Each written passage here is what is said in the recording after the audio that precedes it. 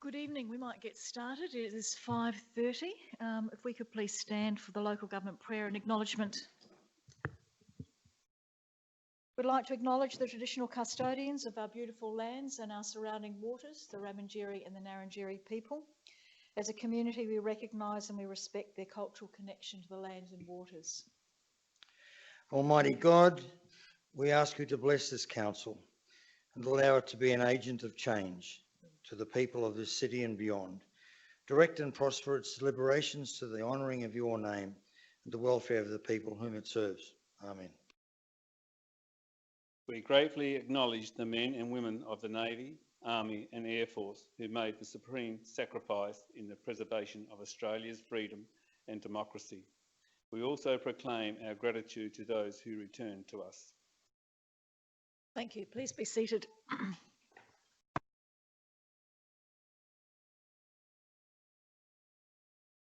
I'd like to remind councillors of the requirements of the disclosure of material, actual or perceived conflicts of interest in any items listed for consideration in the agenda tonight.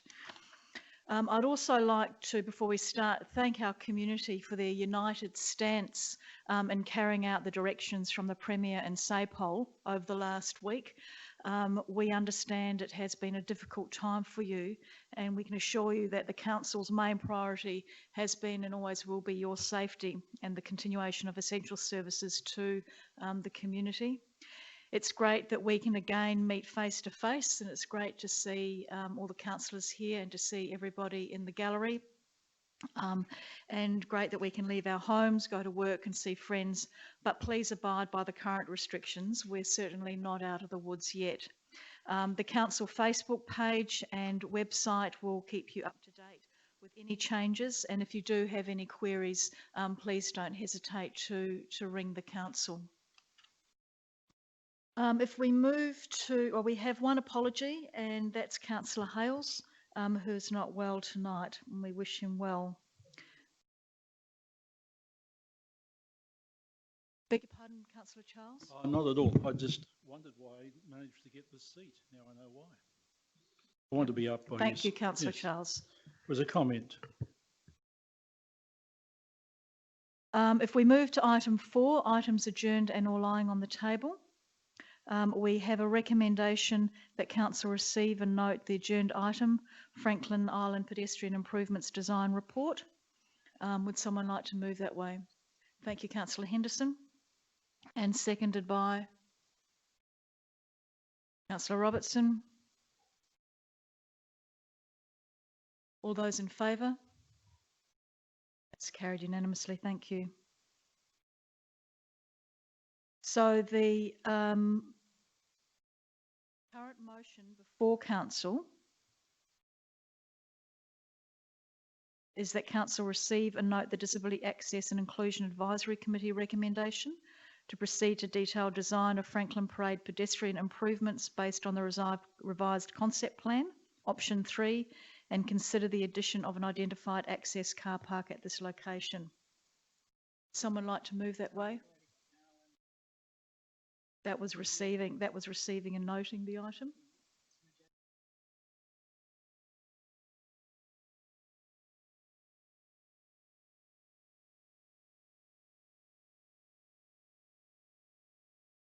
I beg your pardon, we have that first recommendation included that adjourned item. So now we move on to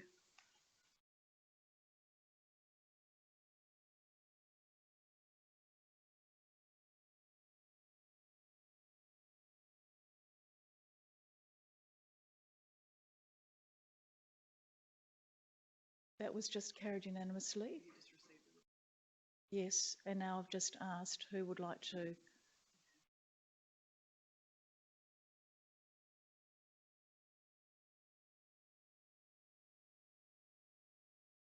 Marilyn and Andrew just moved and seconded that one. I beg your pardon, folks.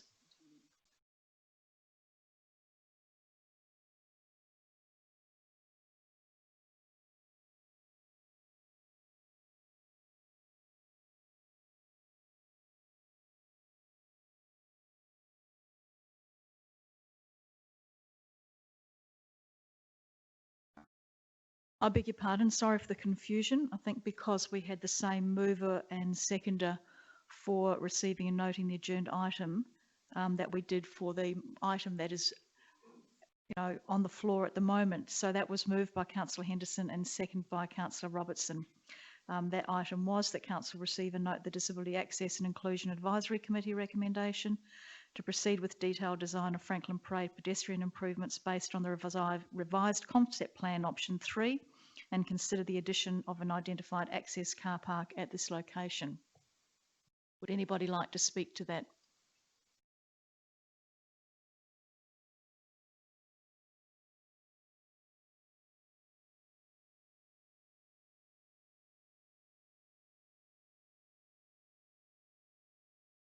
You've already spoken to this when you moved the debate, but with the leave of the meeting, because it has been a month, I'm happy to start the debate again. All those who feel that we can start the debate again? Okay, thank you. So Councillor Henderson, if you'd like to open the debate. Thank you, Mayor. I didn't actually speak to it originally. I waived my right to do so, but I will speak to it this time. I just want to point out that the only change that the Disability Access and Inclusion Committee made was the location of that access park, disabled park, next to the crossing point, which is the logical place for it to be. Councillor Robertson, did you want to speak to the motion? Yes, thank you. Yeah, this is, we've been over this a lot, this particular topic, and it's time to move on with this issue. The disability access issue has been addressed, and there are always different feelings about designs, etc., but time to move on. My only regret is that it ended up costing us this much money, but anyway, it is what it is. Thank you. Thank you, Councillor Robertson. Is there any further discussion from the floor? If not, I'll put that to the chamber. All those in favour? It's carried unanimously. Thank you.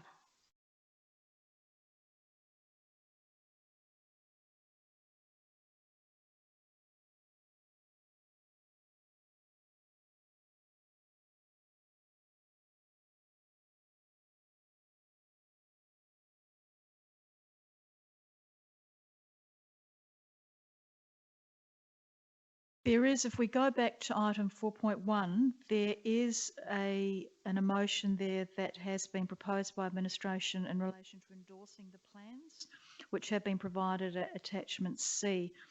Director Rotchinski has just suggested that if we address that endorsing the design of the plans, then that will tie that up together. That alternative motion wasn't on the previous discussed at the previous meeting. So do I have someone to move that? A question, Mayor. I thought that that was exactly what we've just voted on. I'll hand you to Director Rotchinski. Thank you. Through the chair, because a month's since passed, the first motion that we've just talked about is looking at including, considering the addition of an identified access car park, whereas attachment C actually has the access car park in the particular location that's deemed to be the most suitable. It won't change anything as such, but is just a neat conclusion to it if council should choose to go that way. Aaron, would someone like to move that way? Councillor Henderson, thank you. Seconding that. Thank you very much, Councillor Littley. Either of you want to speak to that? No, Councillor Littley? I'll just speak to it, and it's probably a question. So this is basically the next step. We've actually included that design, the fundamentals of what we just moved already in the detailed plan. So this is just moving it ahead of the game. So we've been in a month's time. Oh, sorry, over the past month, we've been able to progress that to that point. No worries. I'm happy to support that. Thank you, Councillor Littley. Does anybody else want to speak to it? Councillor Kemp? More of a question, thank you, Mayor. Jenkins. Because the plan is not very articulate to view exactly, I know that the only change was the disability car park, but I still have concerns about the crossover where it finishes up on the shop side of Franklin Parade. There is a culvert there, and also the telephone box and in situ is holes that holds the bins. They will not be moved in this process because that's an additional cost which really shouldn't be done. Through the chair, I'd have to take that on notice. I've got the same detailed design plan as yourself. I'd have to ask the engineers. That makes it a bit difficult to vote on then if I'm asking a question, you can't provide an answer. Do we put it back on the table again until we get an answer? Can we get the answer tonight? Clarifying, it's been a month. Everyone's saying it's been a month. We need to refresh our memory. Sorry, if you can direct questions up here, I might ask either Karen or the CEO to respond to that.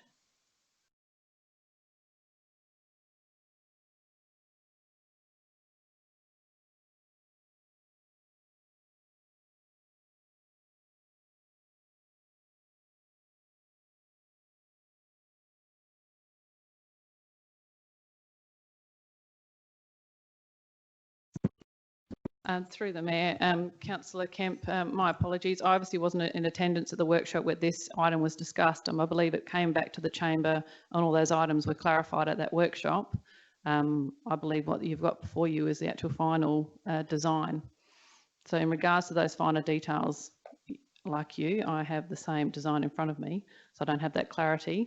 But my understanding now, it has been to numerous workshops. I would assume the chamber was happy with the final design.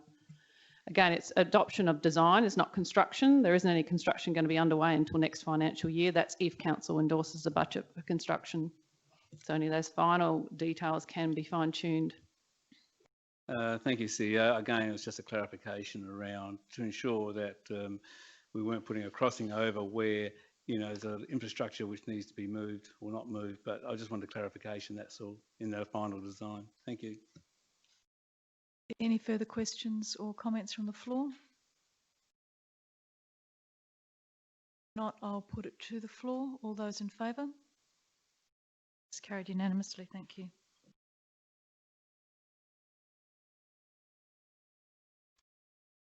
Item 5, minutes of the previous meeting, and the recommendation is that those minutes be confirmed as true and correct.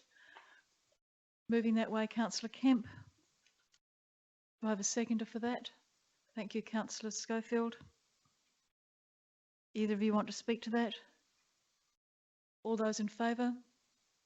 It's carried unanimously. Thank you. We have 3 deputations tonight. Mrs. Storer talking about the Bluff, Mr. Eli Bickley, the Causeway, and Mrs. McGill in relation to Harbourview Terrace. I'll ask each of the people who are coming for the deputation, you have 10 minutes, which includes any questions that that we may have for you. Mrs. Storer, would you like to come forward? Thank you.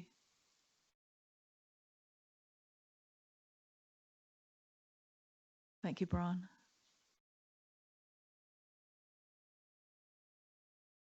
Thank you. Thank you for this opportunity to speak. I am going to speak about Rosetta Head, but in particular about the Bluff. It's been a feature of the landscape down here for a very long time. I've been coming to Victor for a very long time. I love this area. The Bluff is very special to me. You probably all know the Dreamtime story. Nundareri was tired after chasing his wives. He was breasting on Granite Island, heard his wives laughing, threw his club into the sea, and that's the Bluff. That's the Dreamtime story. Our story is it was settled in the early 1800s, initially an offshoot of the whaling that was going on in Kangaroo Island, and also settlement undertaken in the early days. The extent of Rosetta Head is huge. You probably had no idea that this is a listed site. It's listed both because of its geological significance and its built significance, the jetty. It's a beautiful area that's been painted by many. That Hans Huyssen came down here, and he's incidentally painted part of what is now a Huyssen trail. When you come off that trail and come to Petrel Cove, you can't see any evidence of where to go next. Where people go next is to the top of the bluff, and at the top of the bluff there's a plaque commemorating the meeting between Flinders and Baudin. There's a trig point. There's no reference to the fact that it was also where they put up a sign when whales were sighted in the bay. And it's not given any significance at all. It's there, if you're lucky you see it. Cullinan Mine didn't last for very long, but at the moment it doesn't look very important. It's not well cared for. Nothing very exciting is said there. This is what you see if you make your way to the right upper car park. A lack of paths signage on the way up, and when you get to the top, this tied sign with partly broken surrounds and very worn steps. The initial steps down were granite. They're overgrown. I doubt if any of you know where they are. They're very insignificant now. They're overgrown the way many of the paths are also overgrown. The whole area has become degraded through erosion. It's difficult to navigate. It's quite dangerous. The steps are very poorly made. The steps on your right lead down to the Bluff Road, and there's no sign saying where they go or where they've come from. These other steps, I think, are the worst possible steps you could possibly have. People don't like them. They've created their own paths. That's the way down. We need to, I have been hoping that something would be done about the paths on the bluff for about 20 years at least, and nothing's been done much over that time. And I understand there may be a plan for the bluff, but until that happens, it's important that something be done now, I believe. If there is a master plan, it's an opportunity to make this a tourist attraction. There's nothing much around to tell people about the whaling days. Whaling is unfashionable. We shouldn't have been doing it maybe, but it was done. And that heritage has largely been lost. The Crystal Palace, which was the wooden building that was adjacent to Yorkie Store, moved to Whalers Haven, has now disappeared. I understand it was offered to the National Trust and offered to Victor Harbour Council, but the offer was not taken up, and I understand now it no longer exists. There was a big, huge boil-down pot at Whalers Haven. That's gone too. Fortunately, the well has been discovered and restored, and that's fantastic. It's great to see that that's happened. Hopefully something like that will draw some tourists to the bluff, and hopefully when they get there they will find a well-planned trail to take them to the summit. A toilet block was suggested in the 1970s adjacent to Petrel Cove in the area now where the notices are. It didn't go ahead then. I think in this day and age a facility of that type is very much called for. There's nowhere for anyone to go if they need to go. I think there should be no further development in the area. If you've been walking the Huyssen Trail and you've come from Cape Jarvis, even from Waipinga, what you're really looking for is a nice hot shower. And I don't think it would be appropriate to have tent sites along the way, unless you'd be prepared to put in a lot more facilities than a place to put a tent, because we all know what happens if tents go up and there are no further facilities. Hopefully, if there is a footprint on the bluff, it will be a built footprint. It'll be minimal, but hopefully you will go ahead and do something about the very much neglected paths on the bluff. Are there any questions? Yes. Thank you, councillor Litterly. Thank you for that, Ms. Dora. That's some well researched and looked at. I think this is a question that will go through, might be answered by the CEO, but I believe this space is under the control of Department of Environment and Water. Is that correct in most part? The bluff is under the care and control of council, but yes, it's property of Department of Environment and Water. But there is also the investment by Dew of the $6 million Great Southern Walk, which takes from Deep Creek through to Granite Island, which incorporates the areas that Mrs. Storr is referring to. And council is looking at doing a master plan for the bluff to coincide with that state government investment. I don't know if any of you are aware that the road that went around the bluff was on land that was owned by John Hindmarsh, the son of Governor Hindmarsh, who had settled here. His son, Bright Young Spark, had bought the bluff virtually. The road went in, and once it was in, he sued council for the cost of the road because it was on his land. There's been a lot of fighting one way and another over who should be, where should the port be? Should it be at Victor? Should it be in Adelaide?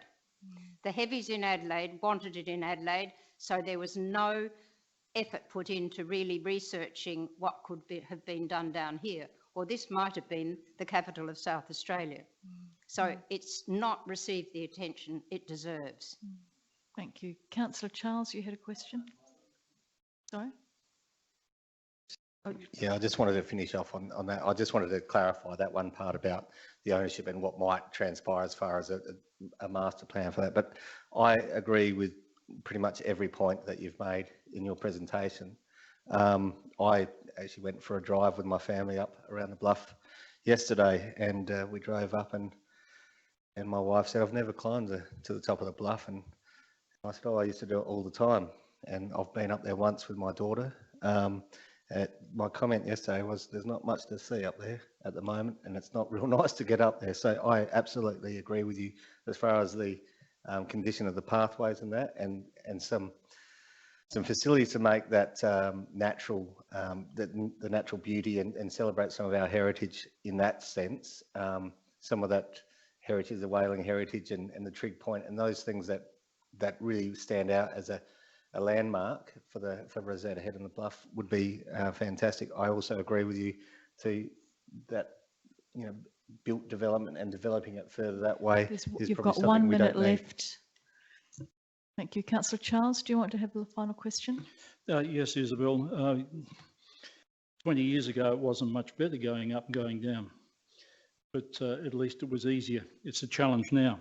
What was the Crystal Palace? What was the Crystal Palace was a wooden house, a little white cottage that used to be beside Whalers Haven. Initially, it was by Yilkes Store. It was declared heritage, and it was a heritage building. Tilbrook bought it when he had Whalers Inn at that site, and he took it apart, refurbished it, rebuilt it, and used it as a cottage that you could stay, like a B&B associated with the inn. When the next development of the Bluff took place, and I think it was concluded in about 1987, the little house was, I think, in the way of a toilet block or something, I'm not sure.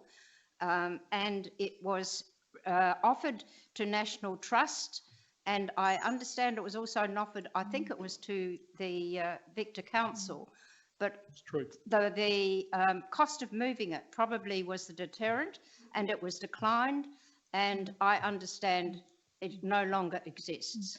Yes, Thank you. We will need to wind up. I didn't understand it by that name. That was all Rex and Dorothy Tilbrook did, and it was a very popular honeymooning point up there. Yes, thanks for bringing all this to our attention. Thank you. Thank you very much, Mrs. Storer. I do appreciate it, and I appreciate you taking me up to the Bluff and showing me around last week, and for taking up the invitation to do a deputation. It's much appreciated. Mr. Eli Bickley.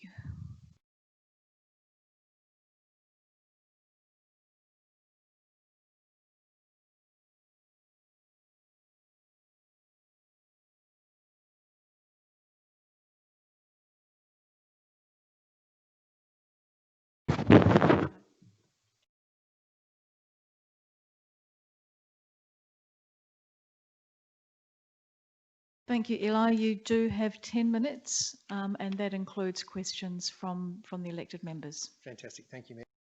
And thank you for the opportunity for Can you allowing us- turn your microphone on? It is Oh, on? it is on, Oh, you might sorry. need to speak. You might need to lift it up. Thank you. Is that better? Yep. Fantastic. Once again, thank you very much for the opportunity to come and present this evening. If we could perhaps grab the PowerPoint slide up, that would be fantastic. Okay, so what we've got tonight is we've got a PowerPoint slide which we'll run through, and I've got a prepared statement which I'll read, which coincides with the slides as we progress through. As you can appreciate, we've been working on this for probably 20 months, and trying to condense that down into a very short 5-minute presentation is quite challenging, so I apologise in advance. I'll do my best. All right, so once again, thank you very much for this opportunity. Mayor Jenkins, we appreciate you approving us to come and speak this evening, so thank you very much. We're here this evening to represent close to 10,000 other concerned citizens that have signed our Save the Victor Harbour Causeway online petition. This is a culmination of hundreds of hours of volunteer research that Karen, my wife, and to a lesser extent myself, have been doing to try and find the most common sense, low cost, long-term, environmentally friendly solution to the problem we face with the Causeway Jetty. And, as I said, over this time, as a part of all of our research, it's become clear that DIPTI, or DIT as they're now known, DIT, in their rush to build a new road bridge to Granite Island, it's clear that they have breached their own project management guidelines. These guidelines insist that an environment and heritage impact assessment report be carried out in the early stages of the project to ensure that all possible construction and/or remediation alternatives, heritage importance and significance, and environmental impacts are investigated and considered. Disappointingly, to date, this critical step has been missed and the report has still not been completed or tabled. DIT's failure to complete this report is a breach of their own internal policies. To date, there is still no geotechnical information. There is still no development application being submitted. They still haven't received approval from the National EPBC Committee, and they have not received approval from the South Australian Heritage Council. All this despite construction starting allegedly in March next year. Excuse me. It should be noted that when DIPTI instructed an external engineering group last year in 2019 to carry out the condition assessment, they also gave them a second instruction to develop concept plans for a new road bridge to Granite Island. Further, an extensive 261-page report from the same engineering group, which was completed in 2010, saw every element below the deck of the Causeway Jetty inspected, including corbels, girders, piles, crossheads, bracing and crosswalling. This report, which was completed by the same company that completed the 2009 inspection and the concept plans for the new road bridge, makes it clear that even before the remediation works carried out in 2012, 15 and 19, the Causeway Jetty was in very good condition and could be repaired, and is very historically significant and perhaps a unique asset in all of Australia, not just South Australia. The extensive report articulates the Causeway's provenance, and I'll paraphrase, the Causeway's provenance in the staged development of a late 19th century regional Australian seaport and its pivotal role as the rail and pedestrian connection, including the shipping jetties, wharf, 2 storehouses and 300-metre long breakwater, is rare and may well be unique in Australia. It is this asset that stands to be destroyed by DIT. It goes on, but I won't read it, but it's on the slide. From a heritage tourism perspective and from our own local heritage perspective, the Causeway Jetty is a clearly important asset. The Causeway Jetty is also listed on the Register of the National Estate and the State Heritage Register. Now, we acknowledge that the Causeway is in need of some repair. After all, the last significant work, which by the way only took 6 months to complete and still allowed access to Granite Island while it was completed, was carried out in 1956, some nearly 70 years ago. So yes, many of the piles and sections of the decking are in poor condition. However, there are multiple solutions to those issues. New timber piles or decking, just as they did recently on the Henley and Semaphore jetties or the Busselton Jetty in Western Australia.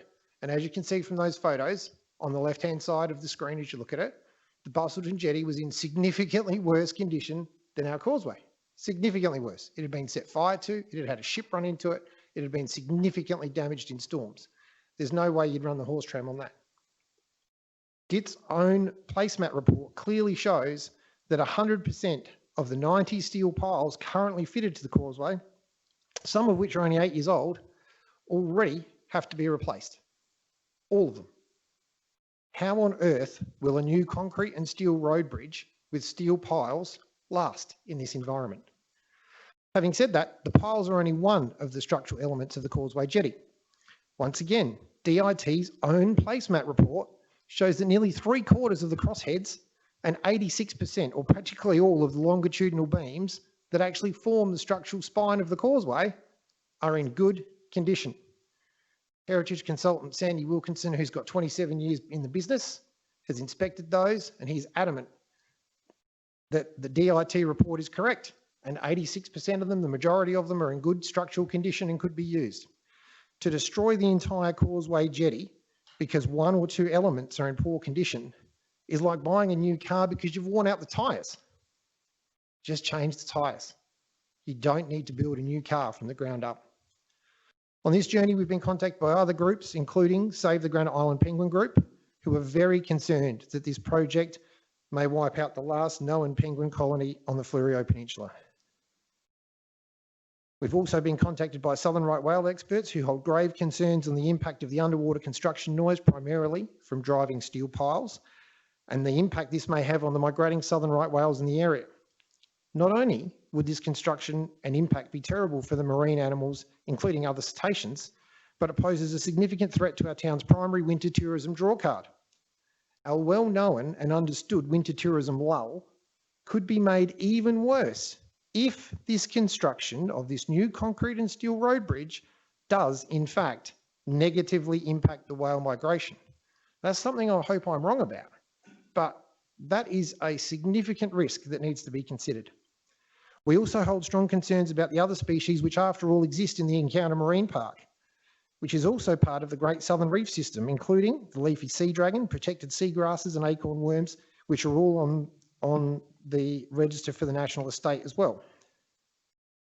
We ask that you seriously consider the information we provided, our 36-page preparatory document, the 261-page DIPTI report that was provided as pre-reading for this meeting, the fact that nearly 10,000 people have signed our petition to date.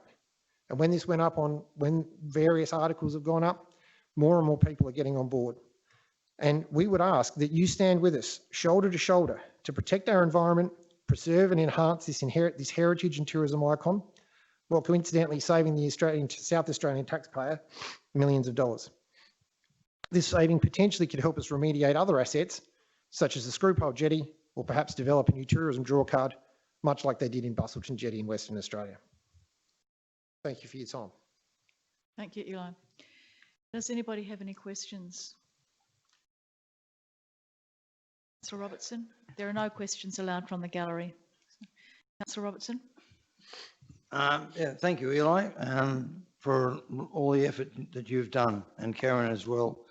There's one point that the Department of Transport technicians talk about, and that is that the is the longevity of the pile wrapping technique, which you haven't mentioned this afternoon, but it's part of your proposal, and that it has a significant, that the concrete pile structure would be a lot longer term and stronger. What's your response to that? Thank you, Councillor Robertson. Look, what we would say is we are about investigating options other than the complete destruction of the causeway.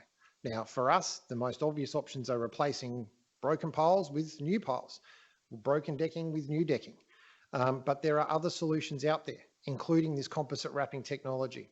But none of these have seriously been considered because of the absence of this environmental and heritage impact assessment report, which, despite being promised to you all in May 2020 at the online meeting that DIT had with you, has still not been delivered.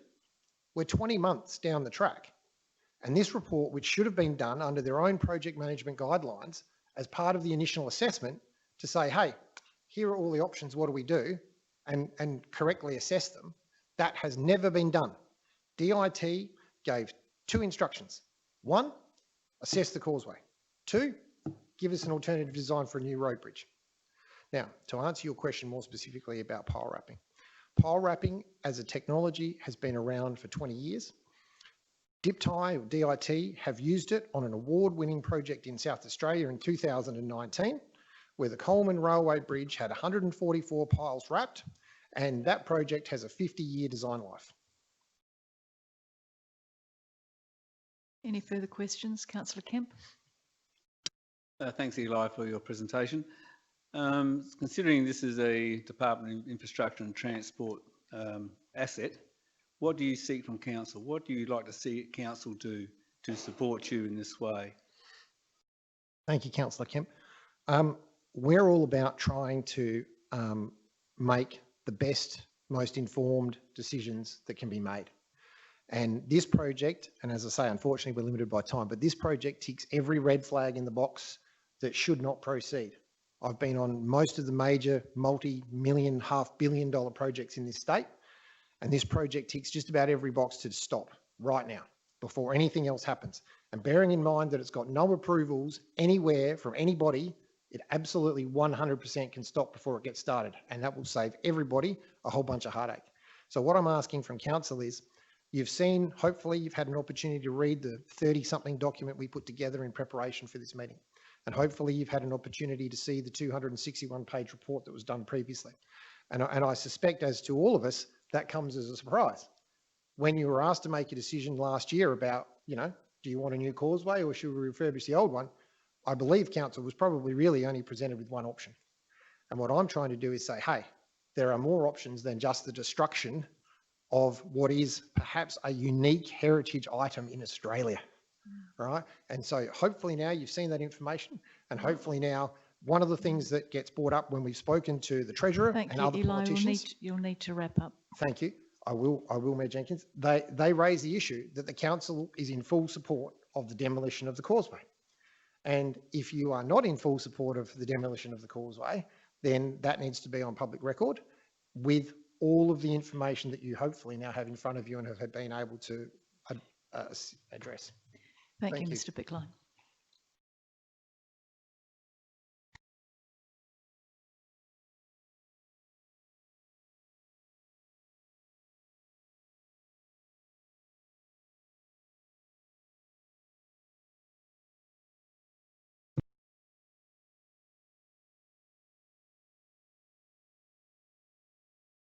We have a third deputation from Mrs. McGill, and I think this will be your third time.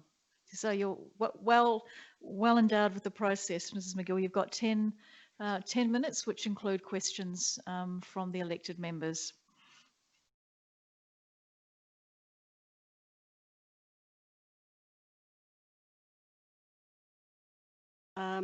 It seems incongruous to be speaking following the previous two speakers with their big issues that is certainly a lot bigger than this little issue that we have. You need to be in a certain frame of mind to be able to take a petition and then deputation to council. I hope that I can do justice to this important decision for our residents and my neighbours. I've been able to get the majority of the street to sign the petition with one resident undecided. There were 4 pages of petitions, increasing the numbers from what was in your papers tonight. The loss of my mother and a neighbour who both had mobility issues has put obstacles in the way, as did the recent COVID shutdown. I admire all the councillors and the Mayor for their tireless work on behalf of the community, representing those who have no voice or fear taking up issues because of a perceived lack of support. Item 1 and 2 of the petition in relation to the placement of the footpath, I believe falls in line with the footpath and pedestrian strategy insofar as keeping the look uniform with the rest of the street. Also, not all Stobie poles have the requisite distance to allow the width of the footpath and the 400 millimetres of proposed grass next to the curb. Item 3 was to allow all of the street to get approval without the individual applicant or application to have a garden on the verge to mirror the gardens planned for across the road. Item 4 appears to be being dealt with elsewhere, and I note that if it is done at the same time as the proposed footpath on the eastern side, it would save money by using the same contractors on site as mentioned at the October council meeting by staff. The majority of the street supports the footpath being inside of the Stobie poles, including all of the people who are aware of themselves encroaching on the verge and are willing in some cases to remove plants that are in the way. No one objected to this, even to trees being pruned or removed as may be. I understand the dilemma that issues like this create, and I personally have spoken to all of the available residents. The street was about to send a thank you letter to all of the councillors for their unanimous support of our previous petition, when a couple of individuals were advised that the footpath was going to be put near the curb, and in fact, where the pink markers were placed showing where the indented car parking was going to encroach. I suspect that when you agreed unanimously to having the footpath in line with across the road and not leaving us as the poor cousins in the street, that you didn't imagine that the footpath would cause a hazard to pedestrians, and especially those with mobility issues like my mother and my neighbour. And for us all, as we continue to travel through life, no one can guarantee that the rest of their life will be illness-free.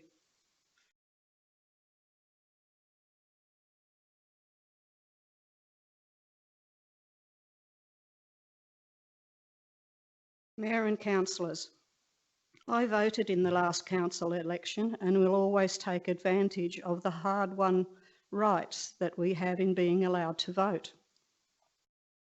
I voted for the women, and I'm gratified to know that was successful. I note that this council has one of the youngest councillors in South Australia with a career in the law ahead of him. And from my interactions with councillors, I'm proud to have you all as my councillors and hope that you have many years of successful re-elections in front of you. One of my neighbours told me the story of the farmer who was visited by a member of the government and asked to inspect the farm. The farmer said, "Yes, but don't go into that yard." The inspector took out a card and said, "This card allows me to go anywhere I want to."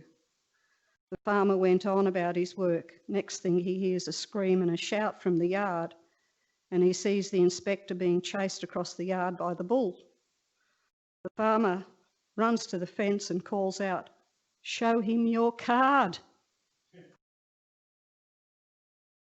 Please humbly accept our petition and support my neighbour's plea to be treated the same as our future neighbours across the road.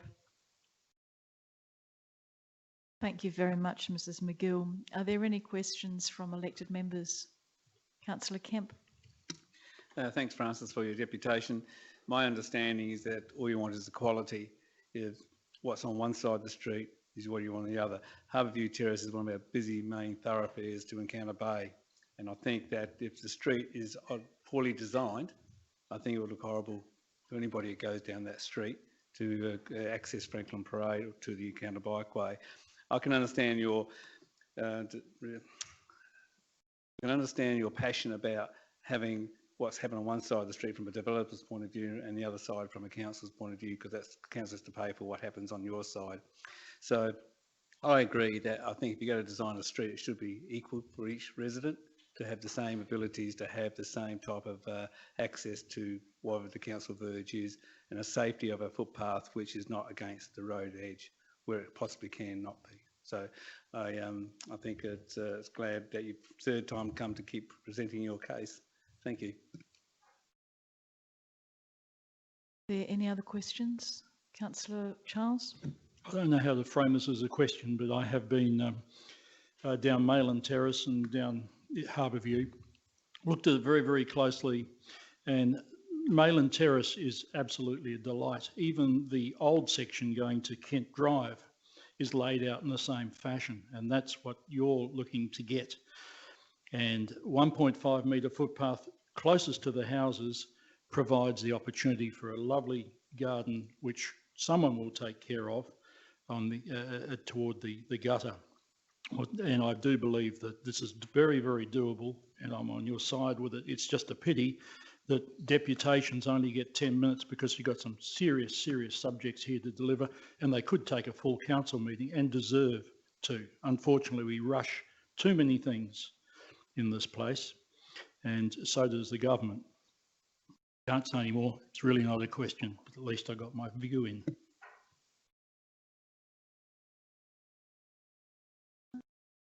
Thank you very much, Mrs. McGill. I appreciate you coming back. Thank you.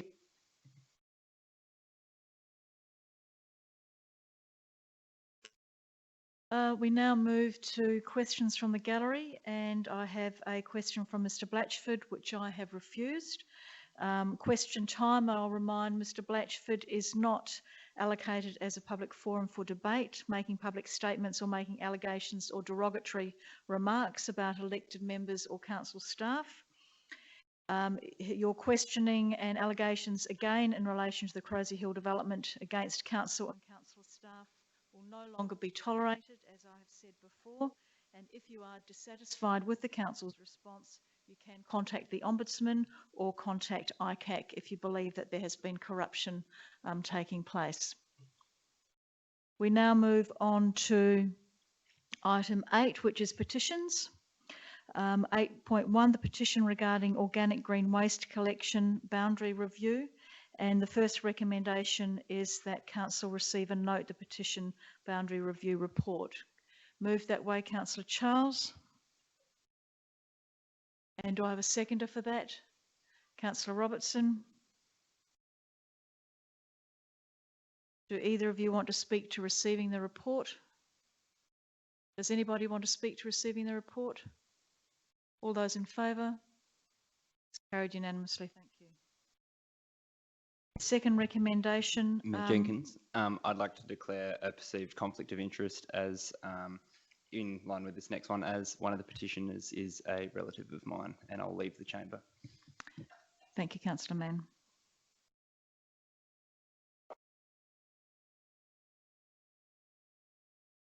The second recommendation I'll take as read. Would someone like to move that way? Thank you, Councillor Henderson.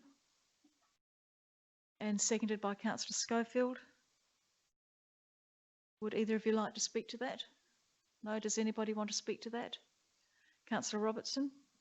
Yes, I'm not sure whether I'd like to either amend or vary this recommendation. What would you like to do? Amend or vary the recommendation? All it calls for is definitive costings for an extension of the curbside collection service. And after that, I think we should be having, and I would include in there, options for waste recycling. So for me, it's not just a matter of how much it's going to cost to extend the green bin for the residents of Henderson Road and their neighbourhood, but it's going to involve extending it to a very large number of other people as well. And cost won't be the only thing. And I think so that what I can do is ask the mover and the seconder if they'd like to vary the motion. Otherwise, if they don't, then you'll need to put in a formal amendment. So I'll just ask Councillor Henderson and Schofield if they're happy for that variance to be put in there. So it reads, definitive costings for an extension of the Green Organics curbside collection services, options for waste recycling and other information pertaining to service equity be sought from the Fleurieu Regional Waste Authority, with a further report to be presented to Council for consideration. Yes, I'm happy with that. You're happy with that? Councillor Schofield, you're happy with that? I'll just wait for Karina to put that in the motion and then we can continue with that.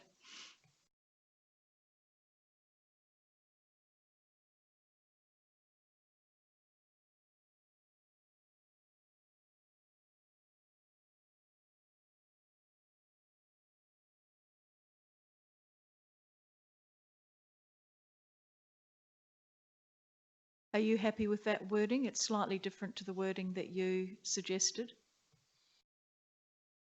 Yes. Yeah. Curbside collection services and other recycling options.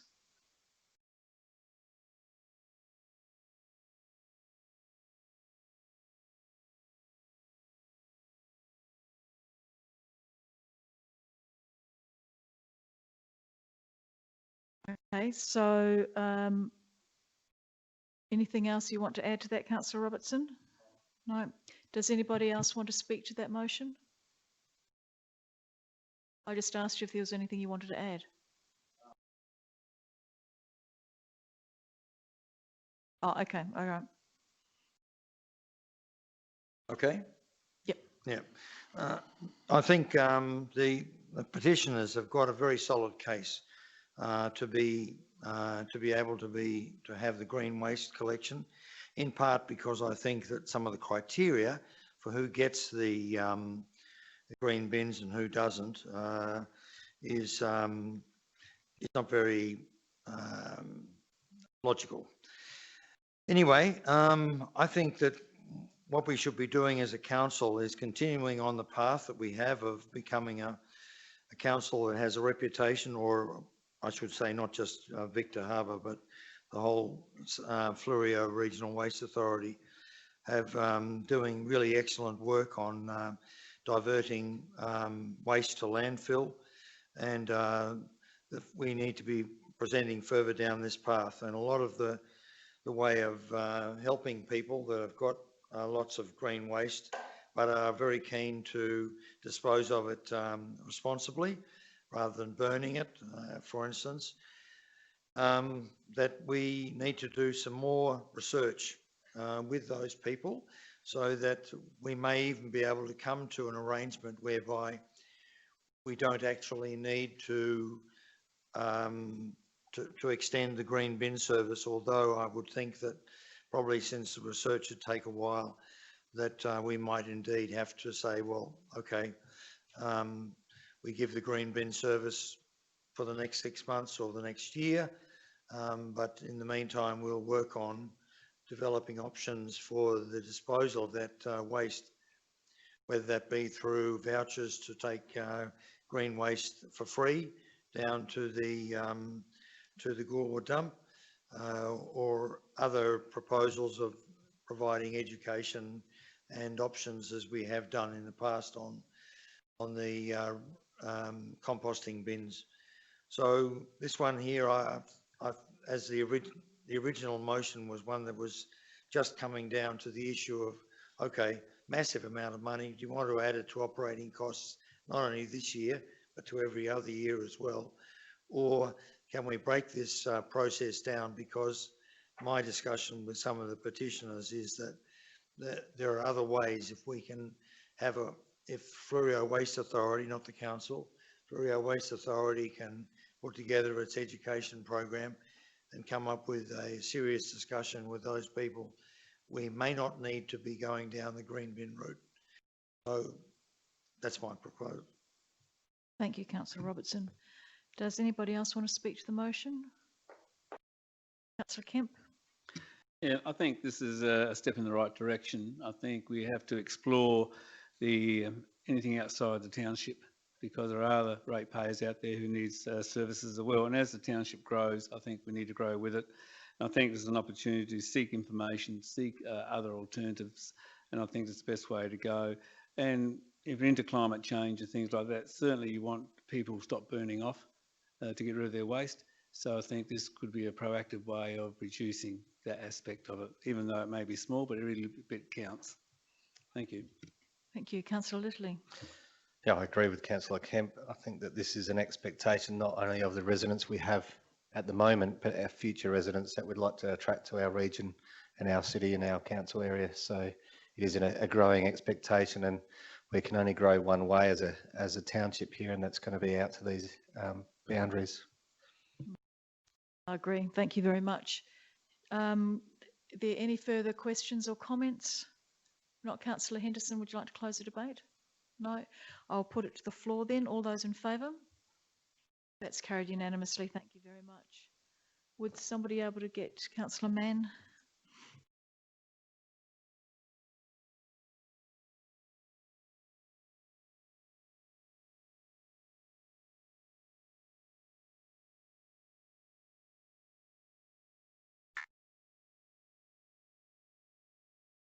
8.2, the recommendation is that council receive and note the petition regarding Harbourview Terrace footpath report. Moved by councillor Schofield. Have a seconder for that? Councillor Littley. Either of you want to speak to that? Does anybody want to speak to receiving the petition? All those in favour? That's carried unanimously, thank you. The second recommendation is that the location of the footpath on the eastern side of Harbourview Terrace remains as per the revised design, which is between the Stobie poles and the road, to best accommodate site constraints which otherwise include trees, infrastructure services and potential access limitations. Would someone like to move that way? Councillor Kemp? Yes, I'd like to move an alternative motion, Mayor Jenkins. Thank you. Yep, and your alternative motion? Yep, that the location of the concrete footpath on the eastern side of Harbourview Terrace is placed between the Stobie poles and the property boundary. Can you say that again? The location of the concrete footpath On the eastern side of Harbourview Terrace is placed between the Stobie poles and the property boundaries.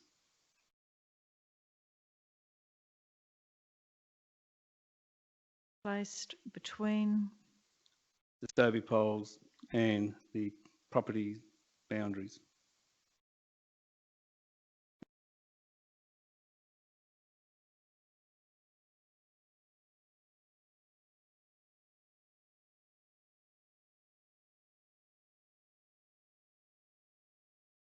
Do I have a seconder for that? Councillor Charles?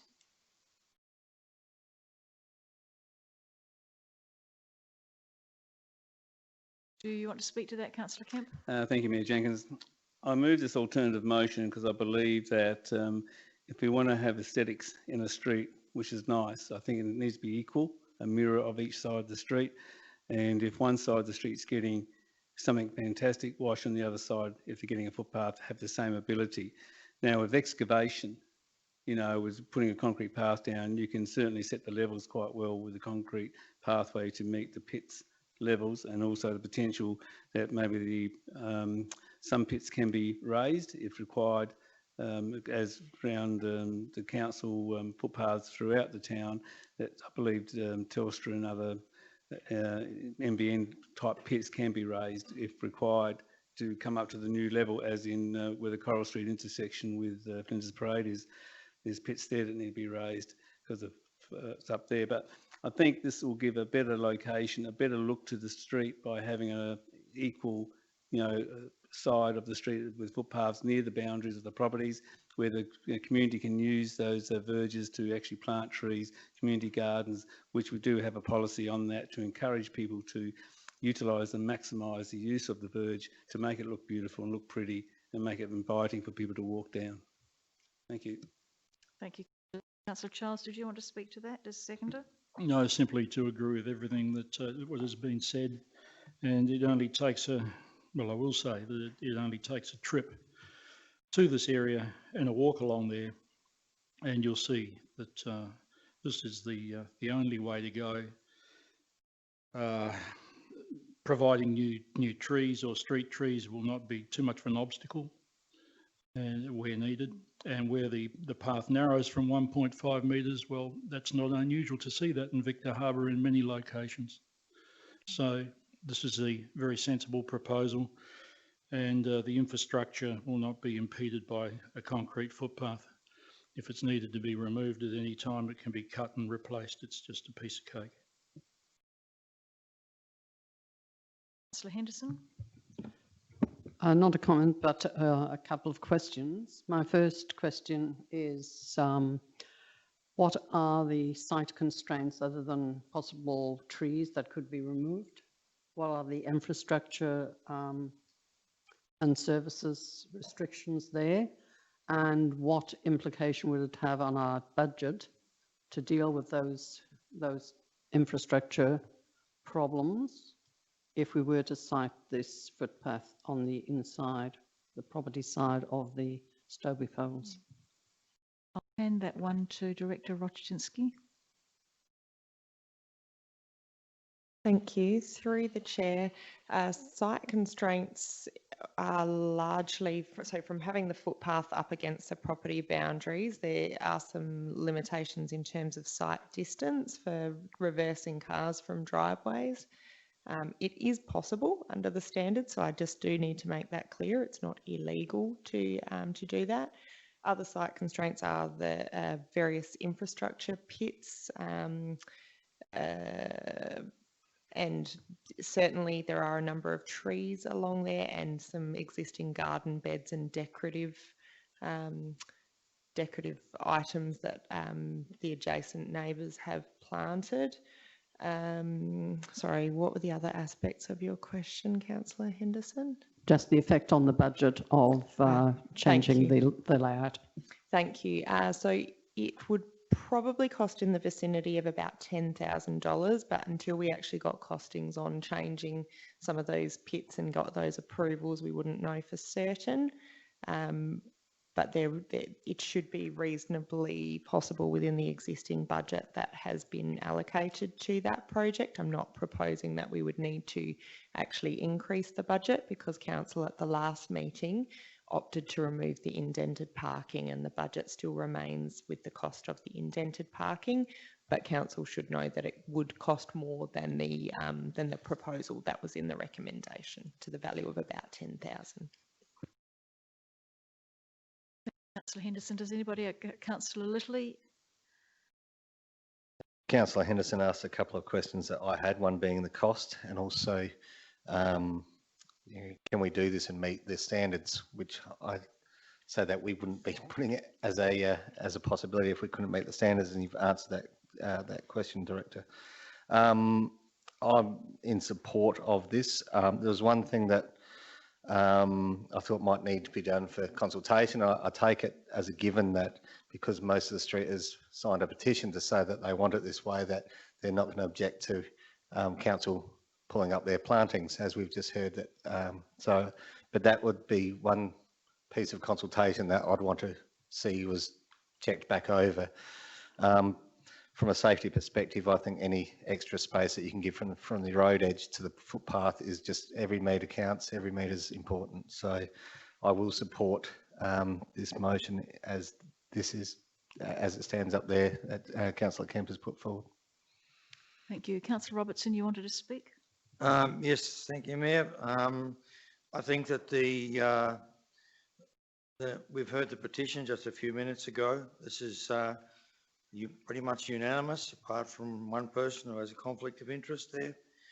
In the matter that the residents have requested this, and I think that it's good at times to listen to them. This is their third petition.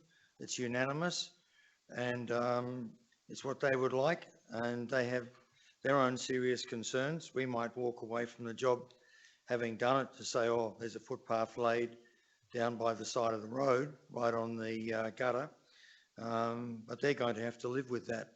So to me, it's something that it'll be a reminder to all the councils, future councils, that this is what happened, and I think it's time to listen to what the residents are requesting.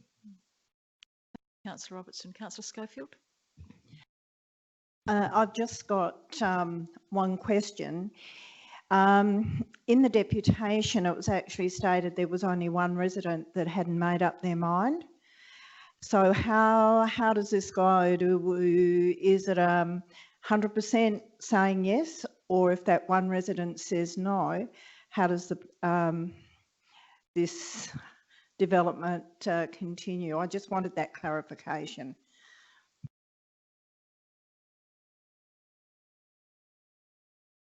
Normally there isn't a public consultation in relation to footpaths. They're carried out per the footpath strategy, but this has obviously Mrs McGill and the majority of the residents there have felt very strongly about the way that they want their footpath done.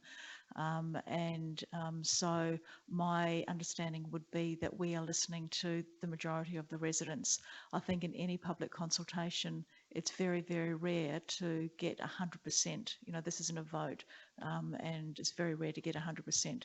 If there's one person who hasn't signed the petition for their reason, you know, unfortunately around this, it's a decision that the council has to make and the elected body has to make.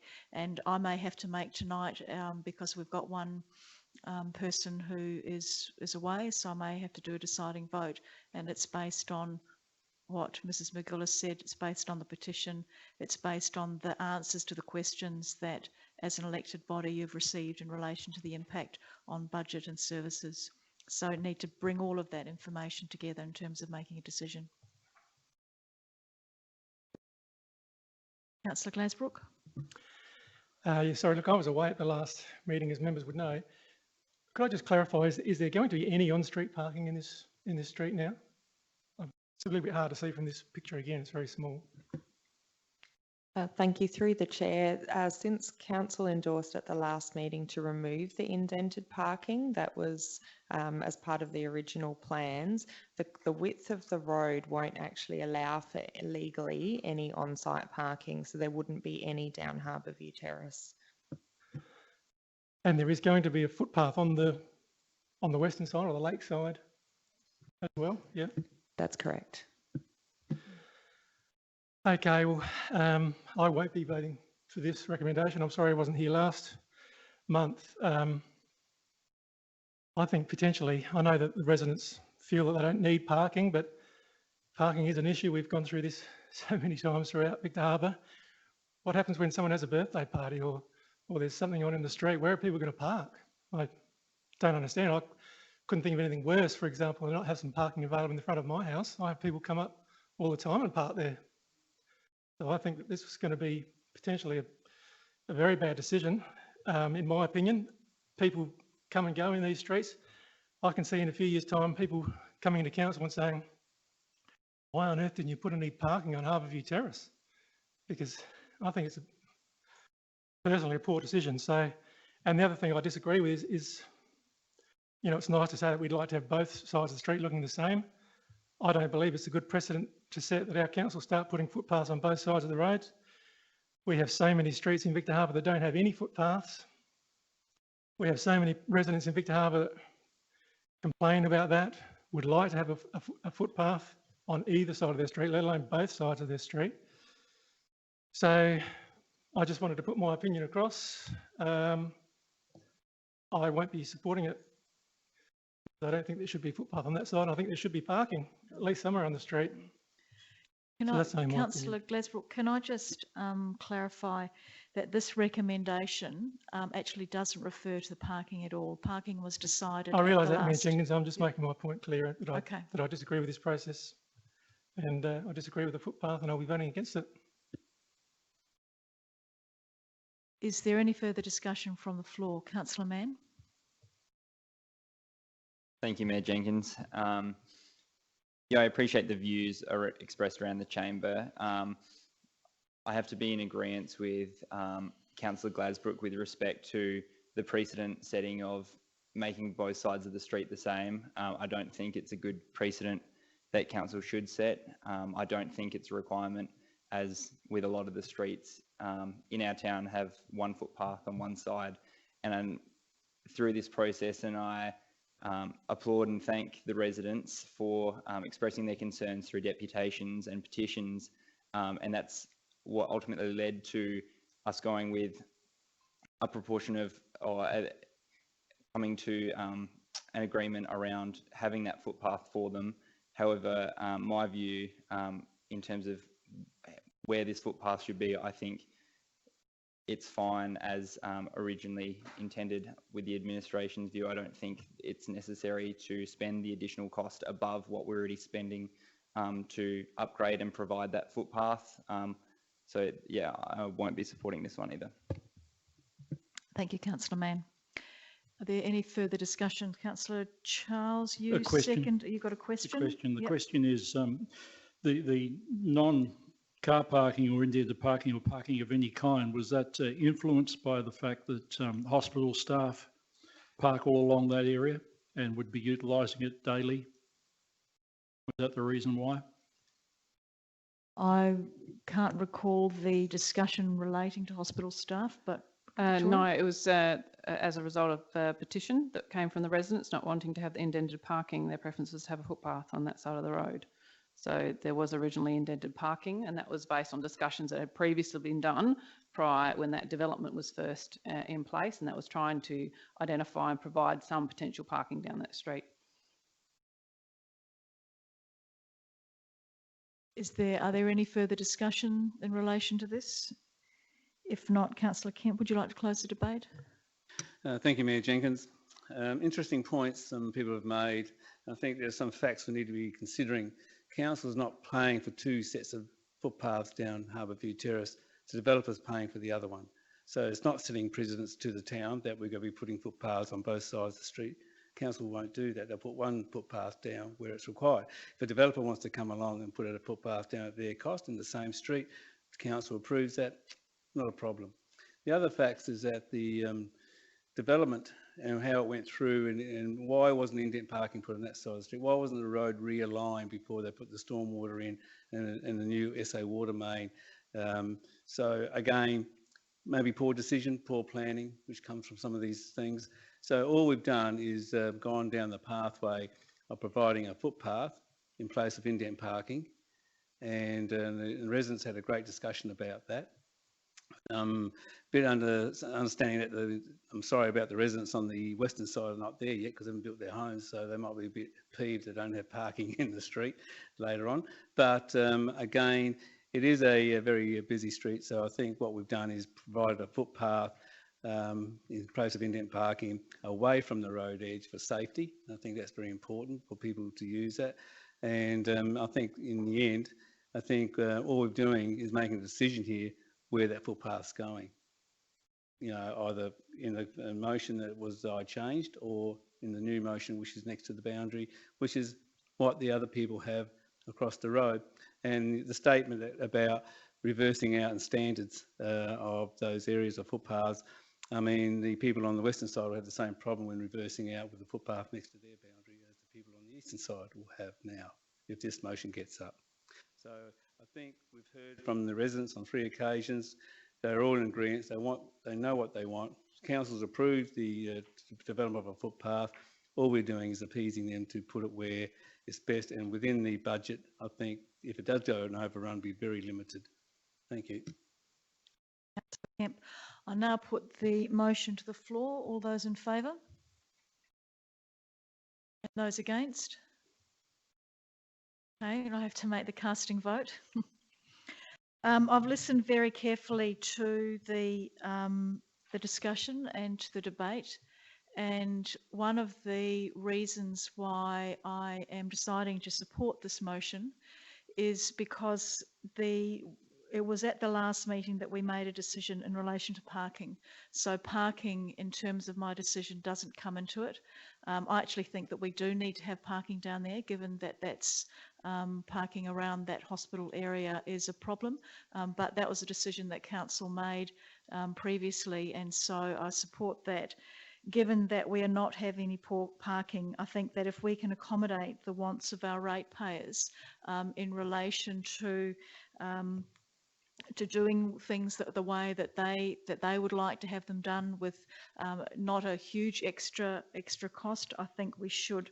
Often we can't, but I think in this particular instance we can, and it's important to let our ratepayers know that that we are listening to them, and we are addressing the issues that they raise with us when at all possible. So I'm supporting this motion, which is carried on my vote. Over division, please, on that one. Certainly. All those in favour? Councillor Charles.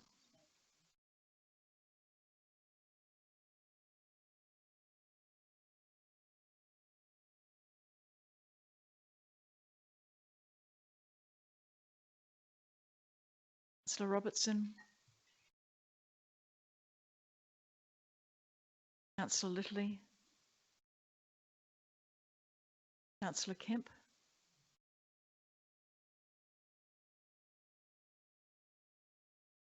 Councillor Littley.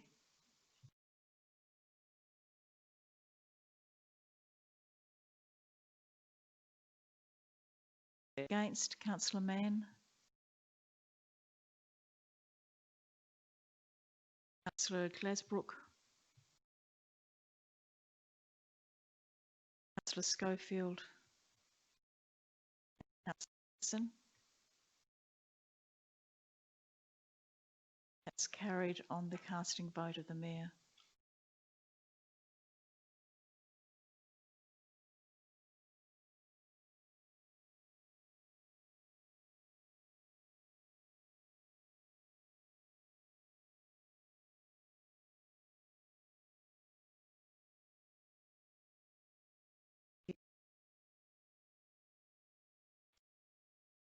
We now move to item 9.1, outstanding resolutions for November. And the recommendation is that Council receive and note the outstanding resolutions November report. Would someone like to move that way? Thank you, Councillor Henderson. And seconded by Councillor Robertson. Do either of you want to speak to the report? No. Does anybody have any questions in relation to any of the outstanding resolutions? If not, I'll put that to the floor. All those in favour? That's carried unanimously. Thank you. The 1920 annual report for the City of Victor Harbor. The first recommendation is that Council receive and note the report. Would someone like to move that way? Councillor Robertson. And seconded by Councillor Schofield. Either of you want to speak to that? Anyone want to speak to that? All those in favour? It's carried unanimously.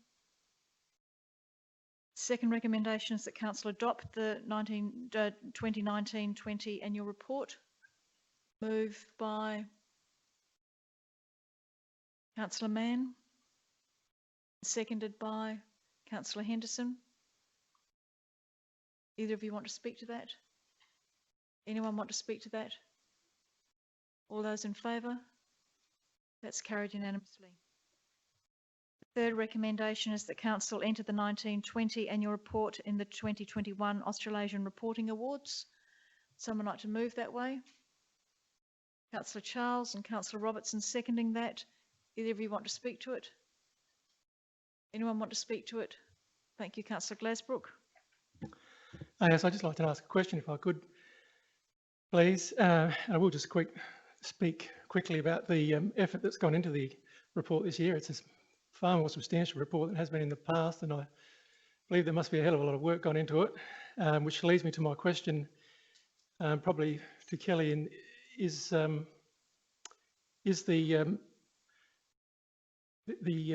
benefit that's gained from entering these awards worthy of the effort that you've had to put in and your other staff have had to put into this report? Thank you. Through the Mayor, in terms of the initial feedback that was received from the first entry, I would say yes, it was worth it in terms of getting some good ideas and some extra an extra set of eyes that aren't usually related to the local government scene so much. So that there was some really good suggestions that came out of the feedback session that Michelle and I sat through after the last entry.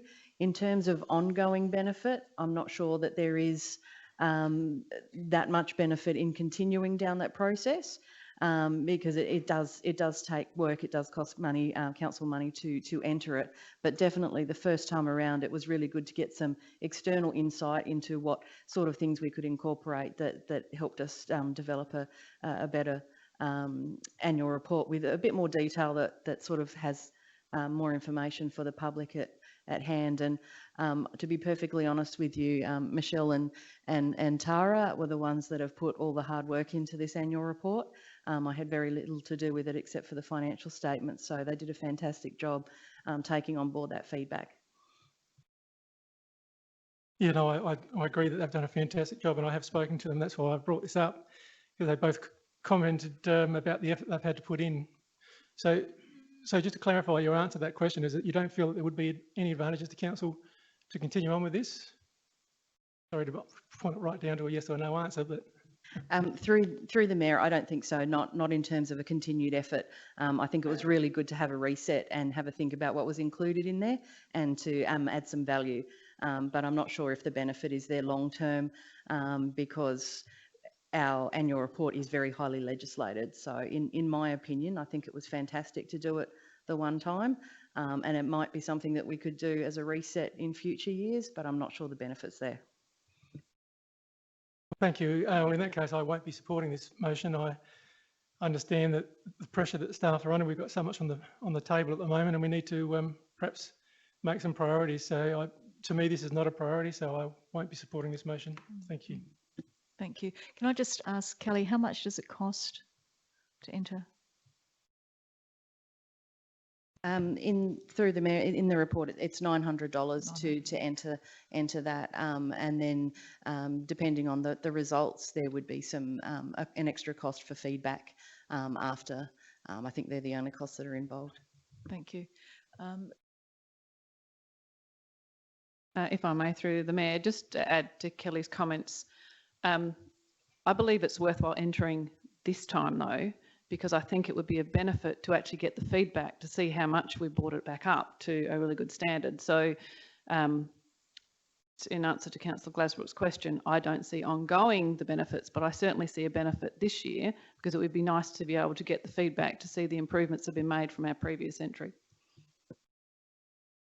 Councillor Kemp, then Councillor Robertson. Thank you, Mayor Jenkins. I support this, not because we're entering a competition to win anything, but certainly getting feedback to improve how we report on our business down here, for a number of reasons. Because, you know, if we want to attract people or businesses to this town, one of the things I'll look at is the annual report, and we have a very professional report that actually articulates very well how we perform financially as well as strategically. I think that may add to why people may come here. So I would see this a 3-year project, because by the time we get to the 3rd year, you would have a great template to launch for another 4 or 5 years and then revisit it again. So yeah, I'm in support of for this year and potentially next year if it gets raised, because then I think we'll have a great template. Thank you. Thank you. Councillor Robertson. Yes, thank you, Mayor. It would be a pity if this year we could have won one of the awards that comes out of this, bronze, silver or a gold medal for our reporting.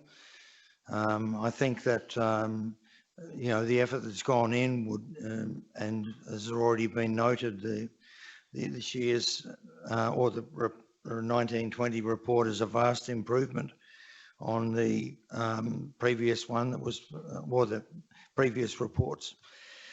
And that we have the opportunity. I think that the our whole city would be proud of the effort, although the present task of putting together a gold medal standard report is falling on the shoulders of a couple of very capable staff that I'm sure they're capable of producing a gold medal performance. And at that stage, I think, if we don't enter, you'll never know if you're a gold medal material. And I think it's a pity that if we pull up short for the sake of a few $100s, that's a pity. And it also is, as Councillor Kemp was mentioning, the better we can communicate with our, and we articulate this in so many other ways in our community plans and the others as well, that we want to be able to tell the, we want to be able to communicate well with our residents. There's no better way of putting yourself through whether you're doing that well enough or not than through an external examination. I think it's a very cost-effective effort. Thank you, Councillor Robertson. And can I just remind Can I just remind you, if you're seconding something, you need to speak beforehand. I'm giving you a bit of leeway tonight, but if you're seconding the motion, you need to speak after the person who's moved the motion. Councillor Littley? I'll just say that you've got to be in it to win it, Councillor Glasbrook. But I think we've already, with Michelle and Tara doing this work over the time, and I have absolutely no doubt that they're passing on new skills to other staff members and bringing them along for the ride, as they have done with us, particularly the new councillors, working through this and bringing people. So we've got a great deal of benefit out of going through the process, and I'd like to see the opportunity for those efforts and those learnings to be validated. And I think that's what entering this year certainly does. I agree with you. And we've got it from the experts behind us here that we perhaps don't need to keep doing it, but for this one here, I think that let's see how much we've learned. Thank you. If there's no further comments, I'll ask Councillor Charles if you want to close debate. No. In that case, I'll put the motion to the floor. All those in favour? That's carried unanimously. Thank you.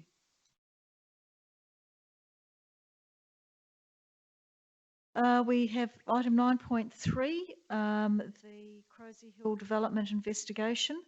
I won't take any questions relating to the report, but happy to get a briefing with the scheme and lawyers. The report, this is really about releasing the report into the public sphere tonight. So the first recommendation is that Council receive and note the Crosy Hill Development Investigation Report. Thank you, Councillor Schofield, and seconded by Councillor Robertson.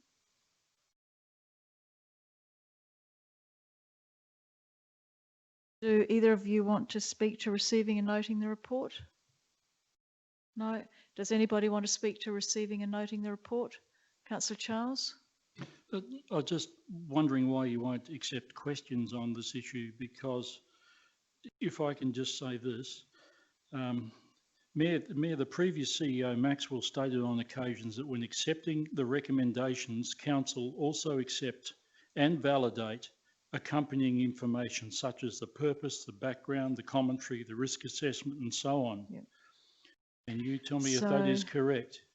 That is correct. This isn't a report from the council. This is a report from the lawyers and from the insurance scheme. So if you've got any questions, you actually... appreciate sorry, that, let me finish, Councillor Charles. If you have any questions, then you need to ask the lawyers and the insurance scheme. They are more than happy to come to council and provide us with a briefing. The CEO can't answer any questions in relation to the report, but they can. So what the following recommendation, not this one, the following recommendation is around the public release of that report and that correspondence. Well, so this is about receiving and noting the report only. I understand, but if I may just point out something which is of great importance, we can't vote on this, I don't believe, because if I say the last sentence under employee and public safety reads, the closure of this matter through independent review, regardless of the outcome, as well as cessation of the discussion within the chamber will reduce the risk to low. Now, Councillor Charles, Councillor Charles, we're on receiving and noting the report. We are not talking about the report at all at the moment.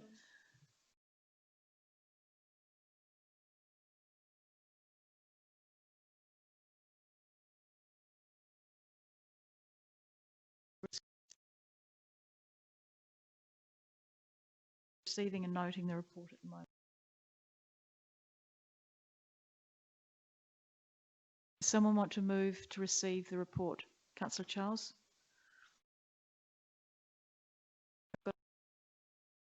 Sorry, I beg your pardon. We have got Councillor Schofield and Councillor Robertson. I beg your pardon. Does anybody else want to speak to the report, receiving and noting it? Councillor Robertson? Yes, man, even though I have supported the receiving and noticing of this, the report, which is attached at, which is part of this material here, that this is the summary. This is the report that came from the report we're discussing is this one here. The report we're receiving and noting at the moment is that one there, yes. Yep. That I also wonder, and this is not part of the report, this is part of the council's own preamble to and background information to this, that not only the issue of that Councillor Charles has just raised about about what's included in the risk assessment. I would have thought that it was enough to have just left the first sentence in that public employee and public safety. I wonder if we really want to be putting in the second sentence, because you know, to me, we don't want to also get ourselves into a situation where we are coming to a level which we're ultimately complaining about. So, yeah, if this wants to go ahead with this, but I think that let this go out to the population. But I don't think that some of the material that's been included in the risk assessment does any favours to this council by being included. Might refer that question to the CEO who would have done the risk assessment. Through the Mayor, thank you for the question. The risk assessment isn't about doing any favours for the council. It's bringing those various risks to the council's attention, and they're risks that we have assessed as being risks, whether they be public safety of employees, whether they be legal compliance, and whether they be reputational. In accordance with our risk assessment matrix, that's what we believe are risks. There any further commentary on receiving and noting the report? Councillor Charles, have you got a question? Yes. Just to continue with what Councillor Andrews is Robertson is trying to say, and this was my question 5.2. Under what section of the Local Government Act would there be a cessation of discussion on any issue or topic? How can we mute? Surely this is ultra vires. Is it established? Well, if I'm not permitted to ask any further questions in council regarding Stock Road, Crozier Hill, then that is gagging a council member. I don't think that's in the Act, unless you can point me to it. Through the Mayor, there is no recommendation or resolution that the council chamber is making that decision. What we're saying in the risk assessment is that the cessation of discussions will actually reduce that risk. And there are mechanisms in which you can actually cease to have certain things being debated or presented to the chamber. And you've actually done that before. And there isn't a provision in the Act as such, but there are provisions that you can actually put in place. We have already implemented our unreasonable complainants policy against Mr Blatchford in regards to his ongoing complaints coming into the administration directed at certain staff and directing at certain elected members. You would need to go through a separate process to do that. You are not doing that tonight.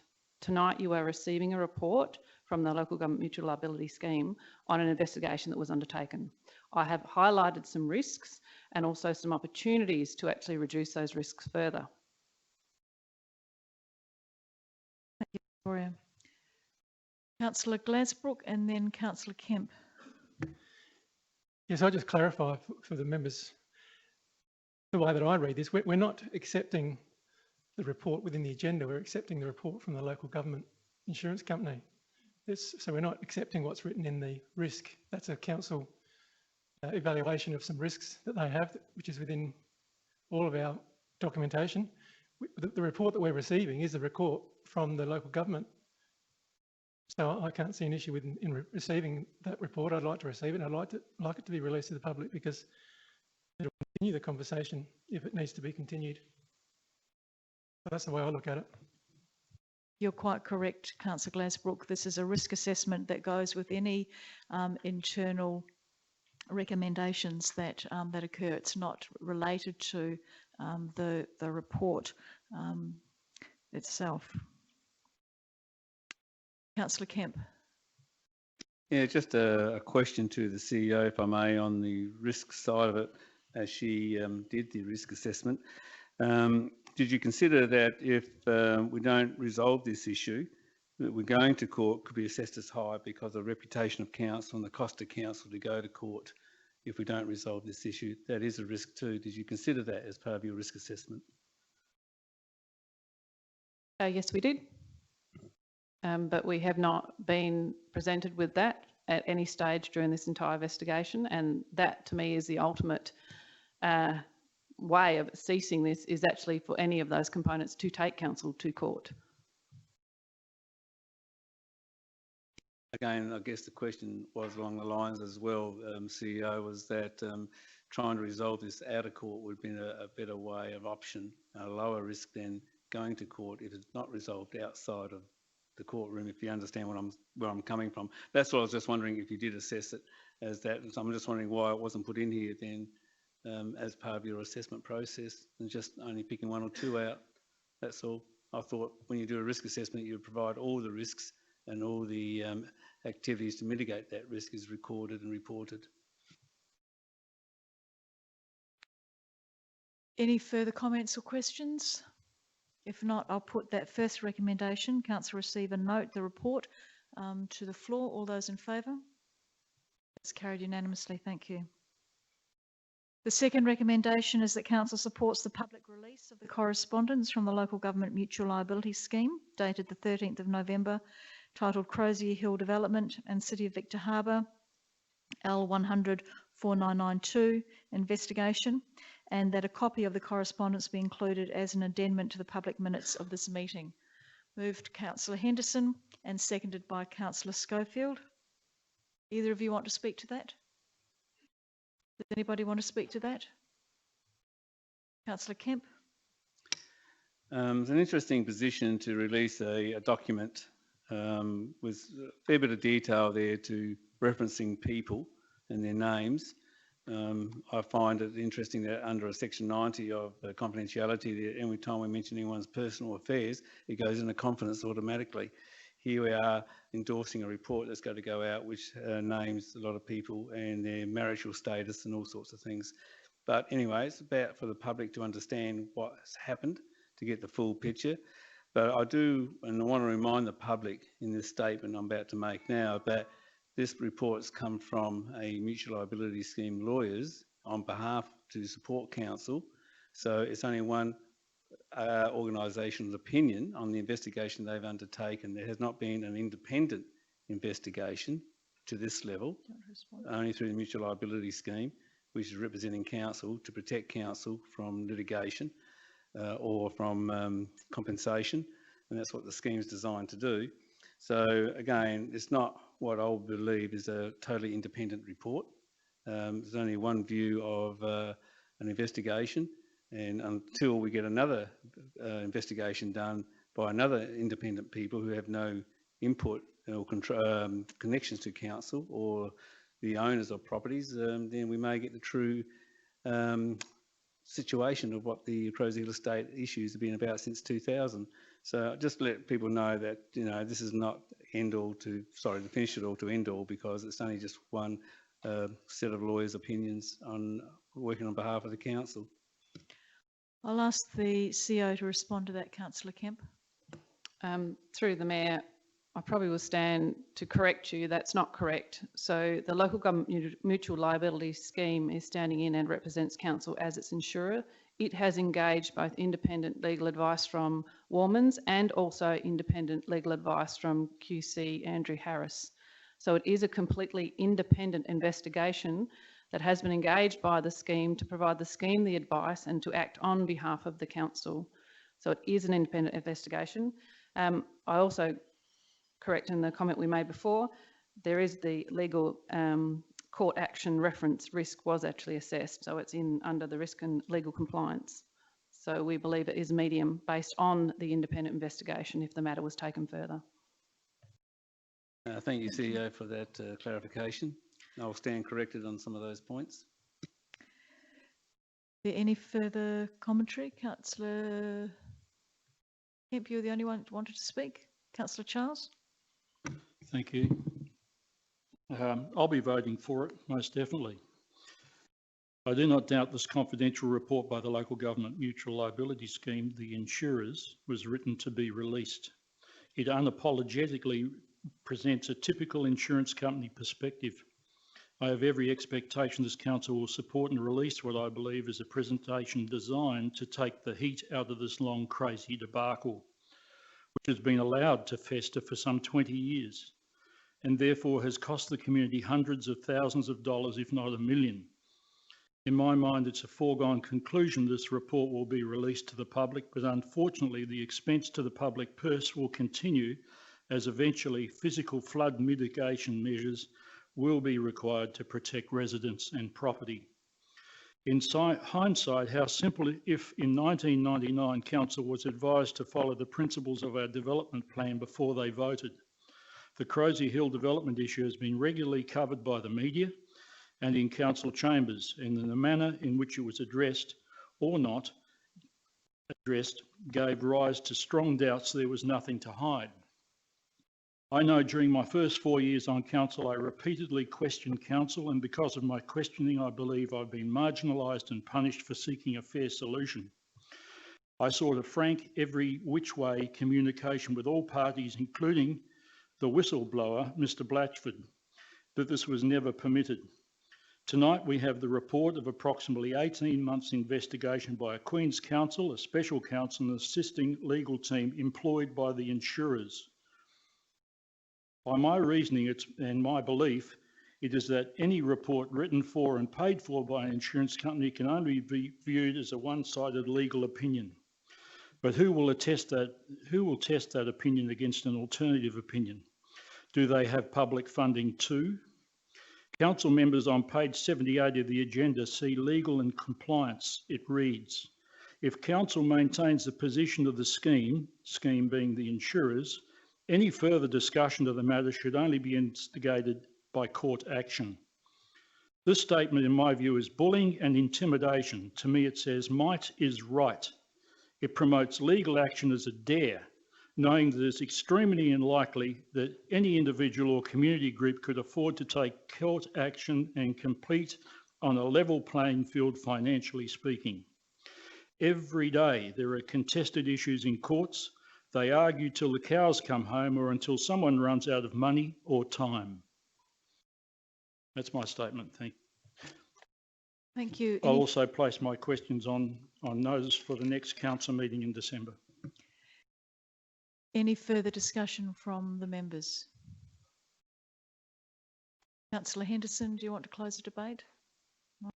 All right, I'll put this to the floor. All those in favour? That's unanimously carried. Thank you very much.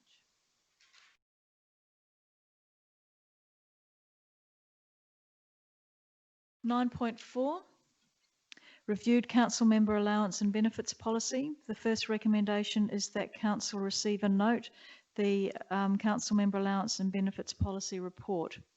All those in favour? Oh, sorry, somebody move that way. Thank you, Councillor Schofield. Somebody seconding that? Councillor Charles? Either of you want to speak to that? No? Anybody want to speak to that? All those in favour? That's carried unanimously, thank you. The second recommendation is that council adopt the council member allowances and benefits policy as provided at attachment A. Would someone like to move that way? Councillor Henderson? And seconded by Councillor Robertson. Either of you want to speak to that? Anyone want to speak to that? All those in favour? That's carried unanimously, thank you. 9.5 is the Fleurieu Regional Aquatic Centre Authority Council member reappointment. The first recommendation, actually I can do those both together. Actually, no, I'll do them separately. Councillor Receiver, note the Fleurieu Regional Aquatic Centre Authority member reappointment report. Would someone like to move that way? Councillor Robertson, and seconded by Councillor Glasbrook. Either of you want to speak to that? Anyone want to speak to that? All those in favour? That's carried unanimously, thank you. The second recommendation is that Council appoint Councillor David Kemp as council member and Councillor Peter Charles as proxy to the Fleurieu Regional Aquatic Centre Authority commencing 23rd of November and concluding at the end of their term in November 2022. Would someone like to move that way? Councillor Robertson. And seconded by Councillor Glasbrook. Either of you want to speak to that? Councillor Charles. I asked Councillor Henderson, through you, Mayor, as to what were the few issues that the Disability Committee had with the Aquatic Centre. That's not related to this recommendation, Councillor Charles, so you might be able to ask you later on. But at the moment, we're looking at the appointment of yourself as proxy and Councillor Kemp to the board. Any other comments? Councillor Schofield? Could I just ask a question? I thought the appointment to the council boards were a 4-year term. So when they were originally appointed? Through the Mayor, just to clarify, all of the other subsidiaries were, but Councillor Kemp had also picked up within the charter. The charter specifies that the member appointments are only for 2 years and they would need to be reappointed. So this is what's providing that clarity. So most of our other subsidiaries were for the term of the council. Another question? Another question. So the appointment of these appointments aren't the same as the procedure that we did at our last council meeting when these appointments were open for the full elected members to nominate for. No, that was for the appointment of council's committees, section 41 committees, working parties and advisory groups. The subsidiaries were different. Councillor Kemp? I could ask the question, if any other member wants to nominate for another 2 years, can they?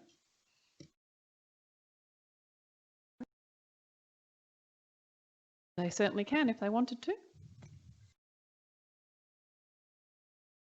But just to clarify, that we had as a chamber in November 2018 resolved to appoint both of you for the term of the council, hence why we're bringing the report back to reaffirm those appointments. But yes, any other member is able to put up their hand if they wish.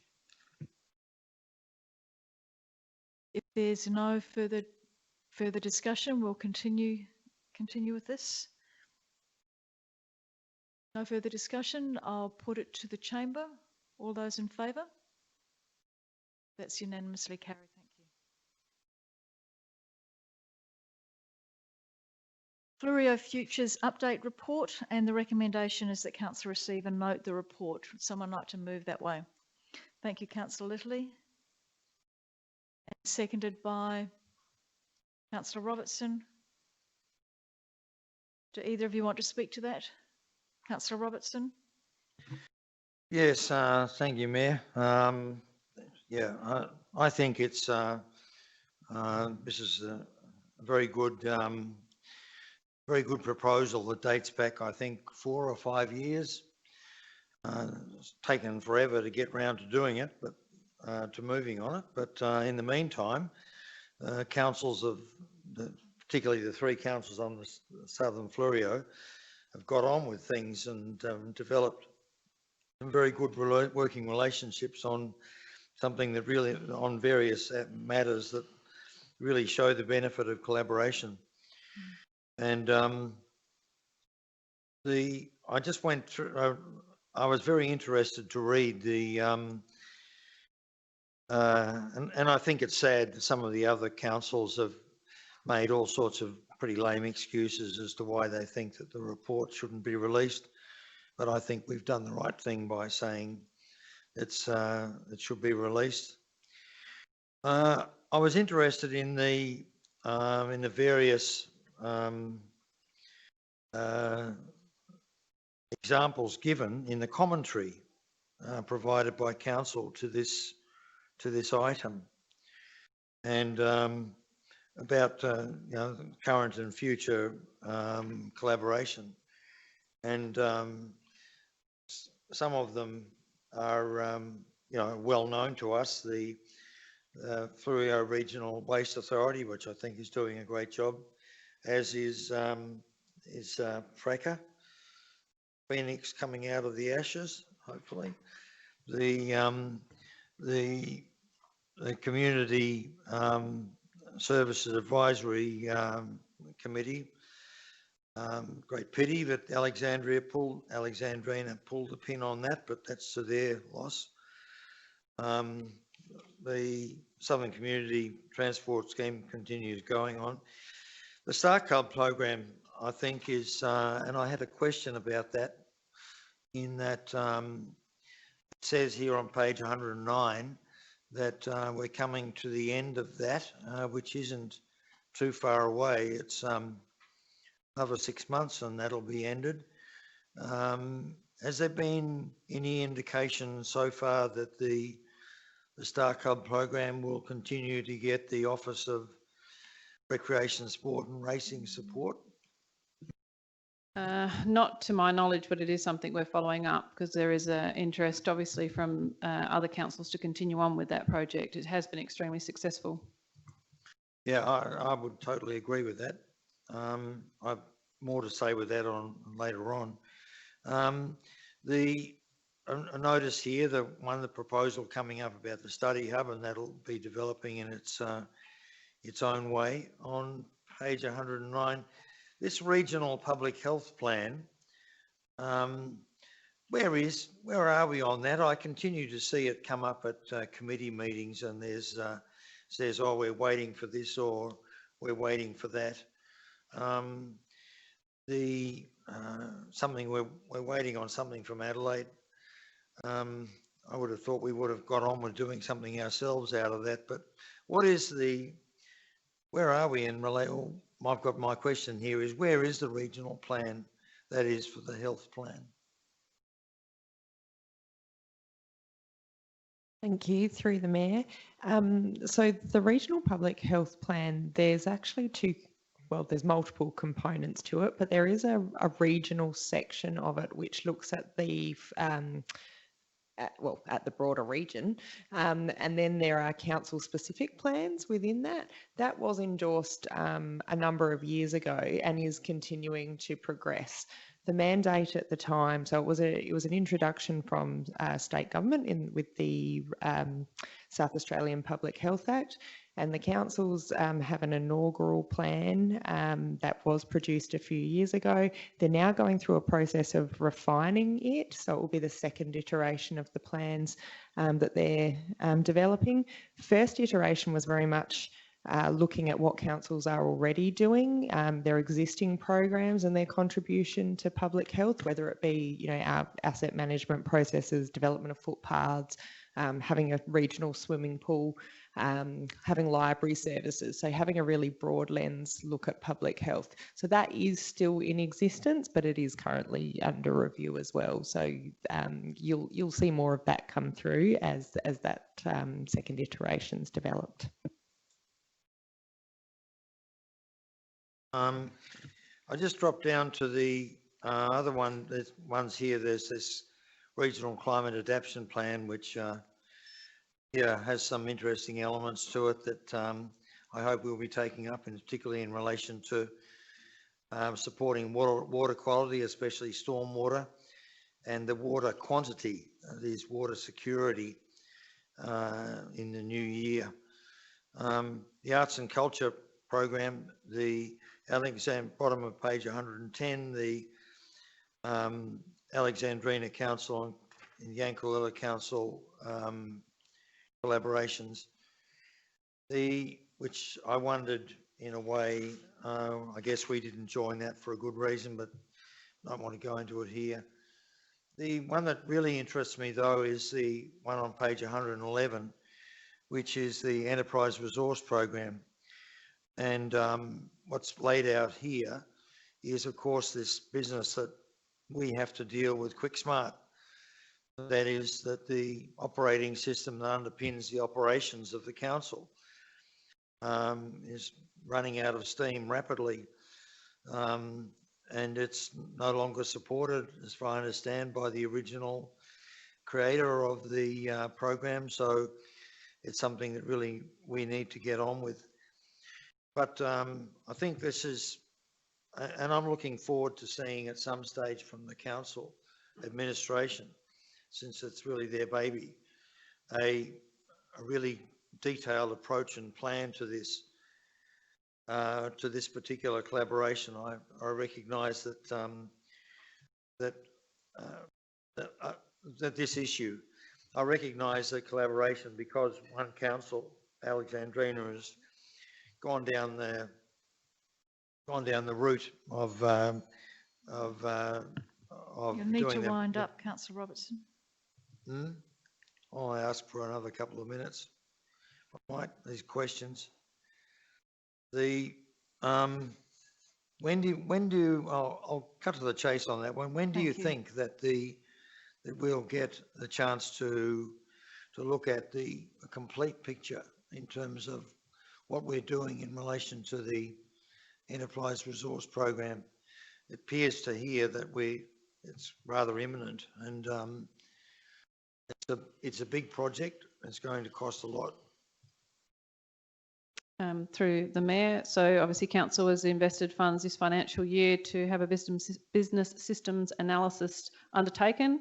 We are in the process, we're about to appoint the consultants to undertake that work. We're just in the final stages. I believe the presentation is being made to the senior management team on Monday, and we'll look to make that appointment in the next week or so. And we would hope to have that work completed in the first half of the new year, so we can present it back to Council. Thank you. Thank you. I'll just ask, Councillor Lidley, did you want to close the debate?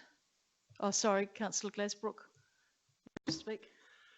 Yes, I'd just like to make a few comments. And I appreciate Councillor Robertson's inquiries into some of the things that have been going on between the councils as far as collaboration goes, and it's good to see.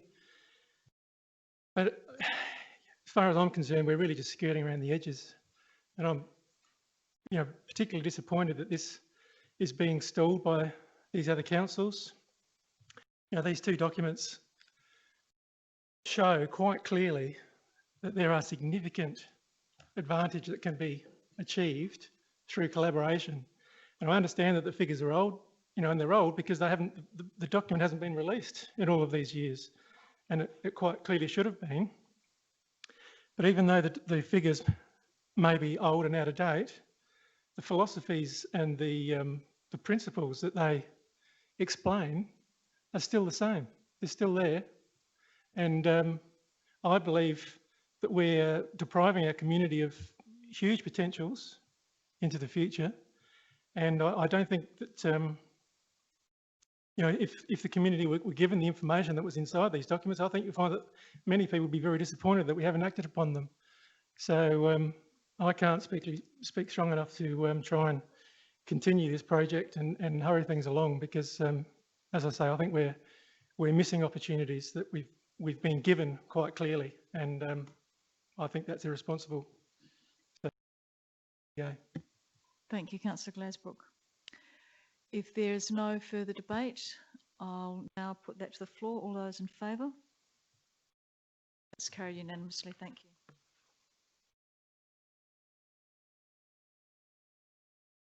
Item 10.1, the City of Victor Harbor Economic Development Strategy. And the first recommendation is that Council receive and note the adoption report. Someone like to move that way? Councillor Schofield, thank you. And seconded by Councillor Robertson.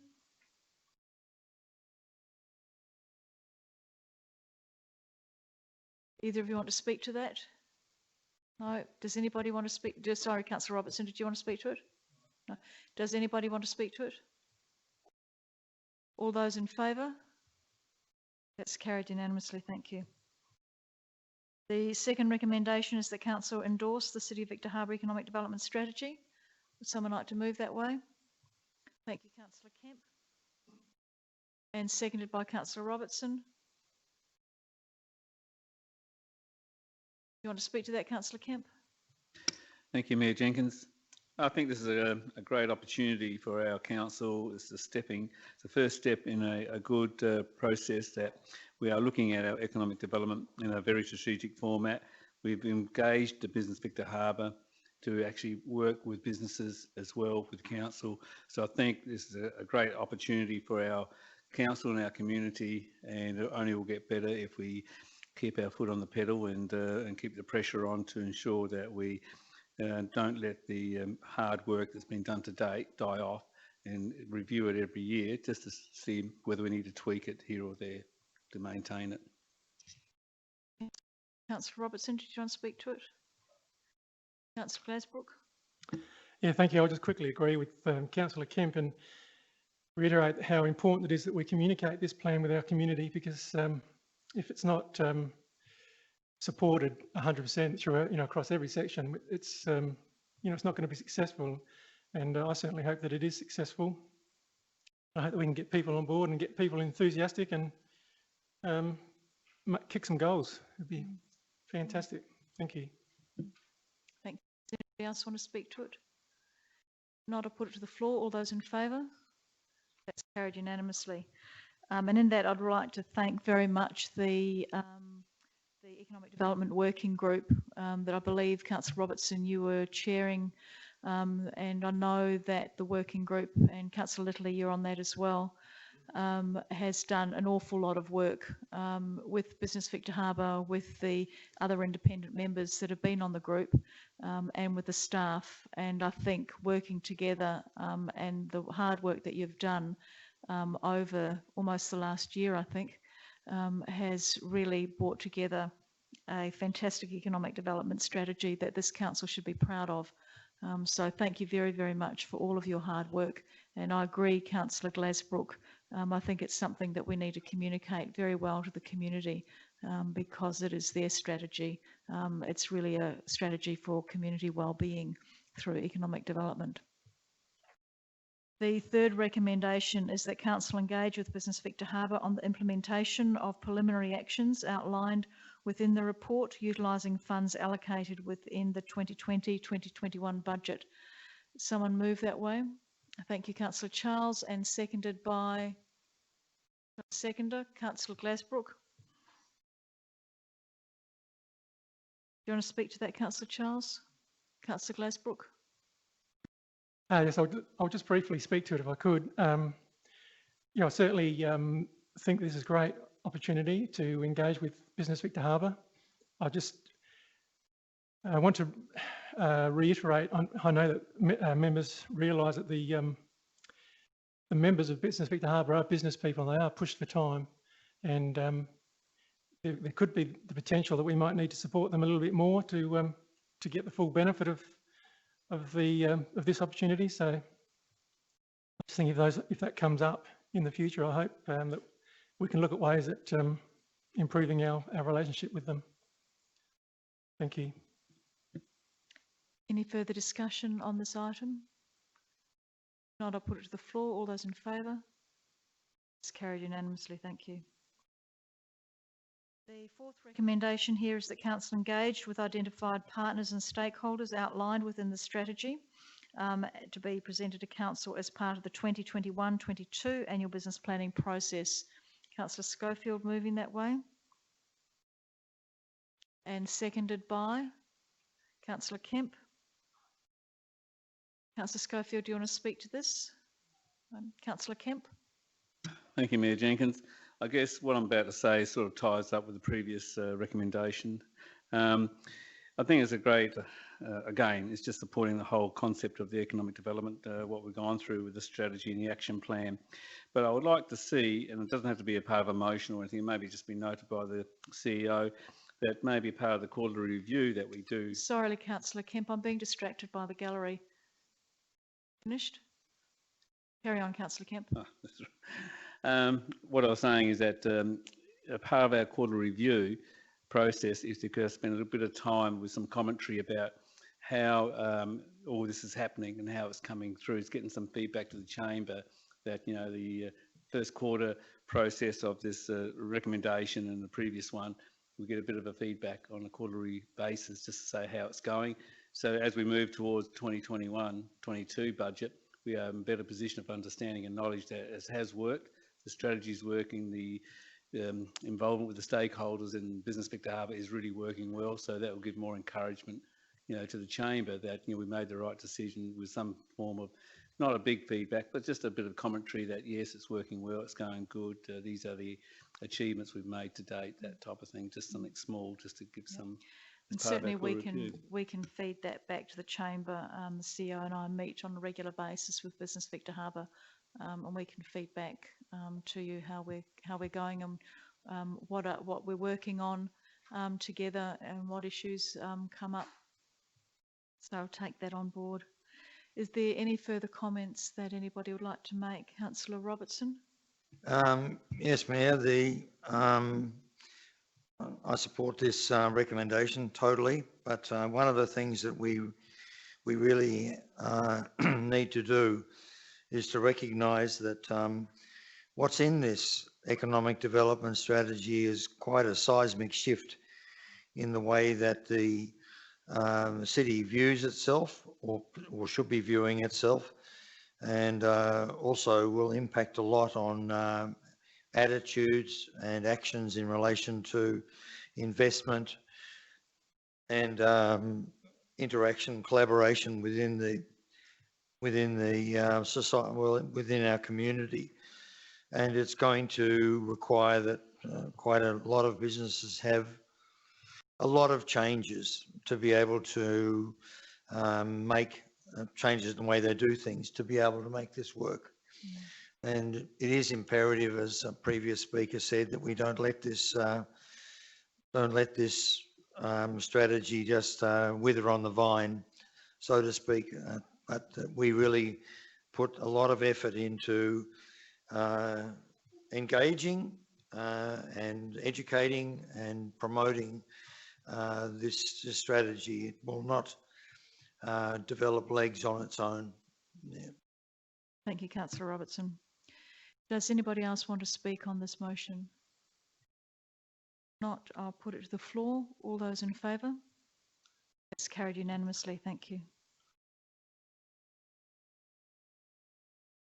Item 10.2, the Main Street Precinct Master Plan Stage 4 Design. First recommendation is Council receive and note the report.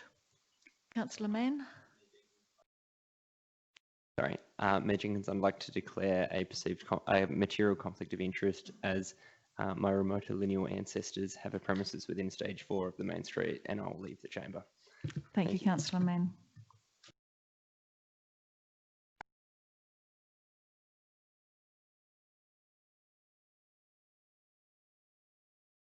Would someone like to move that way? Councillor Charles and Councillor Henderson seconding it.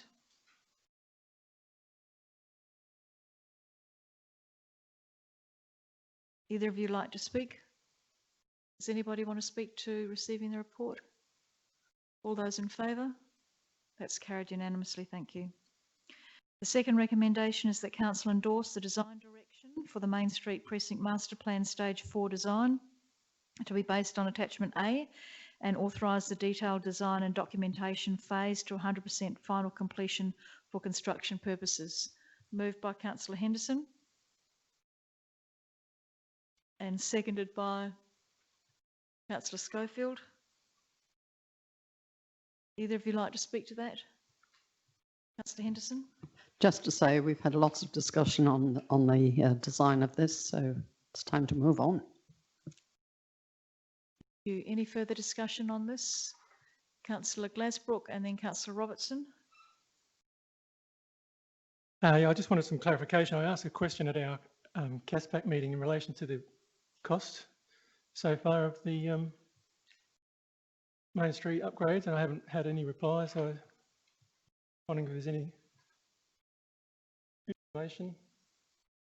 I'll go on while you're having a look. This comes from, I've got this document that we received back in 2015 or whatever it was when the Main Street was being proposed. And this is the public consultation document that went out to all the community, quite in depth, planning and whatever else. And then it has a question and answer section, and one of the questions is how much will it cost and can council afford it, which is quite a good question, of course. And I'll just read you one little part of the answer here, which is to execute all stages of the proposal, which could occur over a number of financial years. The total cost is estimated to be between 5.5 and 7.25 million. So, you know, my question really is, this is blown out unbelievably, and we've got one stage, or two stages I should say, has been combined, which is, you know, looking at 6.3 million. Well, that's nearly as much as the lowest, or more than the lowest figure of the total job. So I realise it was quite a few years ago and things have gone up, but I just wonder how we could get things so wrong, really. And, you know, are we putting too much in, or have we somehow expanded the scope? Or, because I'm sure if we had told our community back in the beginning that it was going to be $15 million, not 5.5, that we probably may have got a different result. But anyway, that's my point. I'm just concerned about the cost, and I'm concerned about what we told our community back in the beginning when it was being proposed.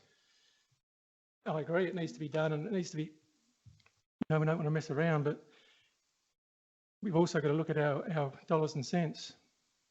So, Victoria? Through the Mayor, the cost estimates for this stage is 6.3 million. That's a cost estimate, and the increase of those costs is because of merging two sections together, and also the potential of actually doing significant night works, because we know the impact on this particular part of our street will be significant, so we'd need to accommodate night works, which does increase costs significantly. I'm unaware of the report you're referring to. Obviously, it was before my time, and those costs, I'm unsure whether they were cost to council or total costs, including council's grant funding. So you've received grant funding for each of those stages, 1, 2 and 3, I think over $3 million. So the cost to council at the moment, I think, was half of each of that. So you've currently spent, again, a rough estimate, around about 3.5 million out of council funds. And our vision would be for stage 4 that we would receive significant grant funding for this stage as well, possibly more so than a 50% contribution because of the current grants that are available. But I'm happy to go back and refer to that material. And yes, it does cost more, and yes, things do change, but I'm happy to follow up further for you. Councillor Robinson, you wanted to speak? Yeah, just a couple of questions, if I might. I'm referring to a very small piece of paving, which is can be on any one of the maps. I'm looking at page 158 because it's the pedestrian access one. There's, as you come out of Ocean Street onto Albert Place, I've mentioned this many times, I was concerned about the extent to which parades like the Christmas pageant could, to a left-hand turn onto Albert Place, and there's this tiny piece of pavement there which is still there from the original design, and I'm wondering why it needs to be there at all. That would solve any problem related to a turning circle of a turning left float or other vehicle coming out of Ocean Street. And so that was one question. I'm unable to see what the actual height of that piece of pavement is based on these drawings, but I mean, I know specifically that question was asked about the actual turning onto Albert Place regarding vehicles, and I know the engineers looked at that specifically. There was significant work. They are the minor things that I can obviously look into and adjust accordingly, but I'm fairly confident it was actually considered, and that pavement may be lower, I'm not sure, but we'd need to go and have a look. Thank you. And the second question was on the parking. Second question was that the parking the parks that are shown, I've forgotten what page it is, the is that, I'm asking if there's going to be a taxi drop-off park on page 161. There's going to be a taxi drop-off point outside the cinema or not? Or does this just include parks, and then to what extent any of them will be given to any particular activity or not is some other issue? That is usually the case. Council has the ability to make certain parks disabled parking, taxi, loading. That is really up to the council, but I believe again all those were considered because we actually had that discussion with regards to the loading bay when the Grosvenor, out the front of the Grosvenor was discussed, and actually moving them at that time as well. Yeah, and the third was just a comment that the that with the enormous expectations on page 160 of this becoming a dining area, which I fully agree with. But when you do some basic sums on where people are going to park in that in the vicinity of this area, which in its own right should lead to further developments, then to me it just highlights the issue that the only way that this is going to work is to have significant amounts of parking available is coming back to McKinley Street.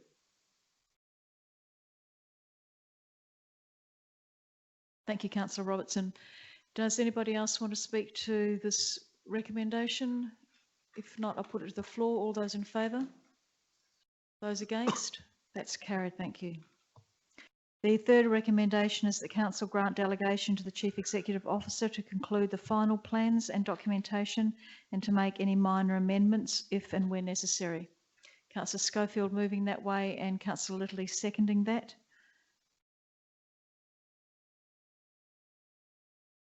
Either of you want to speak to that? Sorry, Councillor Schofield. Sorry, I was just thinking out aloud, just self-explanatory. Thank you. Does anybody else want to speak to it? If not, I'll put it to the floor. All those in favour? That's carried unanimously. Thank you. Would somebody please bring in Councillor Mann? Thank you, Michelle.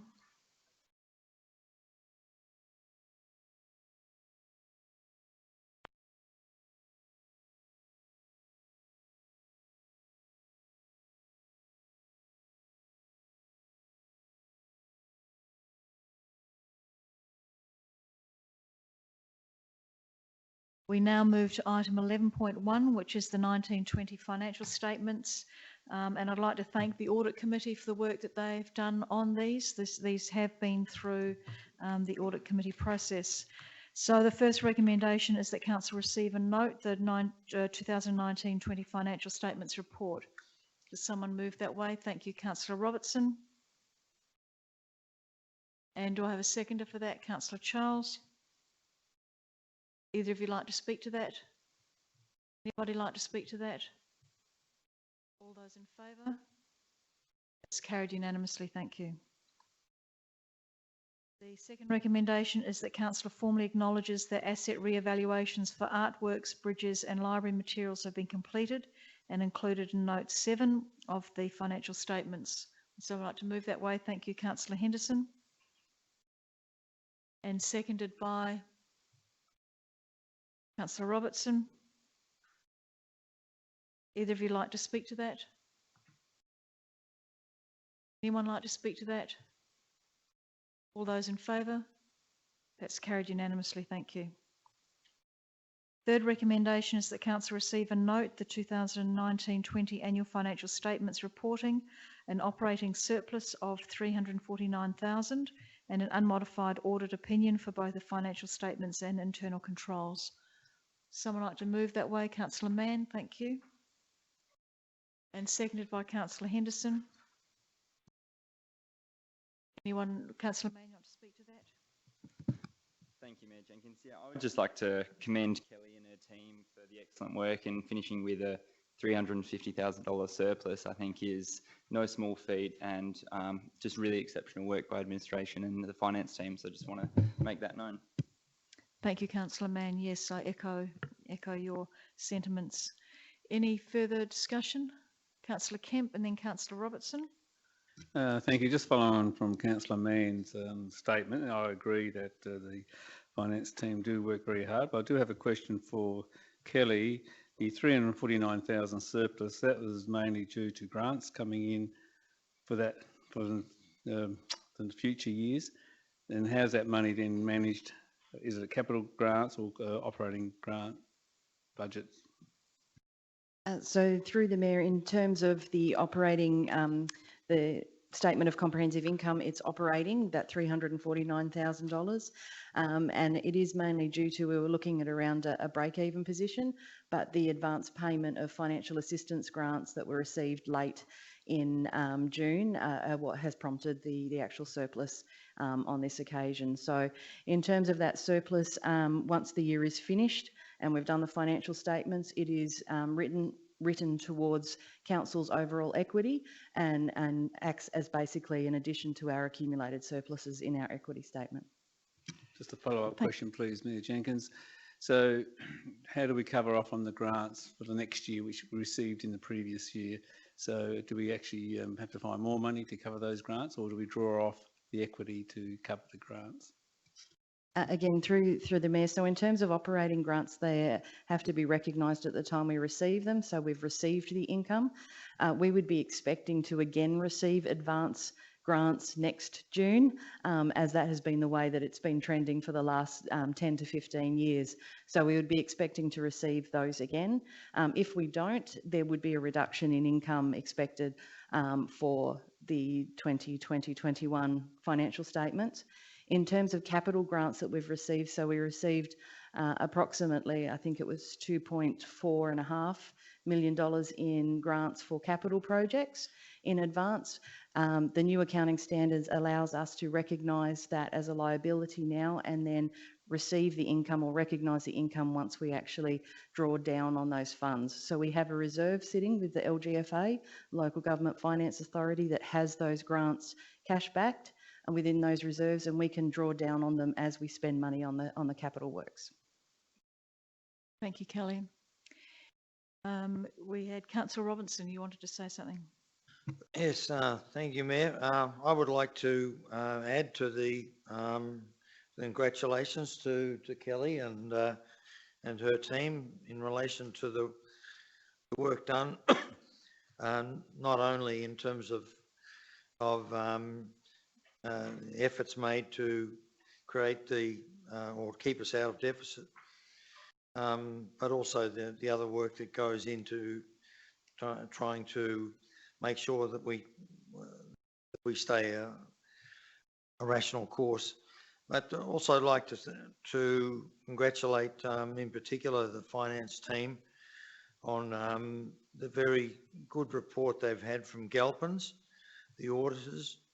They've managed over the last year or I think two to take on and sort out a couple of audit recommendations in there that were needed doing, and they've done them. So it's a very clean audit report as well. So congratulations to the finance team and to others who were involved in those audit recommendations being dealt with, that they did so. And so, yeah, we have a gold medal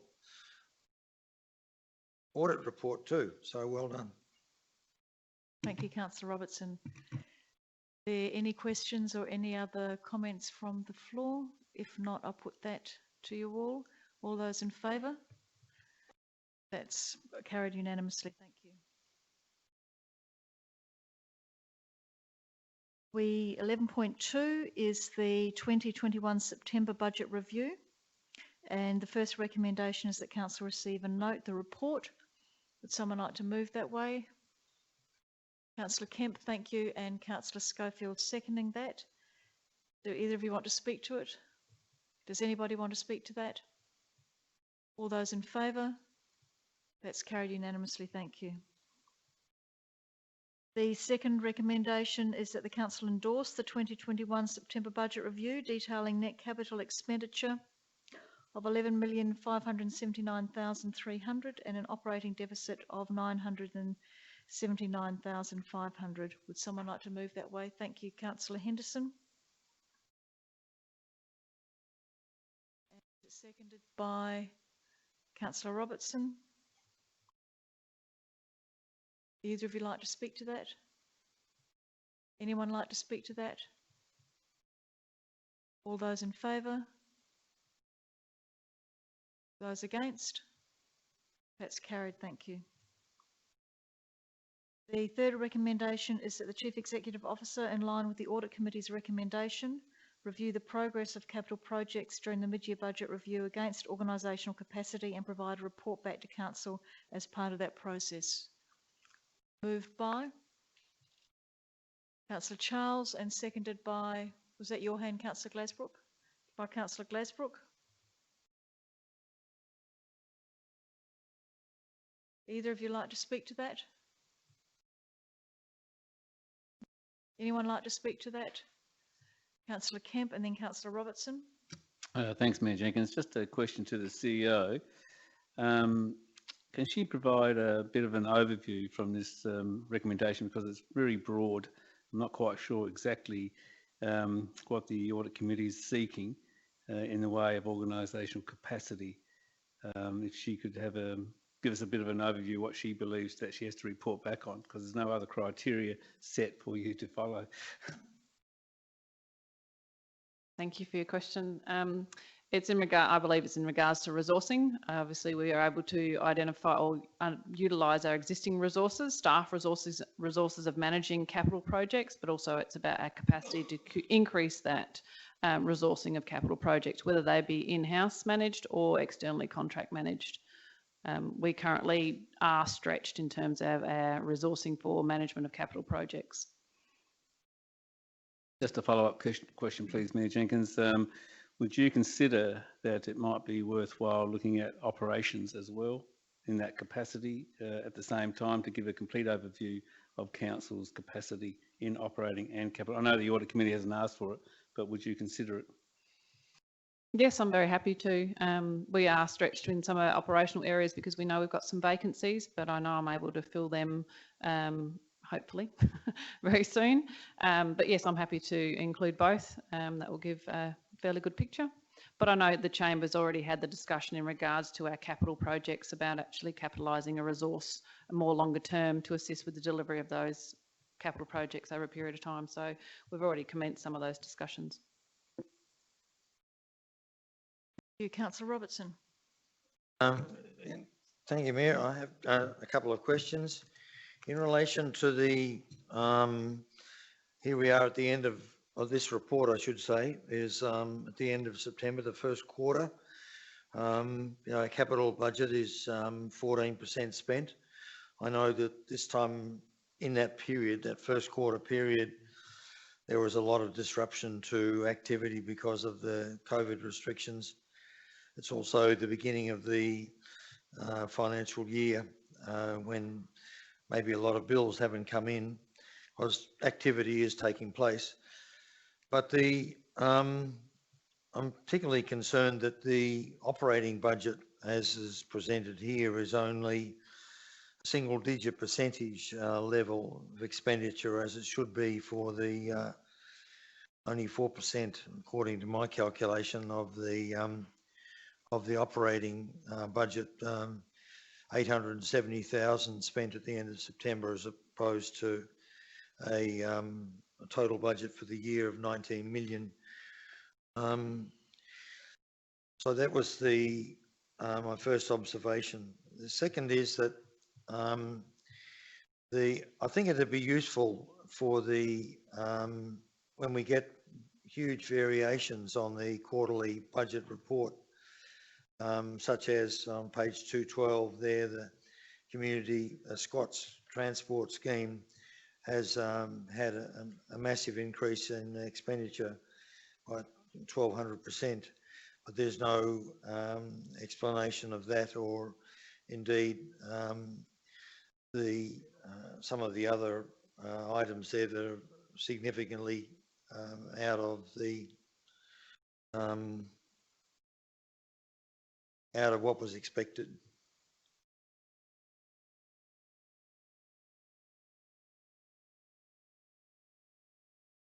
Kelly? I can, thank you through the Mayor. I can probably add some clarification in terms of the amounts on that report. So page 212, the first column is actually the current budget. The second column is what we've actually spent so far year to date. So in terms of if we're looking at community transport and Scots, the overall budget, including income and expenditure, is $4,000. Our year to date expenditure is 56,000. And we have a balance remaining to pull that back of 52. So that's the difference between what we've actually spent and what we think the budget, the actuals will end up as. We're waiting on a number of grants to come in for that particular project. So that is why there is a difference between the budget and the year-to-date actuals at the moment, because we're waiting on income. So the difference in the year-to-date balance remaining is the overall difference between the budget and the actuals year to date. So we're still expecting that particular budget to come in the column that says September budget review at a $4,000 essentially deficit for the activity area. So the one thing that is difficult around having these reports throughout the year is that you're getting a year to date percentage rather than what we believe it will actually end up being at the end of the financial year with those percentage columns. But we are expecting it not to change at this point in time. And one last comment there. I note that and I asked the question if this is correct, but our residents have done a fantastic job of paying up their rates. I see here that the rates expected was 23.4 million, and that as at the end of September, the residents have paid up 23.3, which is 99% of their rates. If that's correct, it's big tick for the residents, I think. So if I can, through the Mayor again, it's not correct. Unfortunately, we haven't received that much in rates. We're on accrual accounting, so as soon as we run the billing, the system will show that it is actually money that has been recognised as income straight away. So what we provide on a monthly basis to council actually shows you also the debtors, the rates debtors and the sundry debtors, and that will give you a bit of an idea of how much is actually outstanding on those rates that are billed. Thank you, Kelly. Thank you, Councillor Robertson. Does anybody else want to speak to this? If not, Councillor Charles, do you want to close the debate? No. I'll put this to the floor. All those in favour? It's carried unanimously. Thank you. It is 8 o'clock, so we will have a 10-minute break. I'll see you back here at 15:15.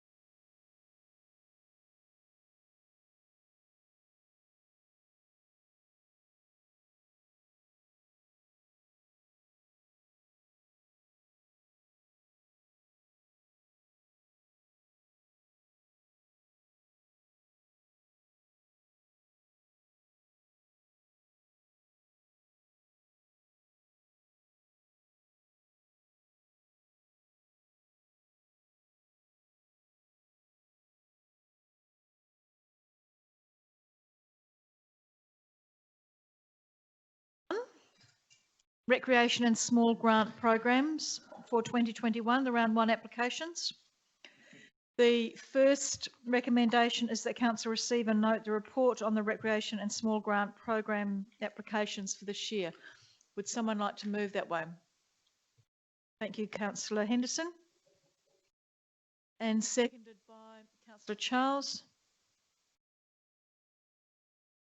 Either of you want to speak to that? Anyone want to speak to that? Councillor Robertson?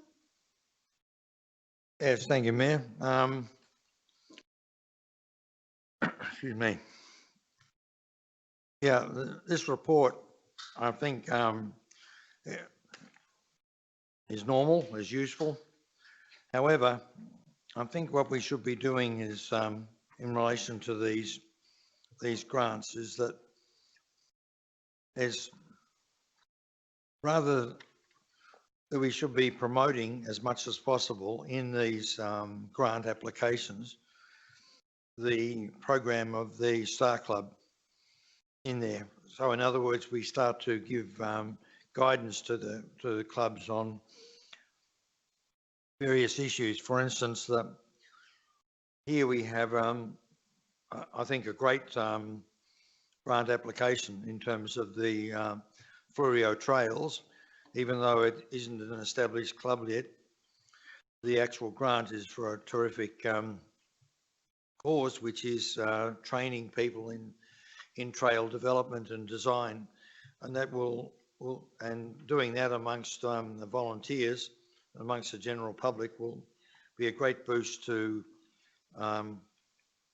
the trail development that we have already. However, it's going to a group that's not in itself an incorporated body and not part of the Star Club program. Some of the others here all have merit, no question, all have merit. But what I think we should be encouraging people at this point in time is clubs of all the sporting clubs have suffered this year from significant loss of income, and therefore a significant reduction in their resilience, their viability. Some of the latest round of programming from the Star Club there is offering some really excellent training programs that are available to the clubs to use, to develop their better business management systems, to develop increased participation, to develop better sponsorship programs, which can deal with things like uniforms, capital refurbishment of club facilities and so on.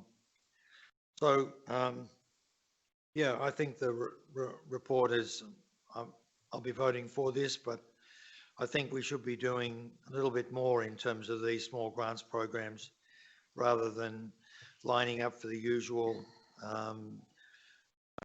requests. We should be suggesting to the clubs that, at least for the next few rounds of these grants programs, that they look seriously at picking up the training on offer and also implementing it, which will have costs associated with it. Thank you, Councillor Robertson. Is there any further commentary to the debate? Councillor Henderson, do you want to close the debate? I'll put that to the floor. All those in favour? That's carried unanimously. Thank you. Mayor, can I please declare a perceived conflict of interest for this next part of this item? Being that as a member, volunteer, junior coach, and hopefully at some stage a player once more with the Back Valley Tennis Club, if that club was successful, there could be some benefit to me. Thank you, I'll Councillor be leaving Lidley. the chamber. Thank you, Councillor Lidley.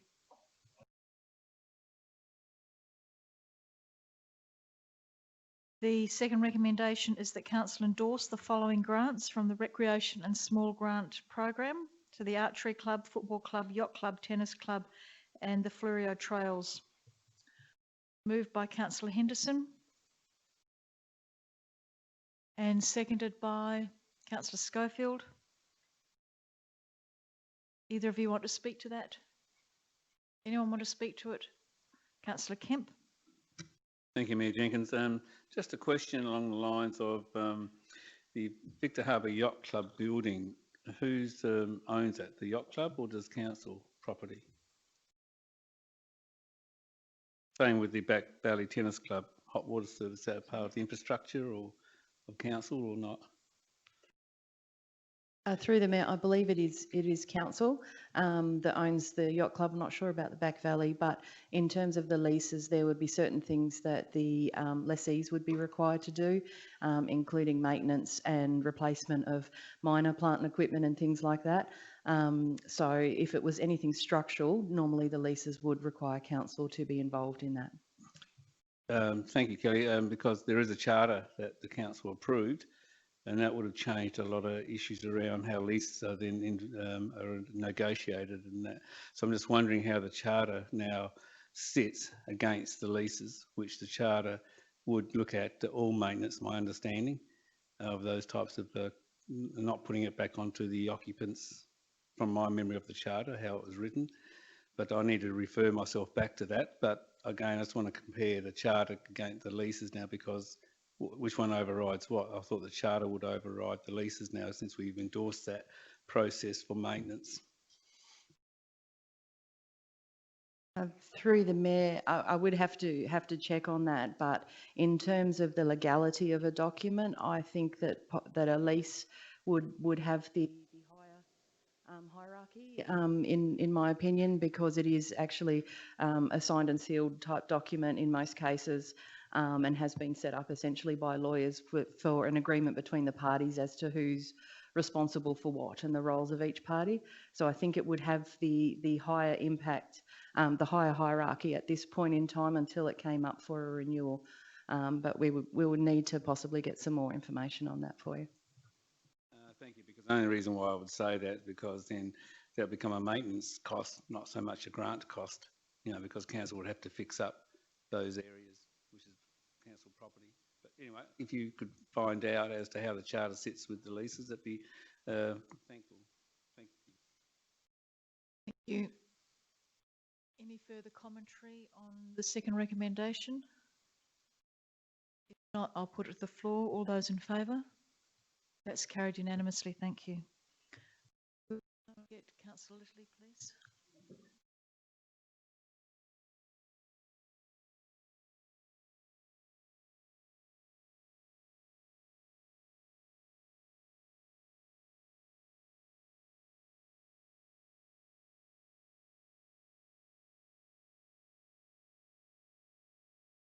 Uh, 13.1, Southern Communities Transport Scheme Advisory Committee minutes of the 21st of October. I'll do this recommendation en bloc unless anyone objects to that. Can somebody please move recommendation 1 and 2 en bloc? Thank you, Councillor Charles, and seconded by Councillor Schofield. Either of you like to speak to that recommendation? No? Does anybody want to speak to either of those recommendations? If not, I'll put it to the floor. All those in favour? That's carried unanimously. Thank you.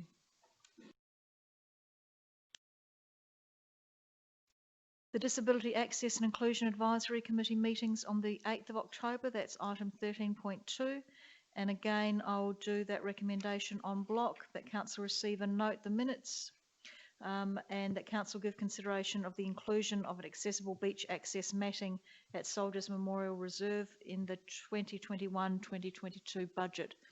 Moved by Councillor Henderson and seconded by Councillor Charles. And you're both happy to do that en bloc? Either of you want to speak to that? Councillor Charles? I'll ask that question I asked earlier in the meeting through you to Councillor Henderson. Just what were the issues that the Disability Committee were concerned with, and the questions they wanted to ask the Aquatic Centre, the FRAC, Fleurieu Regional Aquatic Centre. Through the Mayor, the main issue is that people with disability have to walk quite a long way from the disabled parks to the area of the aquatic centre that they need to use, which is the heated pool at the back. Even though the disabled parks are as close as possible to the entrance, they're still quite a long way, and quite a long way for people to walk. And it's not just the people with disability who are saying this. Some of the physiotherapists who work with them in the pool or in the gym are asking the same question. Is it possible to have parking closer to the back of the building with easier and shorter access to that heated pool area?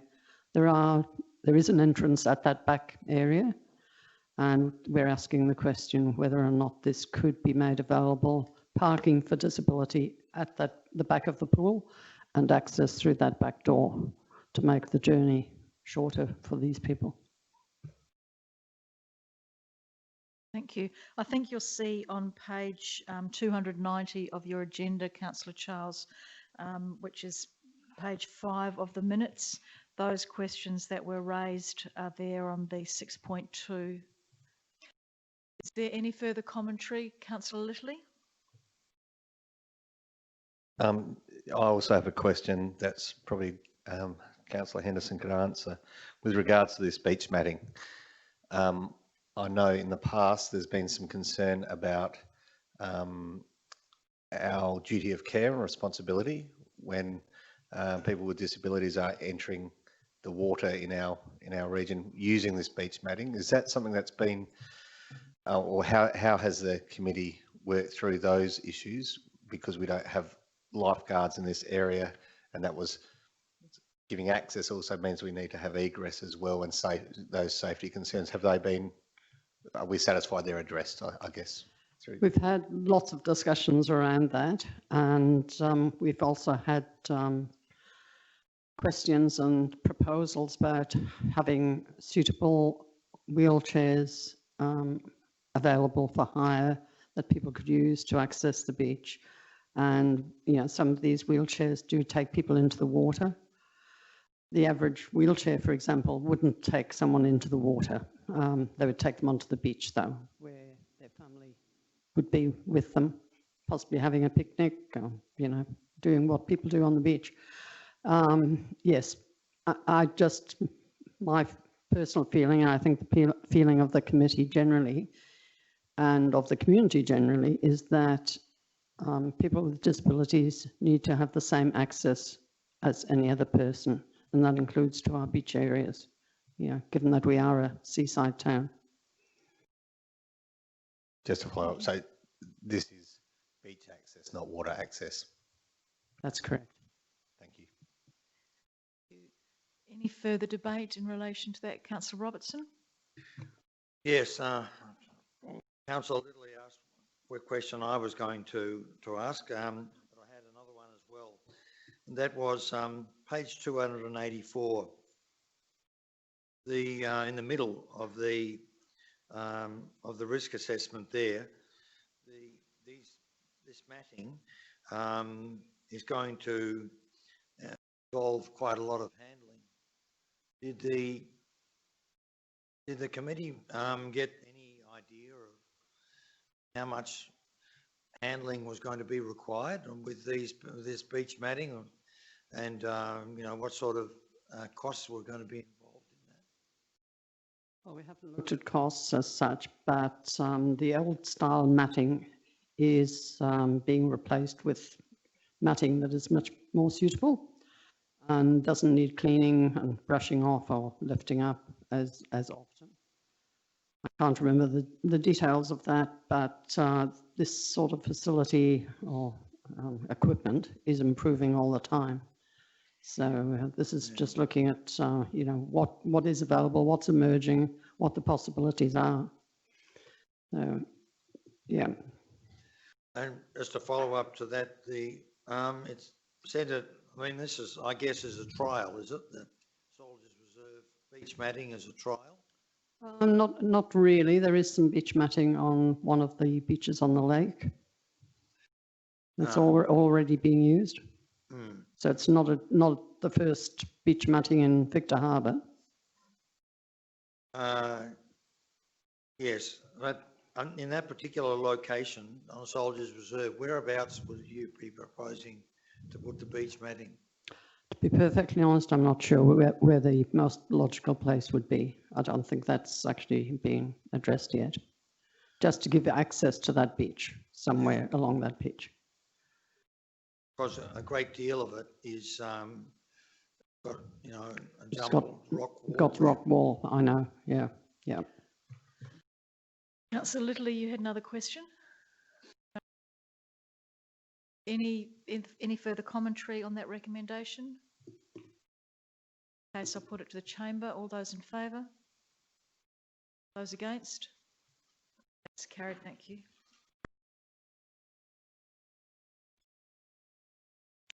We have the Fleurieu Regional Advisory Community Services minutes of the 10th of November, and the recommendation is council receiving and noting those minutes. Move that way, please. Thank you, Councillor Schofield. Seconder, please. Councillor Robertson.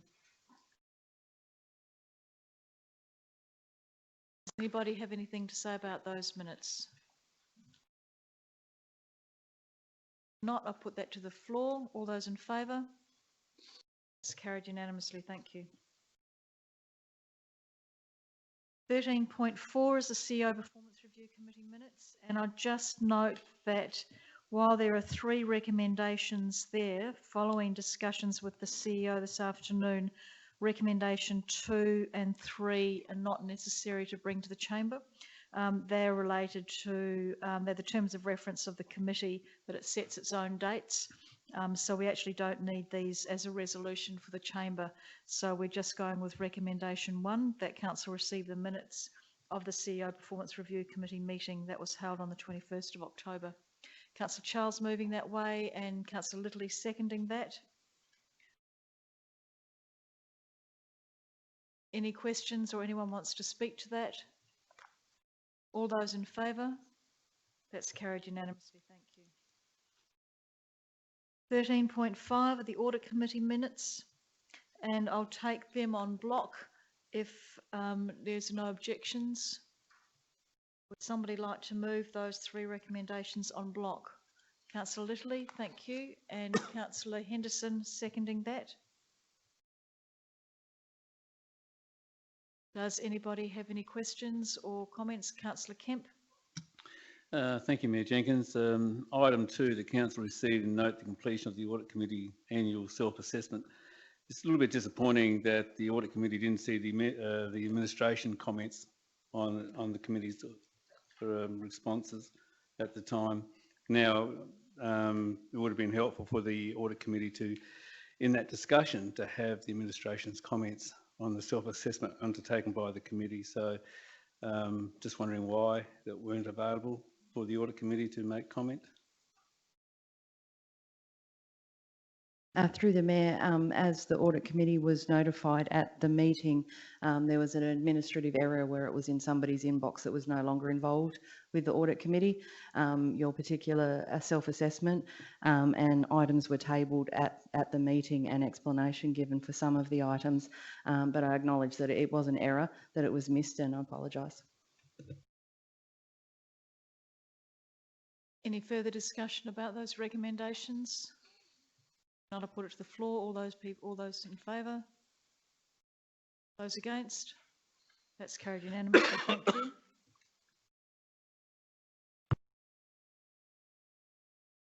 Item 14.1, the representative reports, and the recommendation is that council receive and note the reports for November. Would someone like to move that way? Henderson. And seconded by Councillor Mann, thank you. Does anybody want to speak to that recommendation? Not. All those in favour? That's carried unanimously, thank you.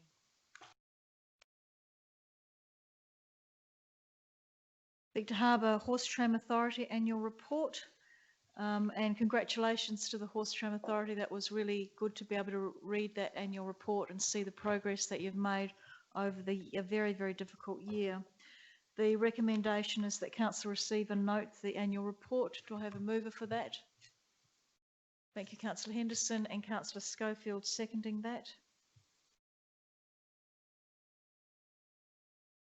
Either of you like to speak to that? Anybody like to speak to that? All those in favour? That's carried unanimously. Thank you. Victor Harbour Horse Tram Authority first quarter budget review, and I'll take that recommendation on block unless anybody's got any objection to that. Would someone like to move recommendation 1 and 2? Thank you, Councillor Littley, and seconded by Councillor Mann. Either of you like to speak to that? Anyone like to speak to that? Councillor Kemp? Yes, thank you, Mayor Jenkins. I should have mentioned something before, but I didn't. It doesn't matter, won't change much. But I think item 2 is really, I think, should not have been that type of recommendation, because it's consistent on how we report to Chamber, as in item 11.2. It all talks about, you know, and this is what I believe it should have been. The Victor Harbour Horse Tram Authority endorses the first quarter review of the 2021 budget, and note it as presented attachment A to this report, noting an unchanged contribution from council of $415,400 deficit. I think that type of recommendation would be better than the one we've had there, but it's already been passed in that context. But I just want to point out that, you know, in the Times last week on page 4, there was an article there about the performance and how well the independent authority has brought down the deficit of the horse-drawn tram. But one of the things in those figures in that document, I don't know where the Times got their information from, but they're combining the capital budget and the operating budget, as in for 2018 and 19, 19 and 20 also capital and operating, and 2021 is just operations. I mean, the capital belongs to the council, and it's their responsibility to report those figures. All the authority has to do is report the deficit of the operating budget, not the capital. So it's been misrepresentation on the deficit coming down.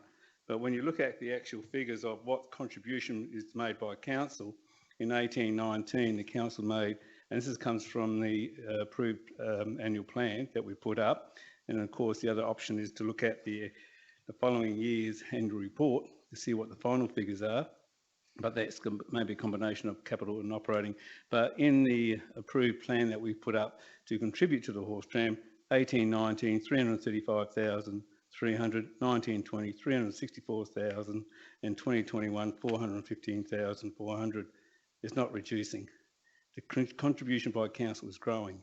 Again, the authority was put in place, the interim board was put in place, and the Horse Tram Section 41 committee was put in place to reduce the liability to the council. And at the moment, the figures are not showing that. Now, hopefully they will. I'm not against the Horse Drawn Tram Authority. I think it's a necessity, but then again, I believe in the whole reports, as with the FRAC, you know, the boards have a responsibility to reduce the liability to council. Not a free-for-all of contributions, because if we can continue, then really you talk about capacity and whether we can afford to keep these things going. I think that might become a future issue we need to discuss. But I think we'd like to report the actual figures, the proper reporting, especially when it goes out to the public, when it's not correct, in my opinion. Thank you. Thank you, Councillor Kemp. Any further discussions? Councillor Schofield and Councillor Robertson. I take on board what Councillor Kemp said, but I also think the Chamber needs to remember that what we've had is 6 months of closure because of the causeway. Then we've had COVID. Now we've got further causeway closures, limitation on the amount of passengers we can carry, so that's actually halved. So I think those sorts of things incidents that the board have no control over.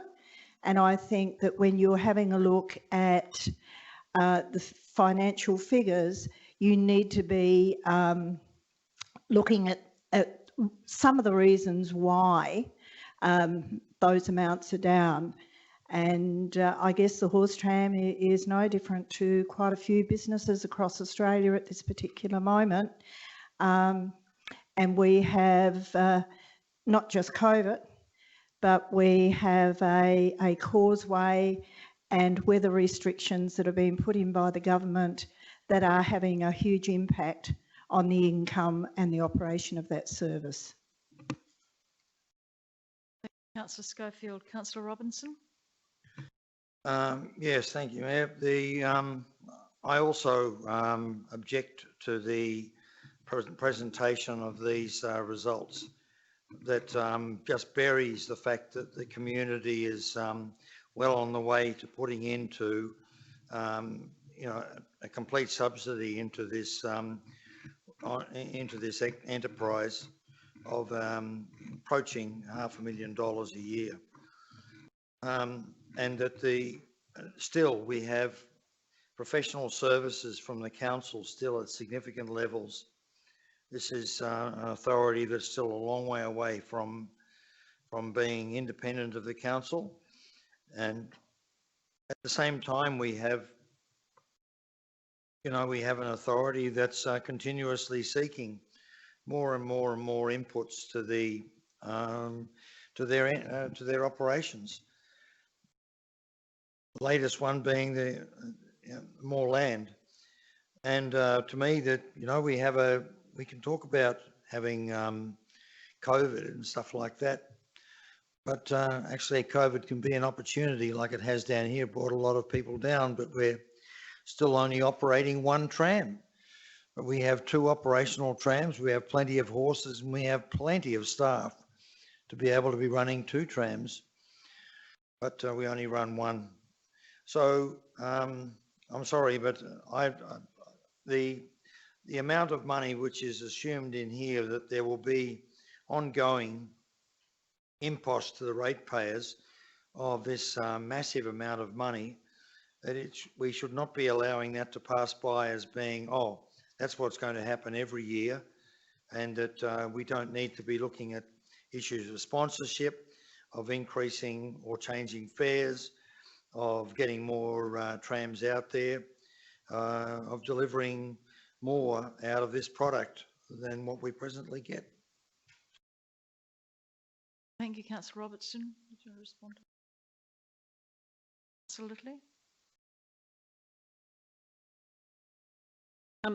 Through the Mayor, I just wanted to remind members, the subsidiary is a subsidiary of this council. There's no hiding or covering up of any figures. It is your subsidiary. You haven't set up an independent company. It still belongs to the council. And the annual report you've adopted contains all of the information of all of your subsidiaries, which clearly articulates the income and expenditures of those bodies, which are still council owned. You've just set up a different structure. So I'm just concerned that the comments about that things are not reported clearly, they are, and it is still, it is a subsidiary of the council. Councillor Littley, and to close the debate. Thank you. Listen to what's been said around the room, and I think if I start with Councillor Kemp's comments there, I think you'll find that the media will report these things how they want to report them, and I feel that there hasn't been any misrepresentation being put out there, as we've just heard from the CEO then. The figures are all there in the annual report, they're all out on the table. I just take that as the Times seeing that the horse tram for what it is, and that is a valuable asset for this community. And it's, I'd like to, I'll reiterate, I think that the horse tram's doing a great job in difficult circumstances.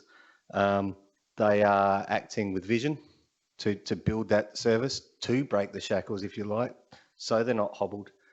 Building that up, it is of great value to our community, and that's the economic input here that isn't seen in these figures. The value to the community as far as a draw card for tourism, unrivaled draw card for tourism.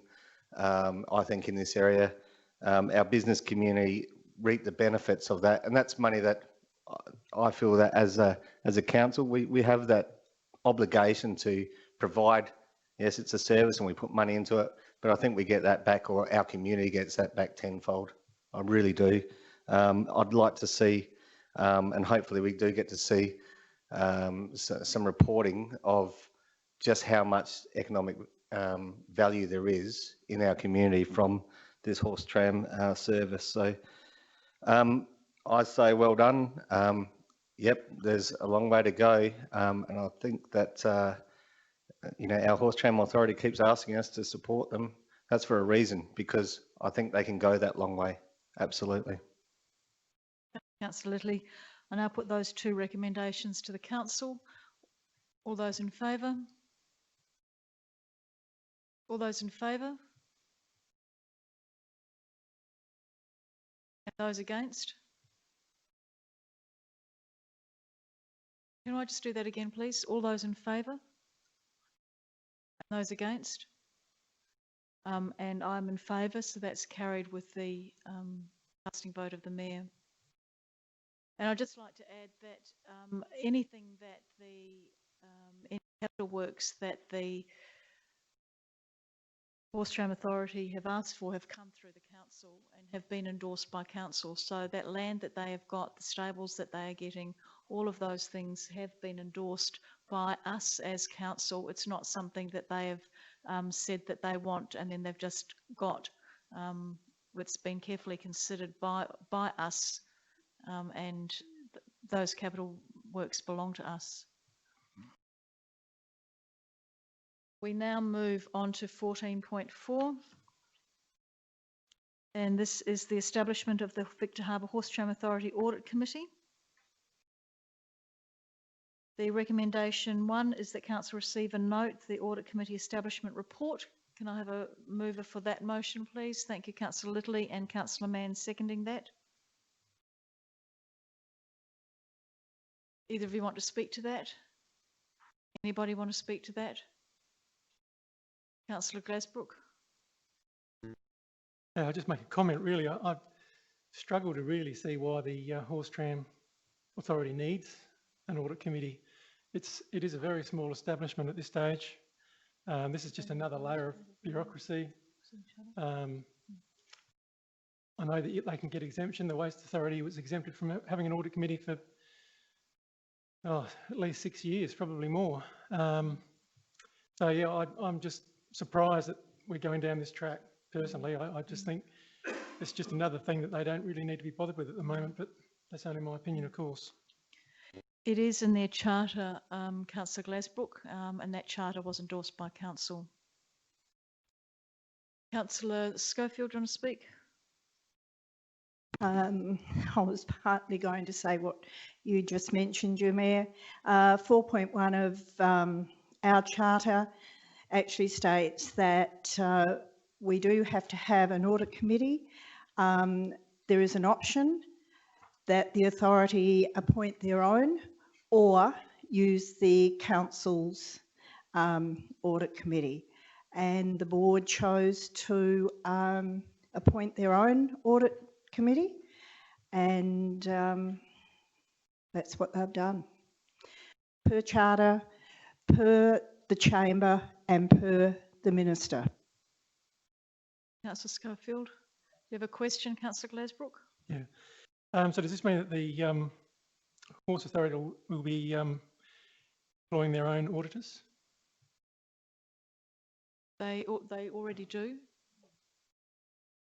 Through the Mayor, so yes, I believe so. So they've already gone through a process. I'm not 100% aware of the outcome of that, but they will be having their own auditors and their own independent member as well. Okay, so that's a very expensive process as well.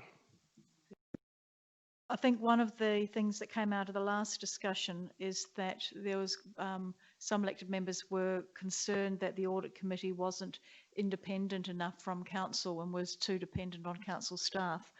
This is one way that they are becoming more independent in terms of their own using their own staff and their own resources.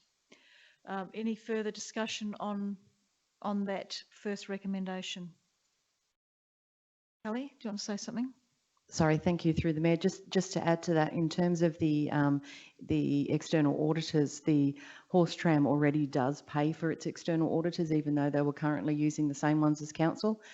So I wouldn't expect the actual dollar amount to change between them going from their sides of accounts paying council's auditor to then paying a different auditor of their choosing. So I just wanted to clarify that, so you've got an idea in terms of the costs not being increased more than essentially what they're paying now plus CPI.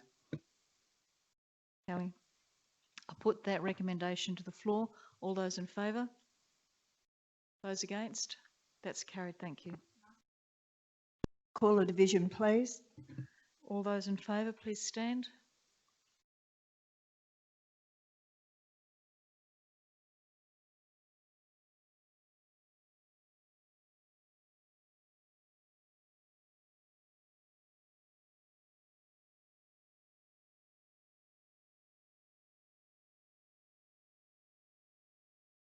Mann, Charles, Councillor Robertson, Councillor Littley, Councillor Kemp, Schofield, Councillor Henderson. Against, Councillor Glasbrook.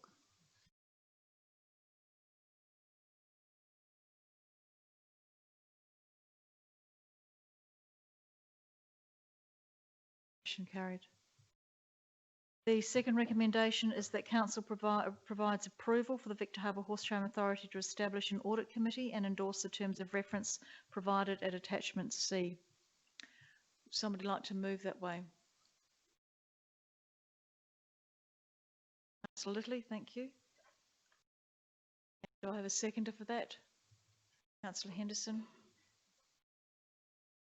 Either of you like to speak to that? Anyone like to speak to that? Councillor Kemp.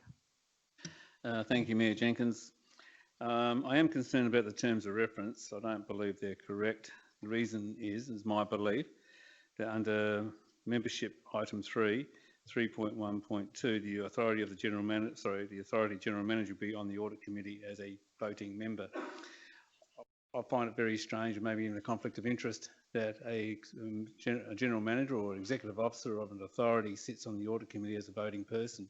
They can be there to actually provide answers to questions and various things. Why don't our CEO sit on our audit committee if that's the case? And I think it should not be there. She should not be part of the audit committee voting aspects, because she has a conflict of interest, because she provides the reports and she's going to vote on her own reports. Kelly?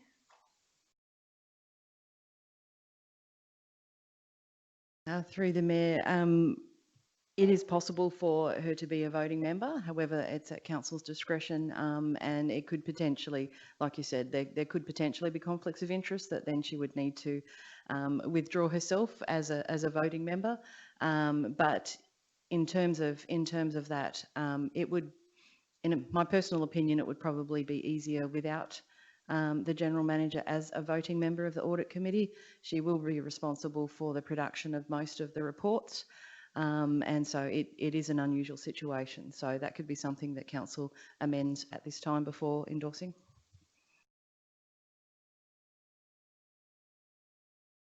I won't support the terms of reference as they stand. So would you like to amend the terms of reference to take into account what Kelly has just said? Well, I think in this context, I think the terms of reference should be sent back to the authority to amend it and to put in who they believe should be another member of the audit committee, another independent person. I don't think it's up to us to determine the terms of reference as to who should sit on there. We're only voting on the report that comes to us, so I think it should be referred back. So this item should be referred back to the should be adjourned and sent back to the audit committee, sent back to the authority board to rewrite their terms of reference to reflect a proper audit committee membership. So are you suggesting a formal motion of adjournment? Yep, I'll move a formal motion to adjourn this item to be sent back to the Horse Tram Authority to rewrite their terms of reference, and by excluding the General Manager being a member.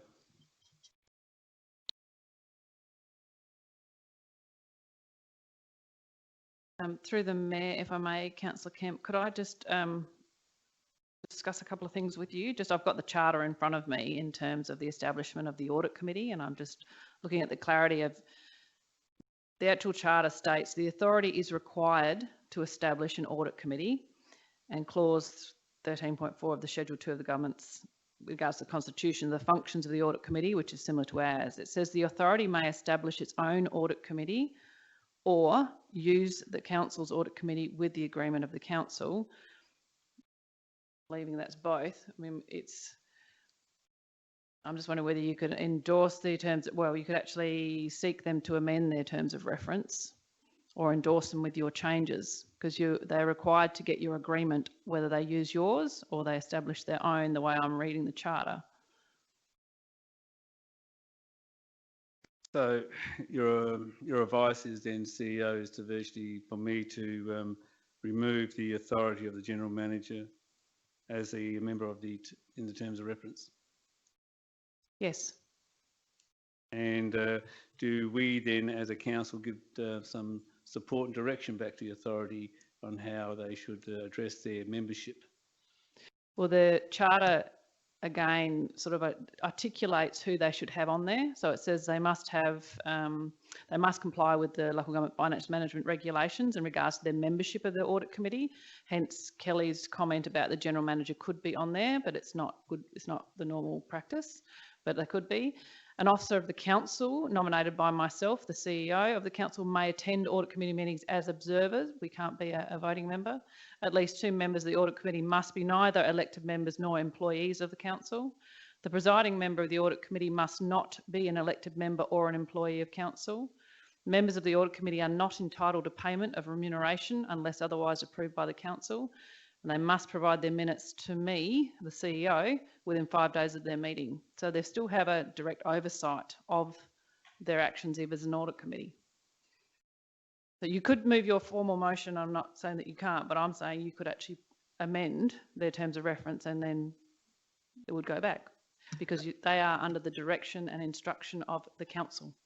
Thank you, CEO. Look, I think for expediency to get this through, I'll withdraw my adjournment motion, my formal motion, but I would like to make amendment to the fact that the terms of reference should be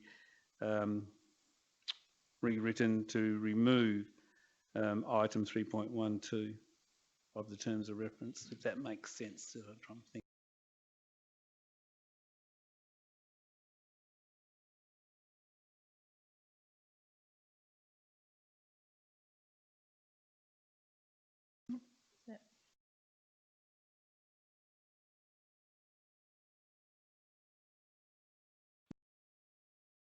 Would somebody like to second that adjournment? Do we want to call it? Sorry, that amendment, not adjournment. Yeah, amendment. Amendment. Would someone like to second that amendment?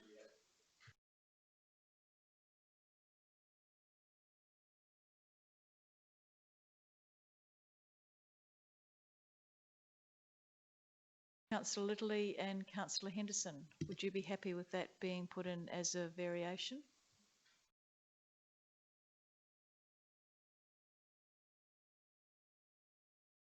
Councillor Littley?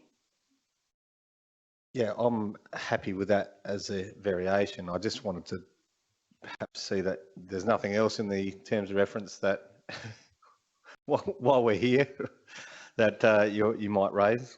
Look, answer your question, Councillor Lilly. No, that one just stood out because it's not so much about is it unusual, but it's also about managing the perception and honesty of our audit committee sitting independently of the board. And you've got the manager on there. Thank you.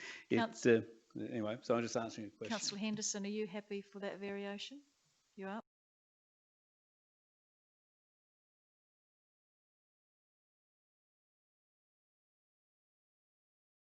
So you can all now see on the board motion with that variation.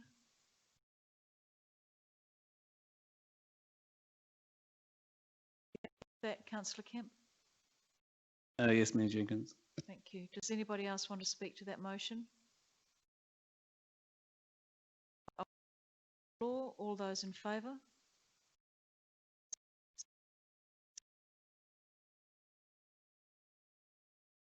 The third recommendation is that Council endorse the appointment of Rachel Kennedy and Paul Brown as Victor Harbor Tram Authority Audit Committee members for a term of 2 years. Moved by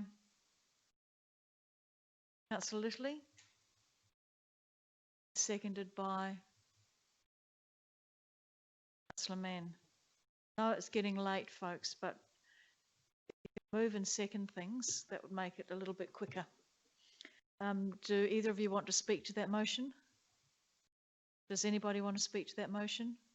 Councillor Robertson? Yes, Mayor. I'll vote for it as stands, but I'm having more to say about the issue of Mr. Paul Brown in the next item. Anybody else have any comments to make in relation to that motion? Not, I'll put that to the floor. All those in favour? Those against? That's carried. Thank you. The fourth recommendation is that Council endorse the appointment of John Morgan as an independent member of the Victor Harbor Horse Tram Authority Audit Committee for a term of 2 years. Would someone like to move that way? Councillor Henderson, thank you. And seconded by Councillor Schofield. Either of you like to speak to that? Anybody like to speak to that?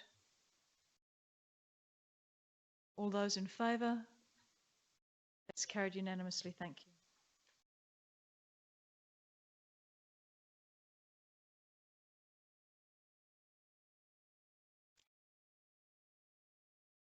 (14.5) and I'll do that recommendation en bloc. That Council receive and note the Victor Harbor Horse Tram Authority Board Member Appointment Report, and that Council endorse the reappointment of Paul Brown and Nigel Catt as board members to the Victor Harbor Horse Tram Authority for a 3-year term. Move that. Would you like to do them separately? Certainly. The first one, that Council receive and note the Victor Harbor Horse Tram Authority Board Member Report. Councillor Charles. And seconded by Councillor Littley. Either of you want to speak to receiving the report? Anybody want to speak to the report? All those in favour? That's carried unanimously. Thank you. The second recommendation, would someone like to move that? Councillor Littley, thank you. And Councillor Henderson. Either of you like to speak to that? Thank you. And would anybody like to speak to that? Councillor Robertson. Yes, Mayor. I think that, and I may be the only person that thinks that this authority is performing way below expectations. But when I look at gone into the board meetings and looked at all of them for the past 12 months, that's the minutes as they are presented for this board. And I think, to my shock, I find that that none of these board meetings go for longer than an hour. That seems to be the cut-off time for the meeting, and that the average length of time for the meetings over the last 12 months has been 37 minutes. Now, if you're serious as a board about dealing with the issues that this Horse Tram Authority has, whether that be the relentless applications for extensions of time to meet statutory guide obligations with regard to reporting, whether this be the continual bleeding of volunteers out of this, which are essential to keeping the costs down, whether this be the issue of the finances of the authority, whether this be sponsorship, which was supposed to be, which we see in the report here is that, oh, it's coming. It's coming. Everything's still coming in terms of the key performance indicators. And I think that, well, how come you've got a board that's being paid a considerable sum of money to sit, and the average length of time of their meetings is 37 minutes, and about the only thing they seem to discuss is the general manager's report. They've had no presentations made to them in the last 7 or 8 months, and their meetings are just for a little over half an hour. How can you get business done unless that's not the way you're doing business? Unless that's if you're just sitting there having people being paid allowances, sitting fees to be on boards, and then they're there for half an hour. To me, this is at the root of quite a lot of the serious issues we have with this authority. And to me, that goes back to the chair of the authority. I would imagine that he's in charge of the agenda. If what he wants to put on the agenda is that it doesn't go, meetings don't go for more than an hour, and that he's happy for them to go for 32 minutes, I think, in one case.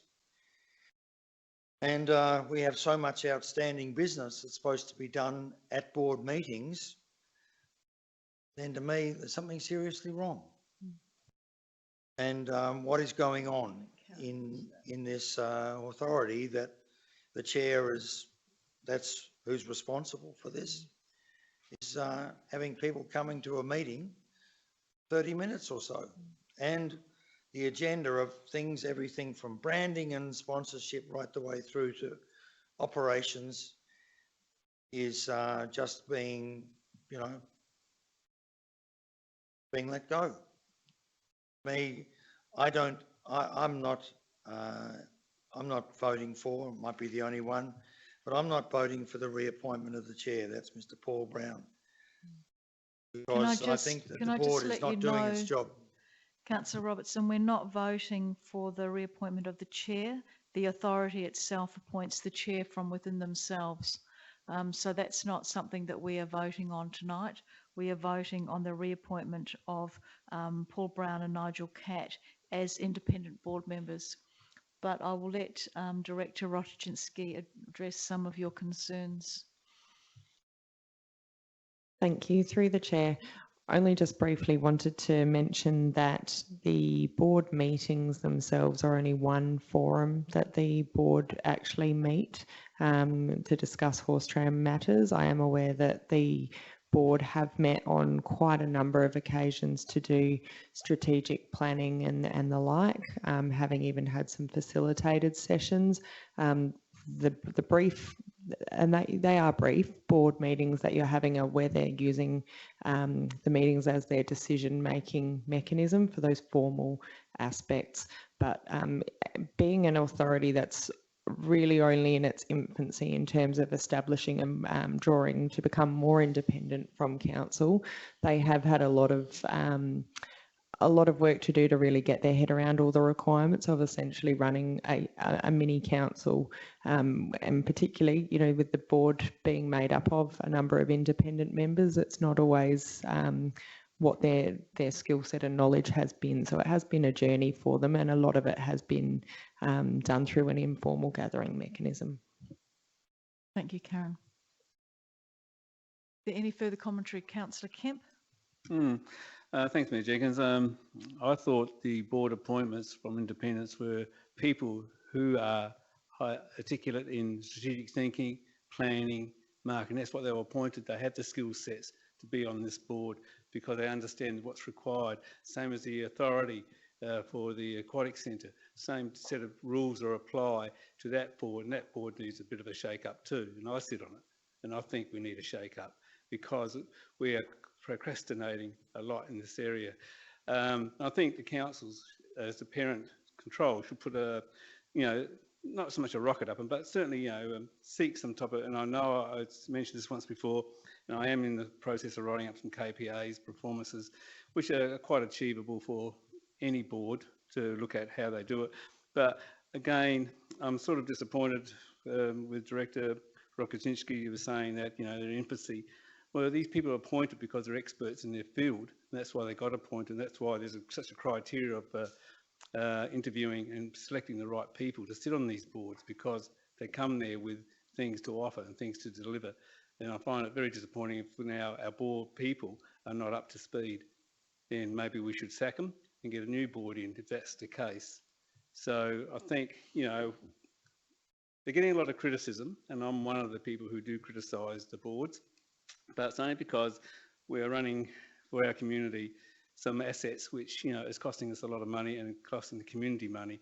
And all we're asking for is some, return on investment for the community and not being a cost all the time. And that's why we put the boards in place, to actually run it on behalf of council, to find those efficiencies and make it better than what the council's been doing when they had it under their control. But that's basically why the boards are there. And I think if we haven't got the right people, then maybe we should revisit and look at, getting the right people on the boards. Thank you. Is there any further commentary? Councillor Schofield, and then Councillor Little, you'll be closing the debate. I have to agree with some of the comments that the elected members have made. I realised, yes, it is a big thing to be somebody that comes from outside the government arena to comply with and be a mini council. But it doesn't matter whether you're a committee or you're a board or your council, your performance is on the leadership of the person that sits in the chair. While there's been a lot of learning, I do believe that we haven't moved as fast as we could have. I believe that we as a board need to spend a little bit more time in looking at where we are at the moment and where we're heading. But that doesn't mean to say that those board members haven't given a huge amount of their time. It is, as stated, that we have had training sessions, there have been workshops, informal gatherings, discussions, going out looking at paddocks, all of those things have taken place, and the elected members do not receive reports on those meetings that we have. So I guess at the board meetings, yes, it may look short, sharp and shiny, but a lot of the discussion's been had beforehand. So yes, we need to lift our game. I believe we do. I agree with some of the comments, but I also think that we also need to look at the amount of time that you don't see. It's a little bit like the public. The public don't see all the things that we as elected members do behind the scenes. Not all of our workshops and that come back with written statements on what we've been doing. So the same thing applies with the Horse Tram Board. Thank you, Councillor Charles, and then Councillor Little to close the debate. Thank you. Sorry to butt in. Yeah, the communication on just about everything is essential, isn't it? And so perhaps we should be given this information. Perhaps the board could think ahead and do so, because, well, even now, what's been said tonight, I'm sure the criticism will get back to them via one method or another. The only thing that I can offer is the fact that when the board, in fact, the council committee initially looked at a pretty rundown operation operation that was just totally let go. And that was administration of the previous administration of this council allowed that to happen on many things, not just on the horse-drawn tram. To have one carriage or one tram available when we've got 4, it's a big ask to try and get these vehicles all up and running and the money spent on them and the adequate area to keep the horses. There's so many challenges, I suppose, is what I'm saying, and a lot of money to be outlaid. But we did have incredible expectations when we were presented here by the various members of the board saying what they had in the background and what their experience was, and we were elated. I was elated that it seemed like we really had 1 or 2 special people and the rest weren't too bad. There's Ian Catt seems to be the one you're relying on at present moment to make the big announcement for some Nigel Catt, sorry, wrong, Ian Catt's not here with us now, sorry, wrong name. And I'm impressed there. What else can be said? Yes, it's been tough times. There's a lot of catch up to perform, but people of this standing, people of this intelligence should know that they've got to put down every little detail to explain what they've been up to and why they're worth retaining. Right now, it is what it is, and it's still disappointing. And what really disappoints me is some of the people who really do have qualifications, or one person, Kim Bailey, has never been put on the board. He's always been generous with his time and his information, but no, he's not good enough to be on the board, even though he knows more than the rest of them put together as far as the tram is concerned. But that's not unusual in this place, because if you're highly qualified for a position, that's the person who generally doesn't get the position, whether it's to do with cemeteries or whatever else. I could list quite a few over my time of being here, sitting in this council chamber. Councillor Littley, would you like to close the debate? Thank you, Mayor. Yeah, people around the table here, around the chamber, have made some very good points, and when people express disappointment in the performance of our committees, that's fine. We all have that opinion where we can say where we feel we've been let down, where someone hasn't performed to the standard or to the expectations. In this chamber alone, we all have different skill sets. We all came into it with different skill sets. And there's high expectations of each and every one of us when our community voted us in. Have we met those expectations of our community in our first 2 years? I don't think so, probably. We're getting there. We're probably getting there now. This committee here, authority, definitely skilled people. That's why they got the job. They've had some, we've heard around the room, there's been some disappointing performances. Yes, their meetings are quite quick. I feel that's a reflection of them being efficient in their time outside of those meetings and making the decisions out there, just like we have CASPAC meetings, just like we have other committees, so we can make decisions, keep the wheels turning, and then come into meetings like this meeting and make the decisions that count. I'm supporting this, obviously, the reappointment of these 2 members. I think they were chosen for a reason.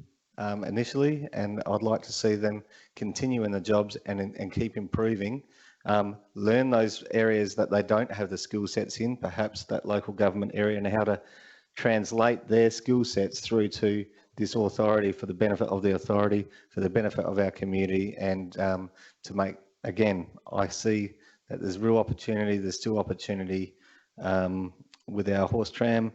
And I do think we get a return on investment. I've said that earlier. I really do think we get a return on investment through our community and through the support and the gains that our business community make.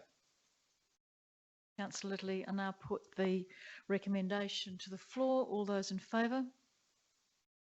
Those against? That's carried. Thank you. 14.6, Fleurieu Regional Waste Authority Annual Report. And I'll do those recommendations en bloc unless anybody's got any Objection to that? So if someone would like to move recommendation 1, 2 and 3. Thank you, Councillor Robertson, and second, Councillor Glasbrook.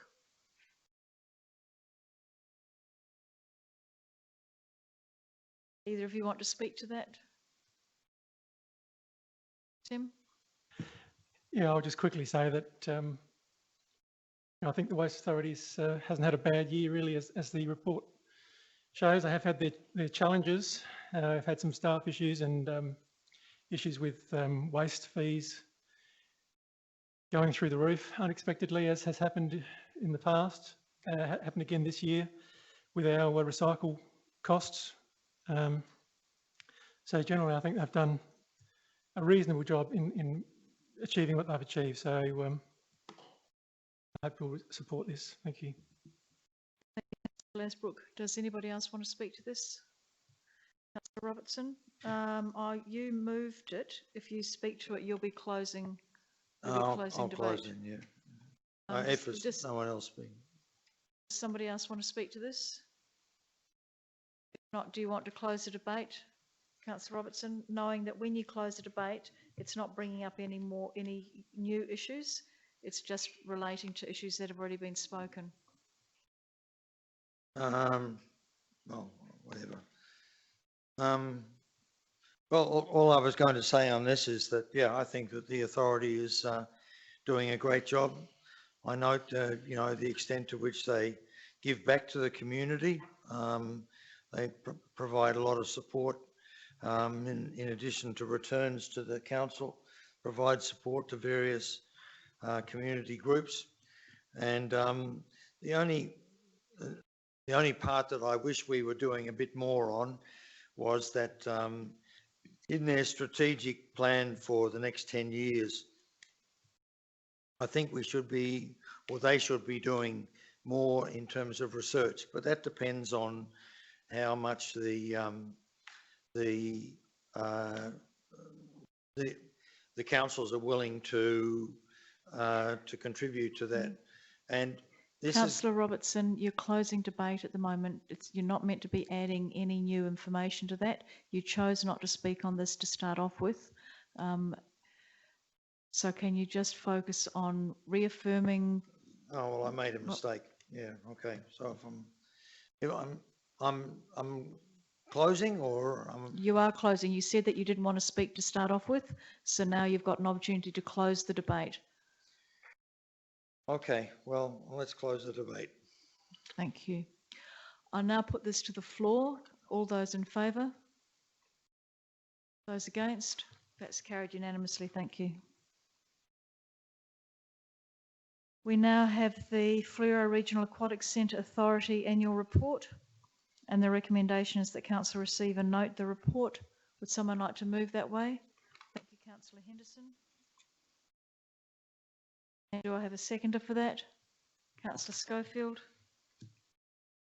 Councillor Henderson, do you want to speak? Just want to make the comment that I think it is a good report. It's nice to see membership continuing to increase. And I was very pleased to see in this report a social return on investment estimation in terms of dollars. It's something I comment on all the time, and people only understand benefits in terms of dollars sometimes. And there it is, $8,477,575 over the time that it's been open, which is an incredible value to our community. Thank you, Councillor Henderson. Councillor Schofield, do you want to speak as a seconder? Does anybody want to speak to this? Councillor Kemp. As the board member for council sitting on the board, finally we got it, which is a fantastic result from the staff of both councils, especially Alexandria Council with Kelly as well on the board. But again, as I said previously, you know, when boards operate with 3 chairs, 4 executive officers and 3 board members changes in 2 years, it becomes a bit of a dysfunctional board.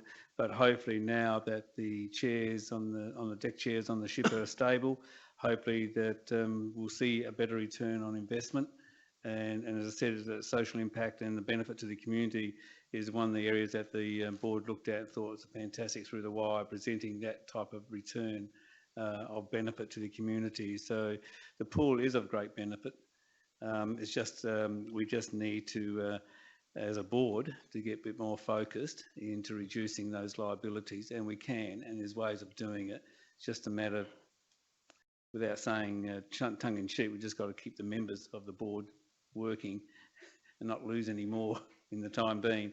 But for the next 2 years, I think we'll be able to turn this around, and I think you'll see some return on investment in real terms in reducing the liability to council, and that's the aim. Thank you. It'd be fantastic. Anybody else like to speak to this? Councillor Robertson? Yes, Mayor, it's a question maybe to Councillor Kemp or maybe to Kelly.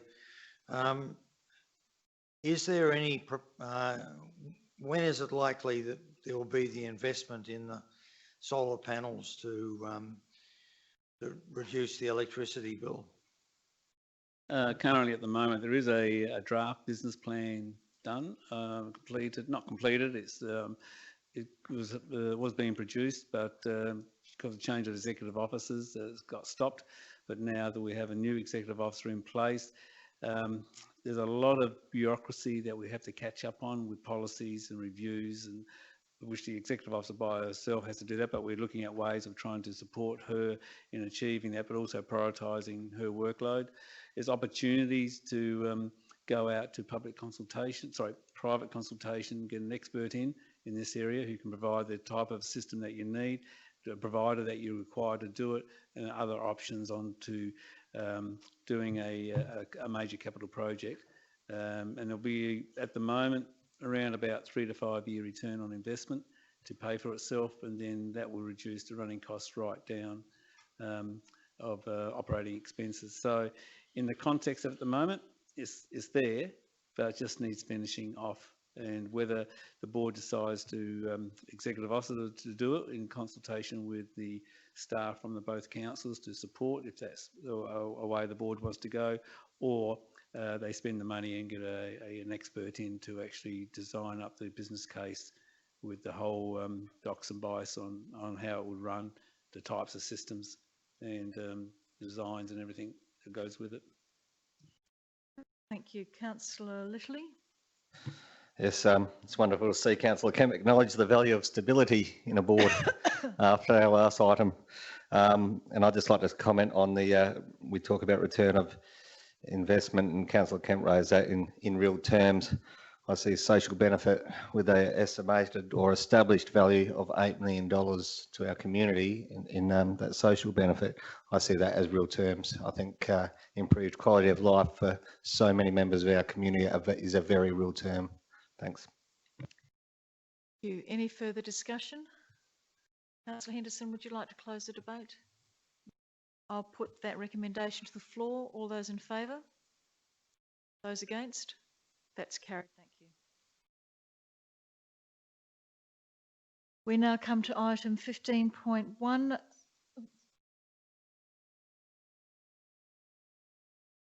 It is 9:30, so we need a motion to continue with the remainder of the business on the agenda. Thank you, Councillor Robertson.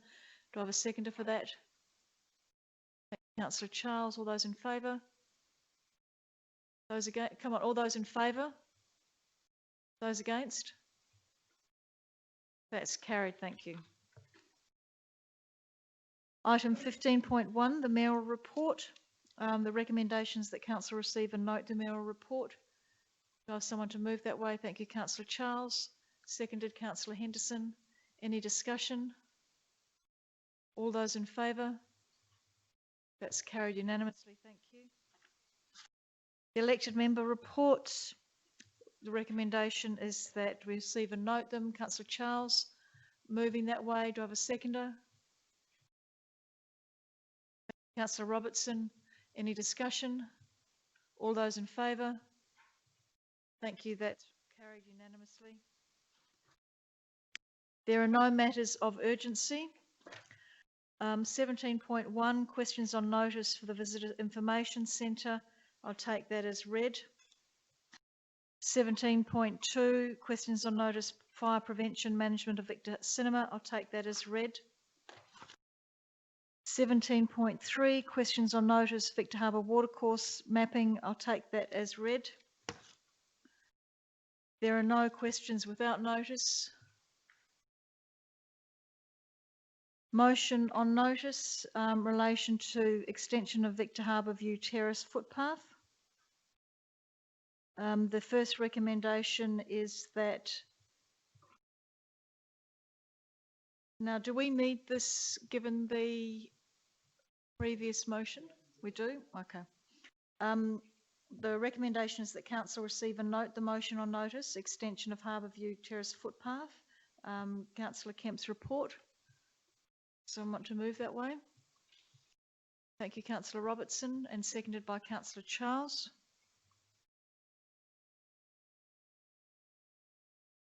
Either of you want to speak to receiving the report? All those in favour of receiving the report? That's carried unanimously. Councillor Kemp, would you like to propose your motion? Thank you, Mayor Jenkins.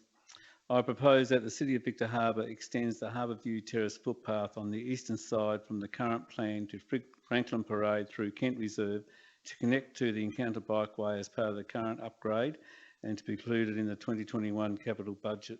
The reason why I put this motion up, while we've got the contractors on site, that reduces cost of bringing in next year if this goes ahead. If this doesn't go ahead this year but goes ahead next year, then you've got to bring contractors in. But it's really about connection. It's around the pedestrian footpath strategy applies to all urban areas of Victor Harbour as defined by the Urban Growth Management Strategy and focuses on the provision of permanent paths for pedestrian use. We know that footpaths play a vital role within communities. They provide a means of access within urban areas to facilities. They also provide a means to greater health and well-being through exercise and reduced car usage. By connecting Harbour View Terrace footpath all the way through to the Encounter Bikeway, that will provide more people in that area to get down to safely to the Encounter Bikeway and enjoy the upgraded bikeway, either whatever they want to achieve. It also increases directness and connectivity of footpaths that improve equity of access and convenience for pedestrians. In doing so, strengthens existing pedestrian links, creating a connected network. These are just comments and stuff I pulled out of this various strategies and some things I just added in a little myself occasionally. But I think it's the right time to do it, is to connect it up to Franklin Parade, to make it a good connector right through from Bay Road all the way down through that area there. If you go down to Kent Drive, there's no footpaths there for people to walk safely until they get to Kent Reserve. Then they can, sorry, I stand corrected, there is a footpath there by the river. But also this will add more connection as well, and for people to come back up Harbour View Terrace as well. So I think it's just a minimal cost, around $30,000 potentially to connect it through. And I think it's just the timing's right. While we've got contractors on site, it will be more of a saving, and I think we'll be able to achieve it quite well. The actual finances side of it, and I will stand corrected if I've got this not corrected in my mind about, we approved a capital budget because we were not expending 1.5 million on bills. Even though the budget's been approved to that level, we still got ability without increasing the capital budget as per se from the original approval. But I guess Kelly may be able to explain, if I'm correct, that we can draw back on the actual original approval of the capital budget, which this would come out of. Through the Mayor, that would be the case if you hadn't just adopted the September budget review, which reduced the capital budget. So this will need to be an increase to the September budget review of the $30,000. Thank you. 1 month too late.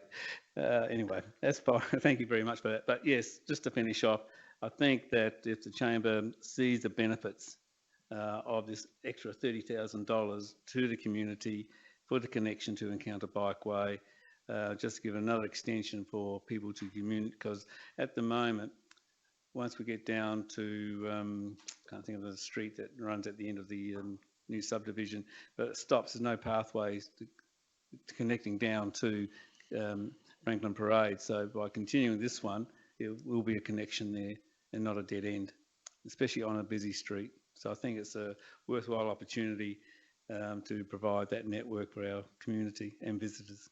Thank you. Thank you, Councillor Kemp. Do I have a seconder for that motion? Councillor Littley?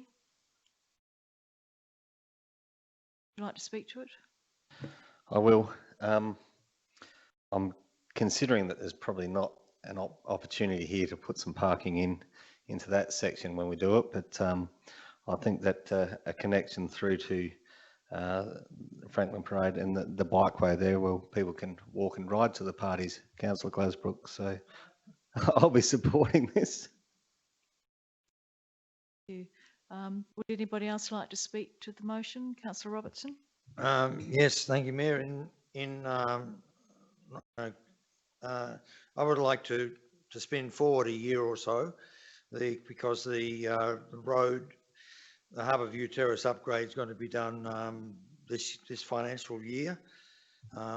Footpaths, I would imagine that I wouldn't know how many of the lots that are on the western side of Harbourview Terrace have already been sold or not, but would imagine it won't be very long before houses are up there.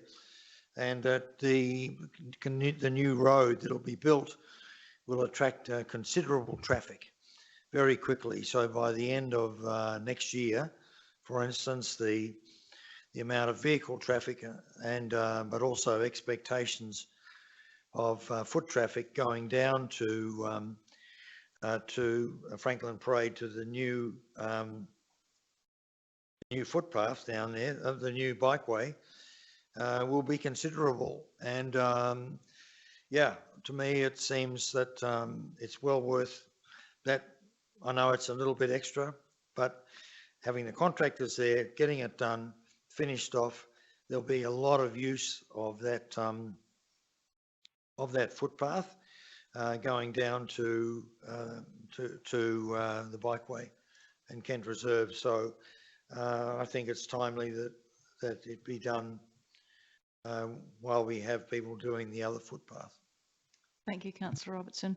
Kelly, can I just ask you, in terms of the cost, how much cost savings would there be having it done with the contractors there already, as opposed to having it done within a different budget? Thank you. Yeah, in terms of the cost saving, that has already sort of been factored in. So the costs have been estimated around $35,000 for the extra works, but we're saying we probably need around extra 30,000 within the budget, because there would be some mobilisation cost savings, hopefully with people already on site. So about $5,000 extra. Okay. Councillor Charles? Yeah, I'd just like to say that the extension of the footpath would go around a corner. I can't think of the new street name that is on the east or western side, but the next street down is Gibson Avenue, and then of course Kent Drive to the left is where it would stop. For people to be walking down a lovely concrete pavement and then coming short of that corner, it would put them in difficulty having to cross the road or duck under the trees that are currently there that are not groomed. It's just an unmade footpath or an unmade area. So by extending it and completing the job, we're providing greater public safety and a means of remaining on the one side of the road rather than crossing the road and possibly having a speeding vehicle come around and knock some people over. Or potential would be there. Does anybody else want to speak to the motion? Councillor Mann? Thank you, Mayor Jenkins. Yeah, I agree that I think there is some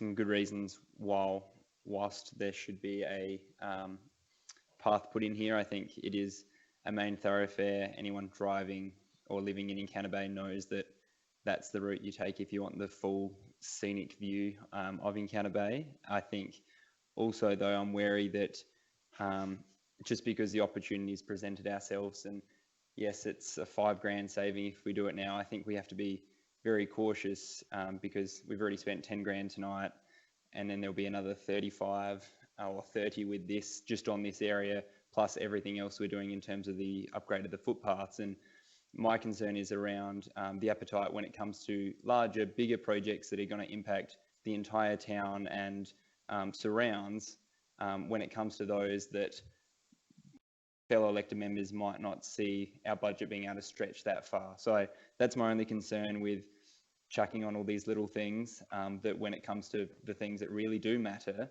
and that are going to impact a lot more people, that appetite will disappear. So, but I'll still be supporting this motion because I still think there is the merit in putting the footpath there.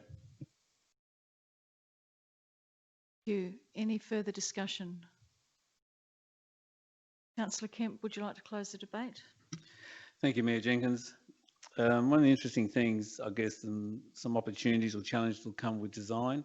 I guess that will come back to the Chamber to show us how the design is, especially going through Kent Reserve to connect up to the bikeway, whether it goes along the curb, whether it goes halfway through Kent Reserve at the northern end.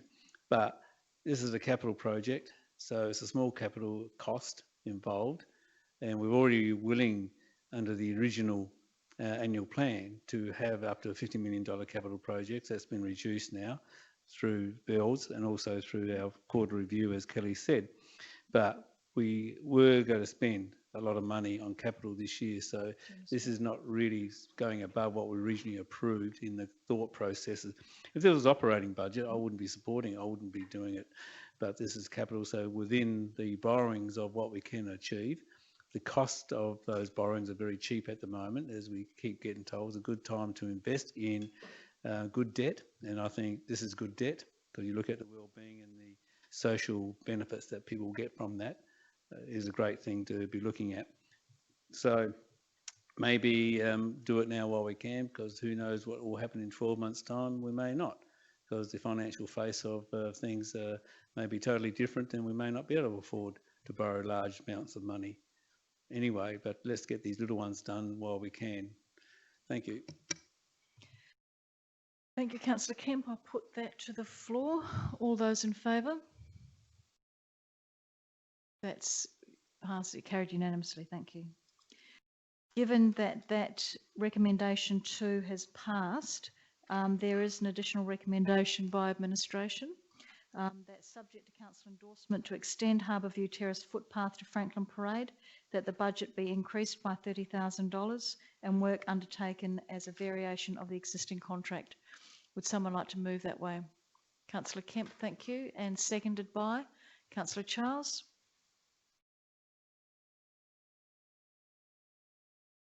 Would either of you like to speak to that? Councillor Kemp.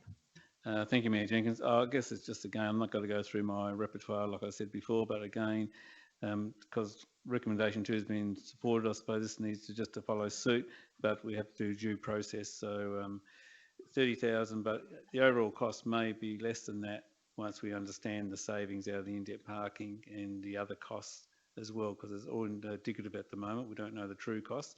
So it may be 30, maybe 35, maybe 25, who knows? But certainly I think we need to get this done this financial year. Thank you. Councillor Charles, you want to speak to it? Yeah, I'll just say that I don't think we can have any regrets whatsoever in doing this. I know there are a lot of areas that need to be tidied up around the town, but the goat track that was there for years and years, and the people who still live there, who have been living there for quite some time, would appreciate the fact that finally something's being done to beautify their area and to decrease, I would think, a whole lot of noise on the road too. Even though there's going to be more traffic, it's a horrible piece of road at this point in time, and a goat track of a footpath, an ankle breaker. Any further discussion on that motion? I'll put it to the floor. All those in favour? Carried unanimously. Thank you.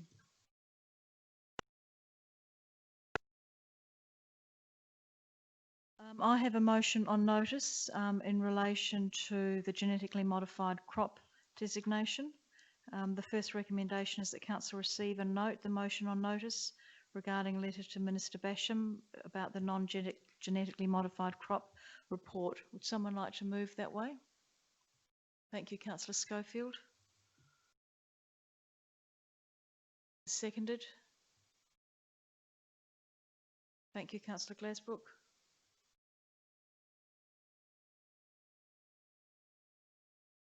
Does anybody want to speak to receiving the report? Put it to the floor. All those in favour? That's carried unanimously. Thank you.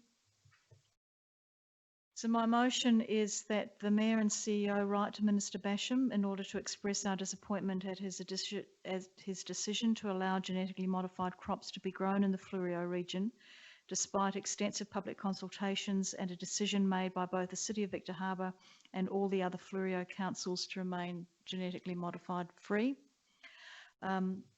The reason that I've done this is that I received a letter which is in the report from the Mayor of Onkaparinga Council, and she and a number of other mayors from the region expressing their concern to Minister Basham in relation to that.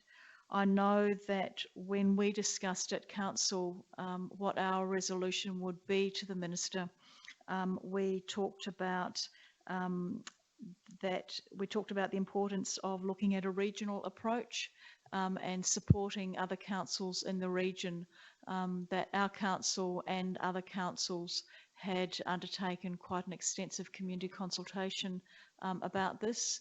And even though our community consultation was 50-50, we decided to look much more regionally than just Victor Harbor and look at what the other councils who are very largely cropping councils were doing.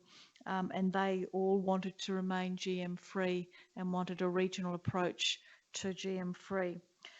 So the decision we decided as a council that the decision to grow GM crops in the Fleurieu detracted from our clean green image, and it potentially put a number of Fleurieu industries such as the wine industry, organic and biodynamic producers, in which there are a number in our region, at risk, and did not add significantly to the market advantage of the region. Why Kangaroo Island was singled out to remain GM free, but the rest of the Fleurieu was denied this opportunity was also baffling, because there was a significant community consultation with all of the communities in the region saying that they wanted to remain GM free. So this letter is really just expressing our disappointment at the decision, that despite community consultations and the regions all saying they wanted this, that the decision was made to reintroduce GM crops. Would somebody second my motion? Thank you, Councillor Schofield. Does anybody want to speak to it? Councillor Robertson?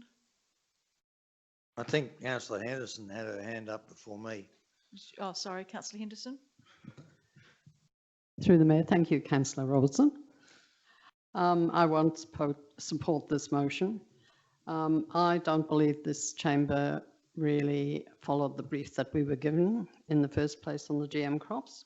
We did go out to community consultation, but I checked my notes. We only had 3 primary producers feedback information to us, and 2 out of those 3 were in support of lifting the moratorium.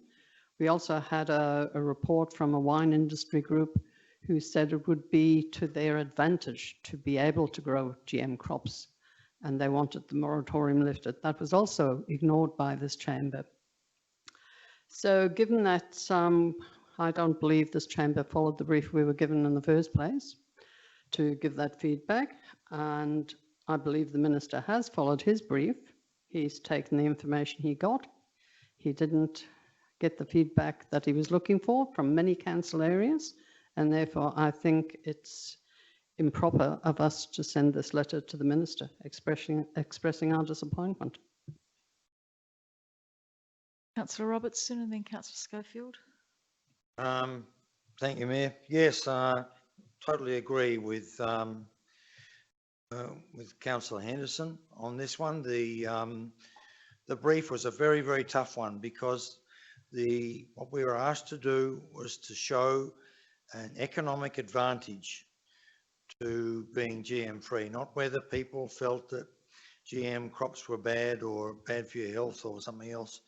It was all to do with showing that and that was the brief given. Maybe the government tripped itself up by giving that very limited brief, but that's what it was.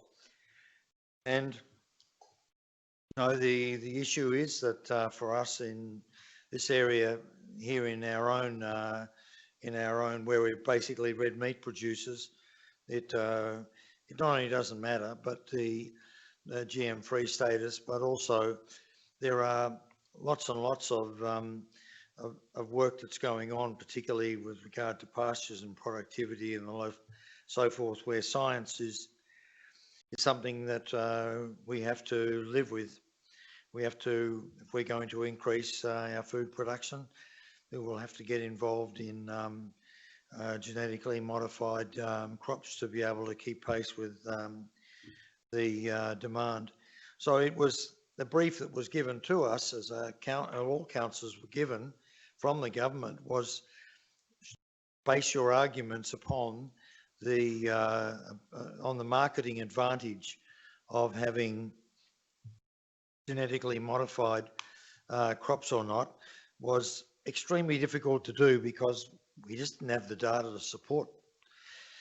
The other thing was that, though, to me, and I looked at the letter from Onkaparinga, but to me, I would find it more useful to send back to Minister Basham another approach, which would be that, okay, essentially, okay, so the councils through their resolutions have requested to remain GM free, and you've not agreed with that, I should say, not overturned, you haven't agreed with that, so you've gone a different direction. But then I would toss it back to the minister rather than expressing our disappointment. He perhaps expects that, but rather, what are you going to do in respect to filling in the gap that you've created by, saying, okay, GM crops are able to be grown now, but how are you going to ensure that the research that's done in GM crops is a sort of research that's going to benefit the area, or that research money is going to be increased to be able to take care of the issues of any marketing that comes up from some of the niche producers of the wines that made a good case. So to me, we would be better off to go back to, rather than expressing our disappointment and, okay, that's it, and over and done with, we can't do any more. Rather, we should be presenting to the minister, this is what are you going to do to put in its place? Robertson. Councillor Schofield.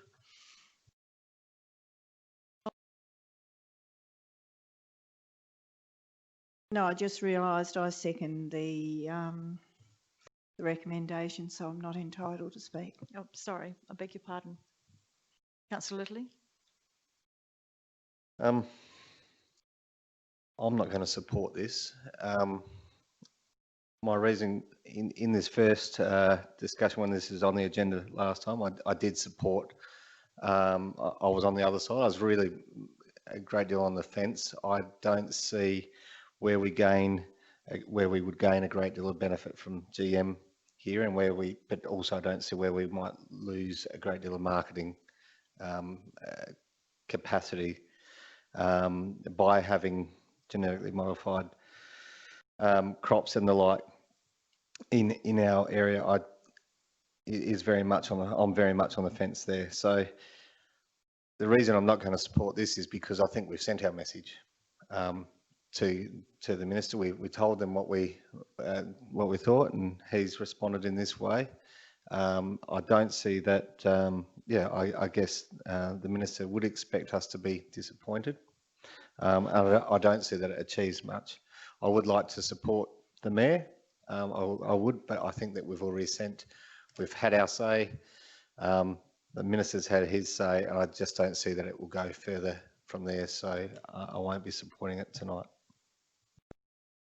Thank you. Does anybody else want to speak to this? Charles?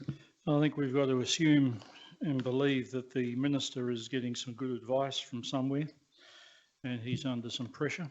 It really doesn't matter much what we say. There's another group of people or something even larger that's pressing him to make this decision. So I don't agree with it either. I'll let it go. Thank you. I don't think I've said what I wanted to say. I brought this to the chamber following discussions with the Mayor of Onkaparinga in relation to assisting neighbourhood councils. So it's really up to this chamber. So I just ask, I'll put it to the chamber for a vote. All those in favour? Those against? That's lost. Thank you.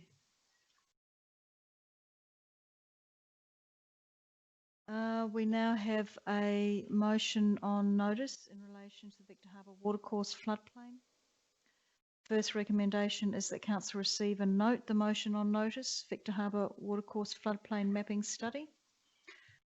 And so someone like to move that way? Councillor Charles, thank you, and seconded by Councillor Schofield.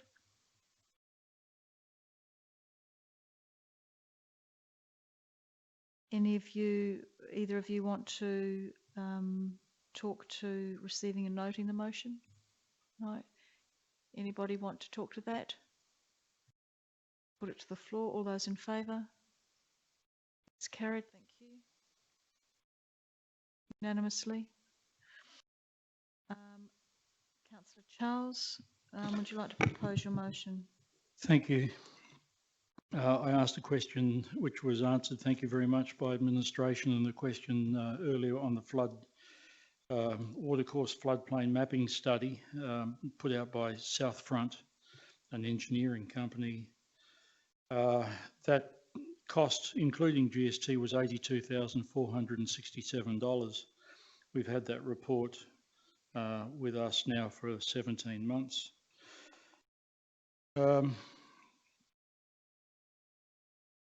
I'll just read from here. The City of Victor Harbour commissioned the Victor Harbour Watercourse floodplain mapping study. The study was undertaken by Southfront Engineering and Construction Company based in Adelaide at Eastwood. Sorry, Councillor Charles, I'm not with you. You're proposing your motion 2 and motion 3? Yes, I'm sorry to waste your time. That the council instruct administration to personally advise any and all residents who own property that has been professionally identified as being at a risk in the Southfront report to council of the possible and probable inundation by floodwaters. That's part 1. 2. Do you want me to do them separately or put the two together?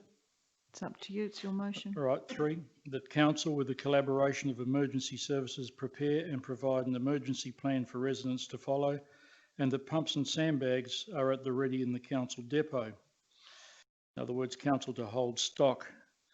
I've been told that the last 2016 people were, when they rang the council here looking for sandbags, were told that they had to go to Alexandrina to pick them up.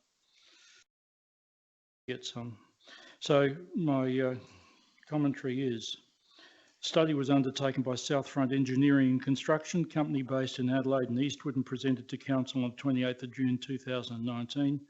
Southfront were engaged by the City of Victor Harbour to undertake a floodplain and hazard mapping of the major rivers within Greater Victor Harbour to attain information which will form part of a stormwater management plan. The study include 4 areas: Inman and High Marsh Rivers, 1 and 2, and the catchment of the vicinity of Waterport Road, where the aquatic centre is in the western Port Elliot area, and the 2 creek channels in the southern Encounter Bay. The flooding mapping study has investigated the existing flood risk within these 4 regions and briefly explored stormwater management opportunities to improve the existing level of flood protection in key and vulnerable areas. Note the catchments in the Inman, High Marsh rivers are exceptionally large, extending more than halfway across the Fleurieu Peninsula. So Inman River, High Marsh River, Port Elliot West and Southern Encounter Bay were the targets of their work, in fact our area. The South Front study identifies many roads, reserves, homes, commercial properties and public infrastructure will be inundated, and the degree of severity will depend on the annual exceedance event. Flood inundation maps for stormwater for storm events including 5%, 2%, 1% and 0.2% and annual exceedance probability and the probable maximum flood event. That all sounds like mumbo jumbo, but it's basically saying a 1% chance of a massive storm is a 1 in 100, and then it works backwards and through that area there. So Council has had this study stashed away for 17 months during this time. I read the commentary from administration that this was presented to a council now, a council informal gathering on the 12th of August 2019. I don't know whether it was endorsed or not, but that's yet another story. Certainly council can't afford to physically, and there were recommendations made by South Front. Many of them are physical things to mitigate the risk by construction of levees, stormwater channels and so on, and different things had to be done on the seafront. But of course that all depends on whether it's a high or a low tide as to whether it be effective or not. But there must be a point when that work is budgeted and we haven't done that. And I don't see that much of this physical work can ever be budgeted in the short term. In the meantime, the study recommends a list of non-structural measures. 2 of the 10 recommendations are running a flood awareness consultation program with the affected community to aid residents and businesses in preparing flood action plans, identify opportunities to minimise existing flood risk of known vulnerable properties and more generally to inform the community of the existing flood risk. And I believe it's prudent that council share this information with the community to alert them of potential outcomes of a flood event. Council have a duty of care to ensure the residents are kept informed, prepared and safe in the event of a flood. In fact, in the event of any natural disaster, as we've been speaking about with the COVID earlier in the meeting with your presentation, Mayor, at the very beginning of the meeting. We care about our community and we do all that we possibly can, you said. It also gives the residents the opportunity to ensure their insurance is adequate to cover them for any unforeseen circumstance. I don't think any of us believes insurance companies are not ignorant of flood-prone areas. There would be an Australia-wide, in fact a worldwide information that is available to insurance companies as to what areas are what, and I don't think they actually advise people within their area that they would need flood cover. It's something that people take only if they have an inkling that there is a problem and they wouldn't know. 1 minute left, Councillor. Thank you. Charles. Many of these people would have no idea whatsoever that they're purchasing a property or living in a property where there is the potential that even a 5%, which is, 5% out of 100, obviously, chance that there could be a 1 in 10 or a 1 in 20. A 1 in 10 was destructive enough back in 2016, but it certainly wasn't a 1 in 10 in Crozier Hill. Sorry, it was a 1 in 10 in Crozier Hill, but in Encounter Bay, it was probably a great deal more because there was flooding throughout the area. Anyway, I really don't, it's a late night tonight, I don't really need to say any more. I just believe that this has to come out of the cupboard. We have to do something. The only thing that we can truthfully do Thank you, Councillor Charles. and should do is tell our community and make them aware. Do I have a seconder for this? Kemp? Thank you, Mayor Jenkins. I suppose the reason why I support this motion number 2, and I suppose motion number 3 could be modified slightly because it could have some impacts on costs of having enough pumps for everybody, but that can be sorted out. But the reason why I'm supporting this motion, if I draw an analogy with bushfire risk areas, you know, governments, councils, CFS, they'll always notify the community of you're living in a bushfire zone and a risk zone. You need to have your action plans ready, whether you stay and defend or you leave early and evacuate. I see this as no different. If there's a risk to our community, they should be notified if they're in a risk area. And I think just common sense, that's what you should be doing. But somehow floods don't seem to have the same impact as bushfires do.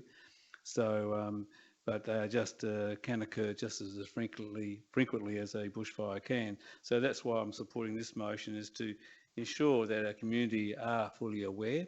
If they're in an area, then there's processes they must follow to ensure their safety and their property, etc. No different to a bushfire risk area. Thank you, Councillor Kemp. I might just let the CEO respond to some of the points that have been raised. Thank you, through the Mayor. Just to clarify for Councillor Kemp, Councillor Charles moved items 2 and 3 together, so just so you were clear on that one. Just to correct a few of the comments and statements made by Councillor Charles, and I believe it's quite clearly in the report. The report is not hidden away. It's been publicly available. It was presented at a public workshop that was attended by most of the members in this room, in which that imagery was actually provided and the report was presented in a public workshop. The report was then presented to a public council meeting with a series of recommendations that were actually adopted by council. That was in November 2019. It's been on council's website since that time, and we've also entered into an agreement with the Department of Environment and Water in regards to flood mapping studies that are happening around the state. This is the third flood mapping study that's been undertaken by this council since 2001. It pretty much matches that of done in 2010, and it's information this council uses to do its stormwater management planning, which we are currently investing in this financial year using this documentation around our flood management studies. Council already has pumping and sandbagging at its council depot, and we've had other reports that have come to council in regards to other generators to assist council during emergencies for the management of council infrastructure within our community, and we work alongside the CFS and the MFS in regards to any emergency management that's undertaken, whether it be fire, flood or sea surge. So council has a role to play. It is not our role to be sandbagging and pumping every single household, but we do have a role in emergency management, working alongside all of those organisations in our community. I just wanted to correct that information because this is the first time this council has actually had that document publicly available, and it's been used quite widely, and we're sharing it with other organisations so that we can be better prepared. Does anybody else? Councillor Little, you want to speak, and then Councillor Glasbrook. Yeah, look, I absolutely get the sentiment of Councillor Charles's motion here, and I believe it's got great merit. I think that the alternative motions 4 and 5 together combined would be a better alternative. I think they're much tidier, a lot neater, and cover off, really nail down the detail that I think Councillor Charles is trying to achieve in this. I would prefer, so long as we're going somewhere forward, I will vote for this, but I would encourage a change to that 4 and 5 because I just think they're tighter if Councillor Charles was inclined to do so. And as far as our emergency response goes, I think that we are very well served by a workforce as well. We do have the pumps and the equipment and the like in our council depot, but we've got some of the best thinking, best operators on our machinery and that to respond to things like this as well. The guys in our work crew are really well skilled. You'll know that a lot of them are CFS members and they understand the nature of the beast, if you like, when they're out there on the ground, and that was demonstrated with some of our workers going over to the Kangaroo Island bushfires last year with machinery operation over there to help in that battle. Thank you, Councillor Little.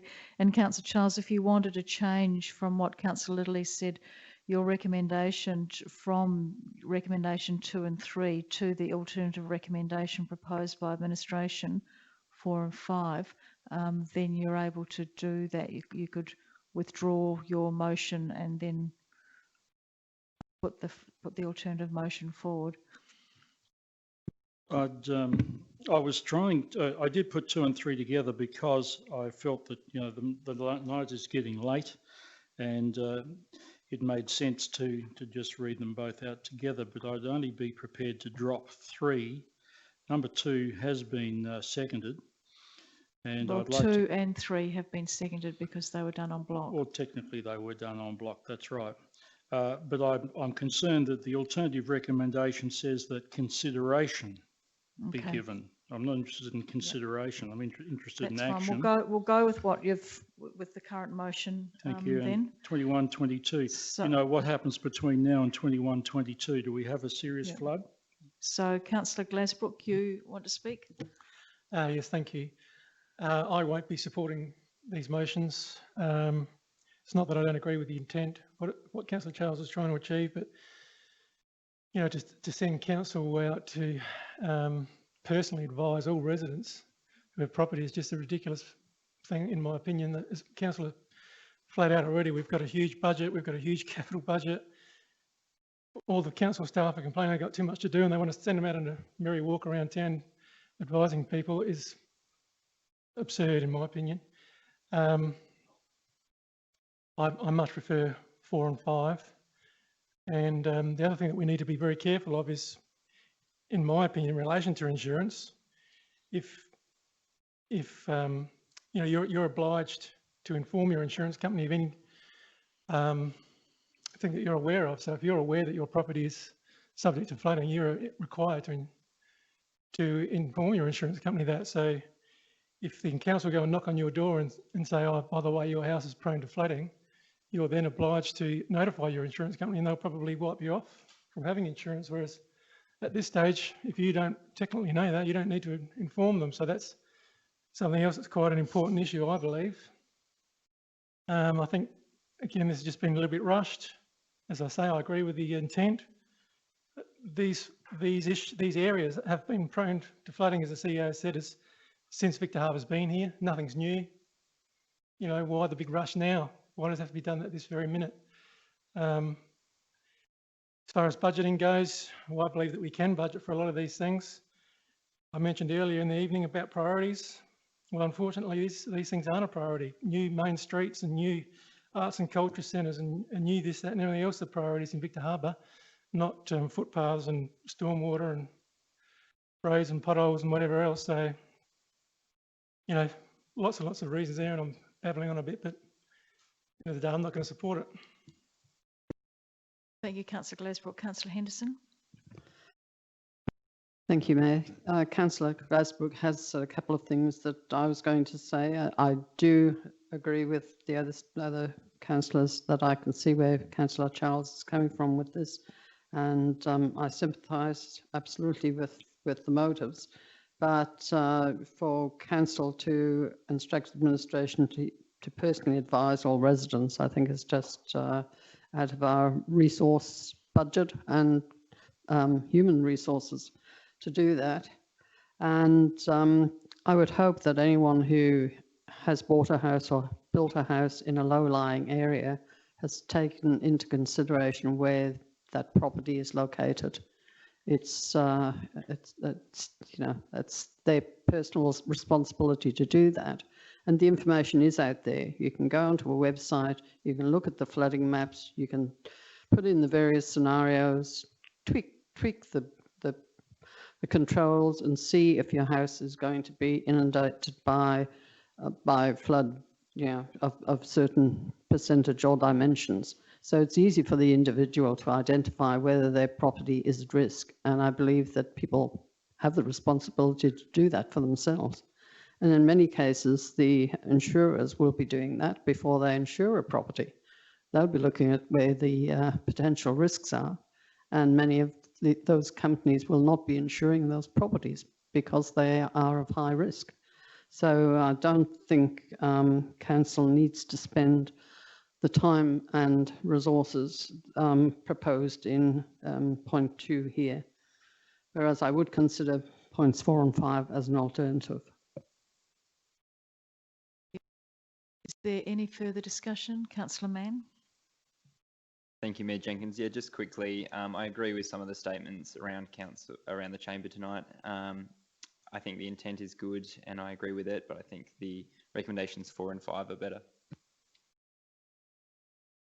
If there's no further comment, I'll bring it back to Councillor Charles to close the debate. Yes, somewhat confusing. Public workshop that our CEO referred to in the council meeting afterwards and being on the website is all very well.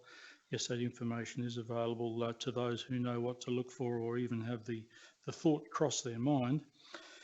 I wasn't suggesting a physical door knock. I simply said that council, well, I did say face to face. I suppose that's another way of doing it. Okay, so I see that this is not going to get anywhere.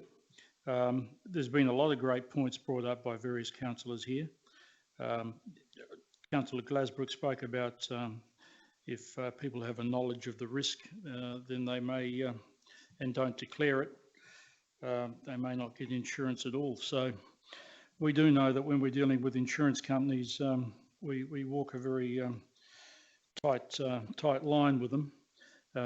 If we have a car stolen and we told them we left the keys in the ignition, we probably wouldn't get insurance either. So, you know, sometimes it's best to just don't know how they took it. I will withdraw my motions in order to get some satisfaction in knowing that that there'll be some consideration.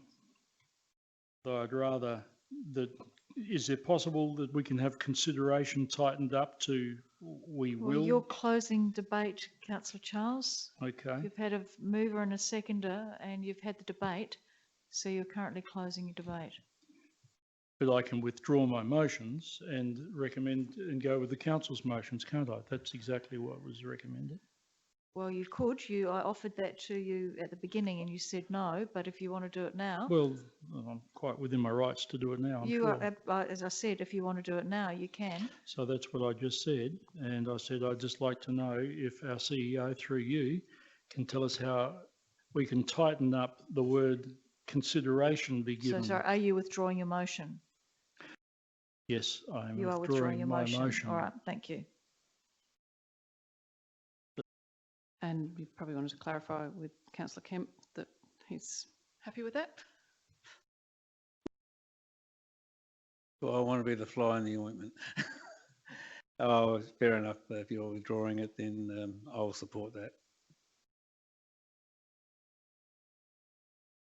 Through the Mayor, if you're going to consider items 4 and 5, you could simply change the word consideration, that an allocation be made in the 2021 budget for the inclusion and so forth. Excellent word, an allocation. That's more of a positive move and a definite. So do I need to read those motions now that everybody's had a good look at them, or you can move or for the sake of the gallery and the, yes? You can move them as read if you'd like to save some time. I'll make it quick. That consideration be given in the 2021-22 operating budget for the inclusion of non-structural flood mitigation measures such as direct consultation and education programs for properties at risk as identified in the Victor Harbor Watercourse Flood Mapping Study of 2019. And 5, that the City of Victor Harbor continue membership in the Adelaide Hills, Fleurieu, Kangaroo Island Regional Zone Emergency Management Committee and promote the SES communication on emergency planning for flood risk, how to prepare for a flood and the current advice and warning systems. Thank you. Thank you. Councillor Kemp, do you still want to second that one? I prefer to discuss them separately. I will second them, but separately. As in, I don't want to do it en bloc. He's just moved them en bloc. Does somebody want to second it en bloc? Thank you, Councillor Schofield. Point of order, Mayor Jenkins. we weren't given the opportunity to discuss these separately. You just moved automatically into, he moved them on block. I'm saying I don't want to discuss them on block. I would like to discuss them separately, so. They're Councillor Charles's motions that he wanted to move on block. If he wants to move them separately, he can. Would you like to move them separately, Councillor Charles? I probably shouldn't have read them out at all. I simply read them so that it could be clear for the gallery and so on. I don't mind whether they're separate or together. All right, Oh, I so do you mind. want to move them Obviously. separately? Let's do it separately and let's go home tonight. Yep, that sounds like a very good idea. Do I have somebody to second that? Councillor Schofield, you wanted to second that before? I wanted to second them en bloc. Councillor Kemp, would you like to second the first motion? I'll second the motion number 4 as Thank you. written. Do either of you want to speak to it? Yes, I just think that this is a better way of looking at council forward planning to look at how we deal with this type of notification, and certainly looking at various infrastructure and how we can support the community. And I don't think it's about council going around pumping out people's houses. I think it's about having supplies there for community to come and grab and use if their area is flooded. So that's why I'm supporting this one. Anybody want to speak to the first motion? That's number. Councillor Robertson. Thank you, Mayor. Yes, I very much like this this approach where you go to the community to highlight to them that this may occur and use education programs and other means to get them to take action. Does anybody else want to speak to the motion? Councillor Glasbrook. Sorry, I'll just quickly say I would have preferred the word consideration, because as a process, normally this council, when we're trying to talk about what's going to be next year's budget, we put everything in together and we decide. We don't normally like to put things in as set in stone as this is, but it's unbelievable. I'm sure that if the council decided to have an allocation of nothing, that would also work within that motion. Anybody else want to speak to this motion? Councillor Charles, do you want to close the debate? Yeah, it only says allocation. It doesn't say how much. It'll still be there to be decided, but at least it puts it at the forefront of this meeting. I'm sorry that perhaps I should have considered this a little more carefully to make life easier. I don't really see, I've been forced into attacking and to using the administration's recommendation because I knew the motion wouldn't get through. So that is it. That's the completion. Let's vote on it. I'll put that recommendation number 4 to the floor. All those in favour? Those against? That's carried unanimously. Thank you. Councillor Charles, do you want to put forward recommendation 5? Recommendation 5, I think, speaks for itself. I think it's really a superfluous one, to be quite honest. We continue membership. I don't think there's any likelihood we wouldn't continue membership of the Adelaide Hills, Fleurieu, Kangaroo Island Zone Emergency Management. So you don't. So I think we might as well just delete that altogether. Fine.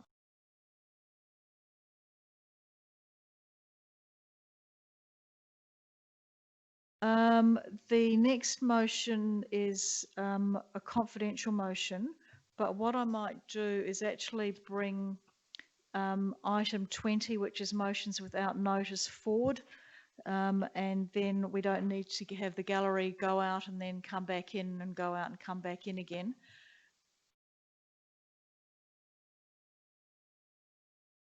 So motions without notice, I don't think that we have any. Mayor, I think I had one. You may have got my email response to that this afternoon. I'm taking that one on notice, and that can come to notice on council for the 14th of December meeting. Can I ask why?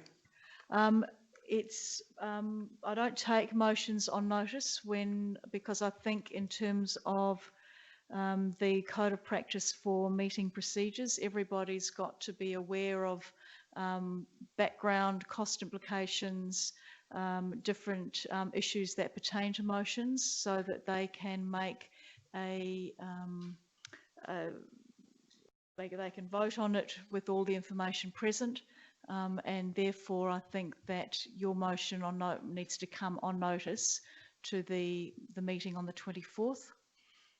As I said in my email to you, the CEO is able to, this is a motion in relation to the Fleurieu Milk Gift, the CEO is able to give the Fleurieu Milk Gift people permission to use the oval, and she's also able to give them a donation up to $250, I think it is, without coming to the council.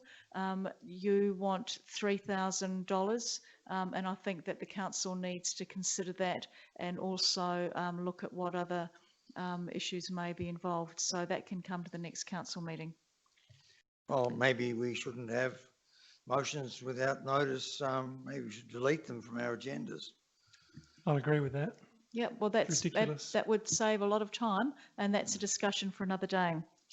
So let's move to 19.4, which is a confidential motion on notice around strategic land purchasing with Councillor Kemp. And pursuant to section 92 of the Local Government Act, the council orders that all members of the public, except for the Chief Executive Officer, Acting Director of Community and Development, Director Corporate and Customer Services, Director Environment and Infrastructure, and Executive Assistant, be excluded from attendance at the meeting for agenda item 19.4. The council is satisfied that pursuant to section 93B of the Act, the information to be received, discussed or considered in relation to this agenda item is information the disclosure of which could reasonably be expected to confer a commercial advantage on a person with whom the council is proposing to conduct business, or would prejudice the commercial position of the council, in that the council may engage in negotiation with a preferred agency to finalise the terms and conditions of a strategic land purchase. The information to be considered in relation to this agenda item includes details costing for in-house provision of financial information, the disclosure of which would prejudice the council's commercial position during the negotiations. In addition, the disclosure of this information would on balance be contrary to the public interest. The public interest in public access to the meeting has been balanced against the public interest in the continued non-disclosure of the information. The benefit to the public at large resulting from withholding the information outweighs the benefit to it of disclosing the information. The council is satisfied that the principle that the meeting be conducted in a place open to the public has been outweighed in the circumstances because the disclosure of council's commercial position may severely prejudice council's ability to be able to negotiate a cost-effective proposal for the benefit of the council and the community in this matter and in relation to other contract negotiations. Would someone like to move that way? Thank you, Councillor Schofield. And seconding that motion, thank you, Councillor Henderson. Either of you want to speak to that? Anybody want to speak to that? All those in favour? That's carried unanimously. Thank you.